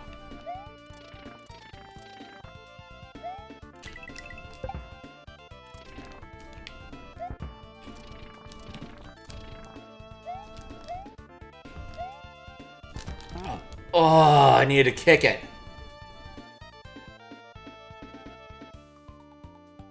Yeah, I'm pretty sure I played it. Reverie is very exceptional. We recommend that to people who don't play Mario but like puzzles. Yeah. Well, the thing is, it doesn't require like any, or at least very little, Mario game sense at all. Like, there's only one part that requires platforming. That isn't of the form, you can walk there and jump there and you'll be fine. I was planning to. I was definitely planning to, Max. That one apparently is a co-op two-player thing and you actually need two players. I'm not sure what the deal with it is. I might boot it up enough to figure out what the deal is. And see if I can get Squiggles to come by and help with assisting judging. Missed it. It's one of the reasons why it says 60-ish.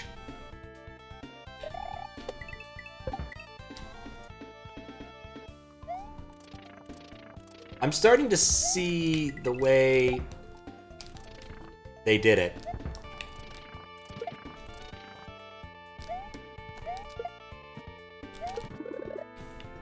The hell is that? It killed the dolphin! What am I looking at? And it killed the dolphin! I needed that dolphin!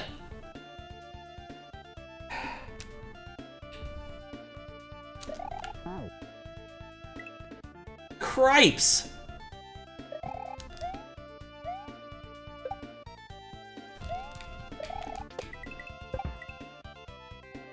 Just key jump.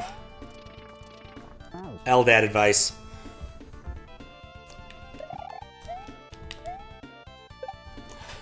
The fundamental issue is, yeah, that might actually work. I think that...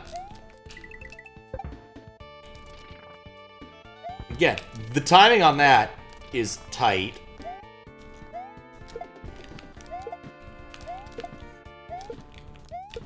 What do I want to do?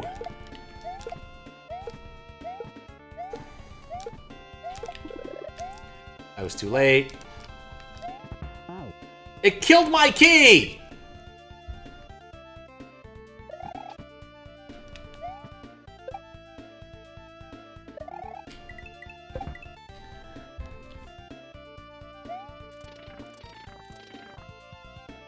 Oh, I forgot what I was doing. I let advice to skip the section by doing the goal march. He never even saw this? Really? Huh. I'm a bit surprised. I forget he's out there a judge with this. I don't think he is.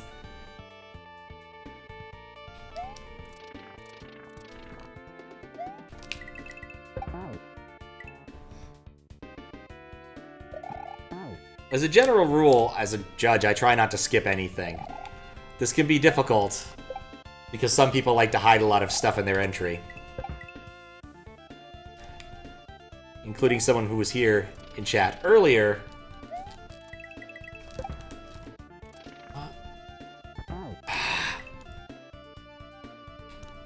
Like, I actually really like that setup. It's actually a really cool setup. I just wish it wasn't right here. Like, there's stuff I really think it's well done here. It's just too much.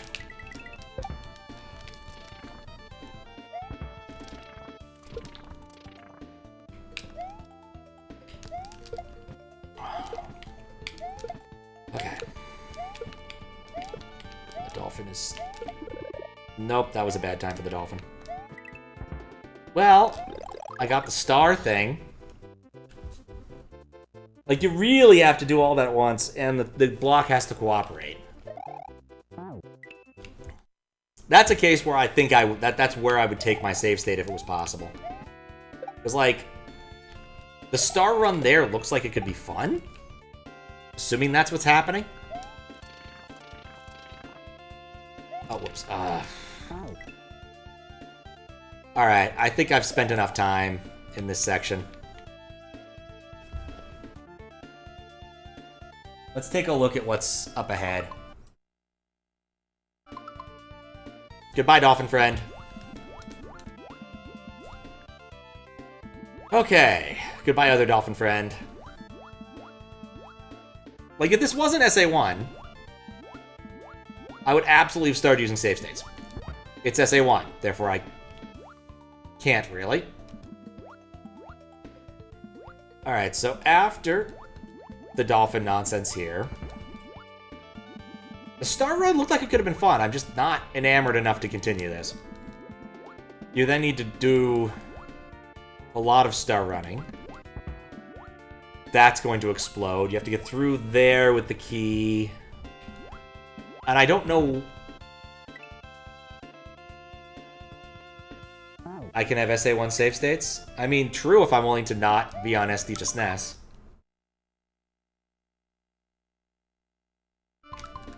Ow.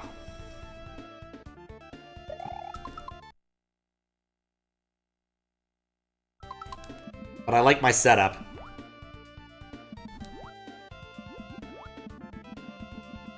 In fact, even when I end up playing the ones that aren't on, I'll have to like use SNES 9X4 or something, I'll probably still have the Super Nintendo sitting here.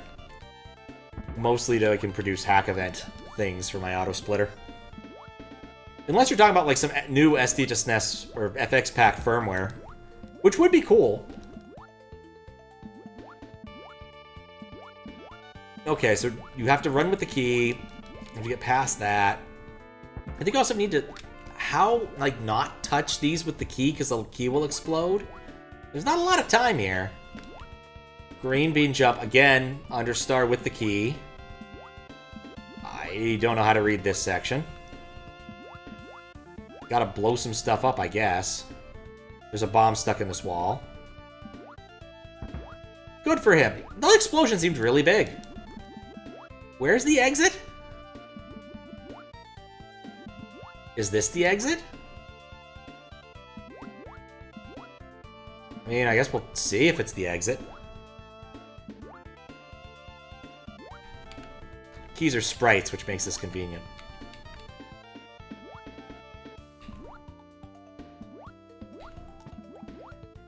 Alright, is this the exit? Oh, right. Probably need to re-enable things. That's the exit. Walmart, I think. Didn't it say there was a boss? It's Boom Boom. With an immune dude who produces fireballs. A Boom Boom I frequently can't see because the guy produces fireballs.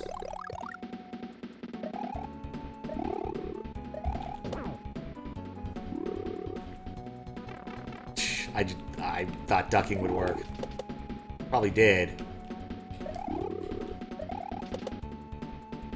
This is why it needed SA1, isn't it? So we can have 18 fireballs on screen instead of merely 8. Hi again, Daizo. Welcome to my pain and suffering. We cheated through a couple sections. We made a couple sections legit, since I think you were last here. I say it did 3 sections legit, 3 sections I eventually swam through, with varying levels of I did the thing that was necessary, and now we're on to the boss. Kept wondering, like, why did this need SA1? And now this is my answer. God, and this Boom Boom is, like, hopped up on something. Another boss, Evil Mist. I don't blame him. The Orb Room. I guess, yeah, there's a lot of sprites. But, I mean, you could also do it with, like, background tiles. Like, a large number of those were stationary. I don't know. It could be done using tiles.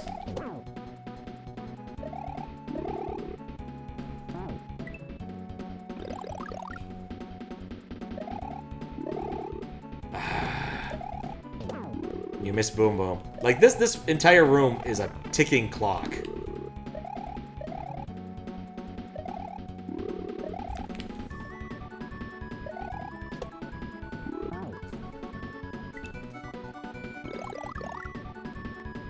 This entry is too much entry. I think we can definitively say that now. You can have QLDC, but this room has too much QLDC, so I don't know, you may want to put on a hat.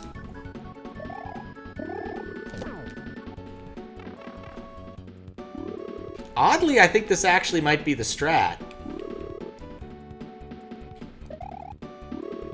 Make sure I'm not ever up in the air, so these things stay up there, and maybe I can kill Boom Boom. Dang it. It was like 1 frame away from that working. Of course, the fireballs would intercede. Now he's a leaper. Nah, I wasn't getting out of that. Yep. Great minds think alike. It's true. No, I should let him fire it first, then go after Boom Boom. Or just kill him. I think that might have been his last hit. So, like, basically just ram him.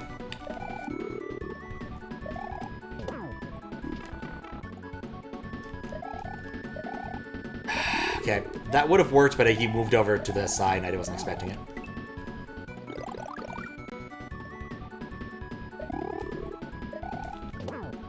Gonna bounce a little bit. He's gonna bounce a little bit to the right. No, okay, gotta wait.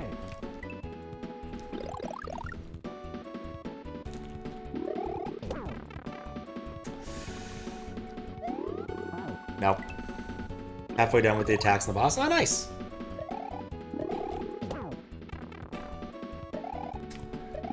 Almost worked. Nope.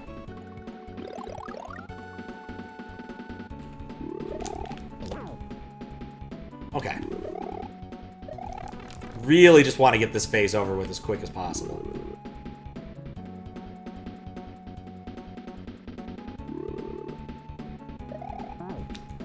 I hit him!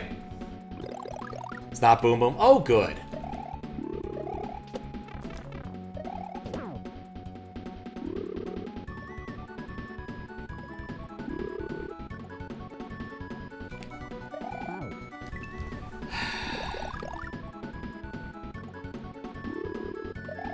Yeah, this is a D-Gen Boom Boom. This is probably the most QLDC thing in this entry so far.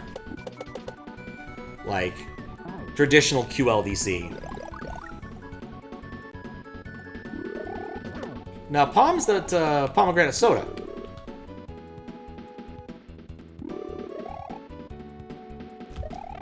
Dang it.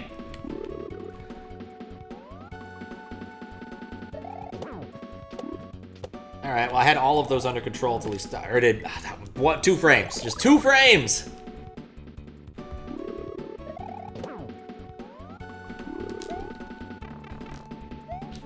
If I can cancel that one, I'll be much happier taking a hit.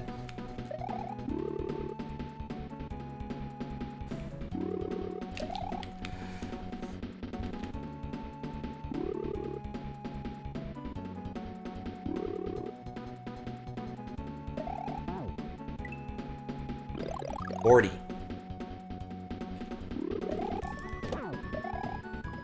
I'm not sure what Bordy means. Bordy LaForge?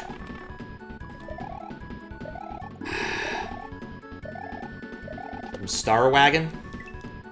Birdo.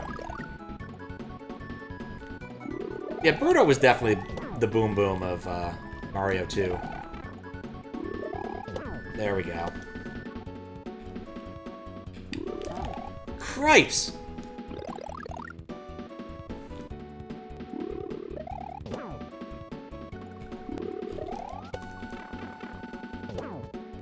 Worth.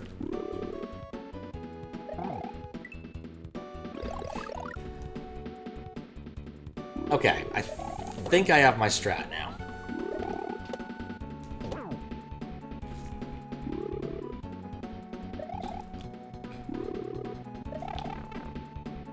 Okay, for some values of strat. Run in, run out, bop. Missed him. Well, so much for that strat.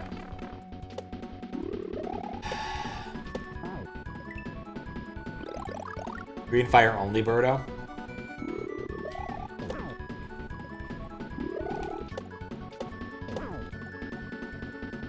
Honestly, I might enjoy that more.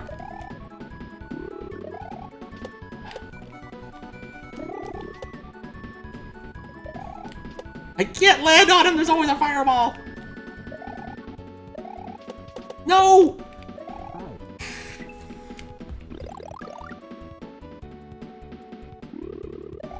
Now, this is why ending this fight fast is critical.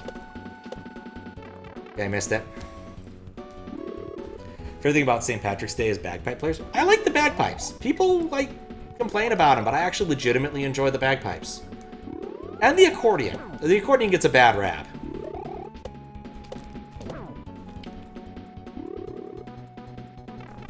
Should have ducked. Come on. There we go. So glad to be done.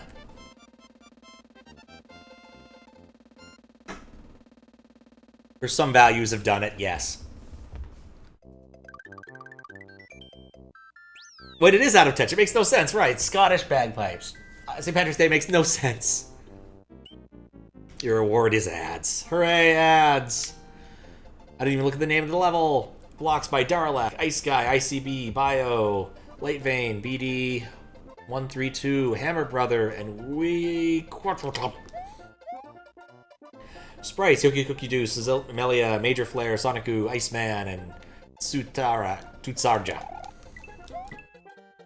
Sprites continued. Gentle Sign, Jack the Spades, Mikey K, James, Sewer. I want my mushroom. I don't trust. Music, Seg, World Peace, Dippy, The Insanity, Atma, Zavak, Think One More Time. Miss Graphics, Dan Doodle, Rob, Patches, Jeff, there we go. You did something with us. Louis, Kevin, LX5, World Peace, Lolcat. Numbers. Resources, VLDC base ROM, ampersand. Okay, I thought there must have been a base ROM involved. Ampersand really likes the cancel the message thing. Shoutouts, Marfy, SMW Central's Discord help channel. The random button on SMW blocks and sprites section. Well, that does explain a thing or two, I suppose. Yeah. Is that how Naughty World was created? I've never played Naughty World. Oh. Oh, it's a current ad? Alright. I mean, there's some hacks that are created using kind of silly mechanisms like mice. Where, like, they all use the resources that were created for that given C3. But nothing else. Alright, what number was this? This was number 8. It is what does this word mean? Okay, abusation. To use something for the wrong purpose in a way that is harmful or morally wrong. You know what? I can't argue. That was that level. Abusation, yeah. What entries are left? That's a good question. Didn't need to run that. Not what I meant to do. It's going to be fine, though. Currently, we have entry 11, 12, 13, 16, 22, 27, 29, 32, and 50. But not 8. We're done with 8.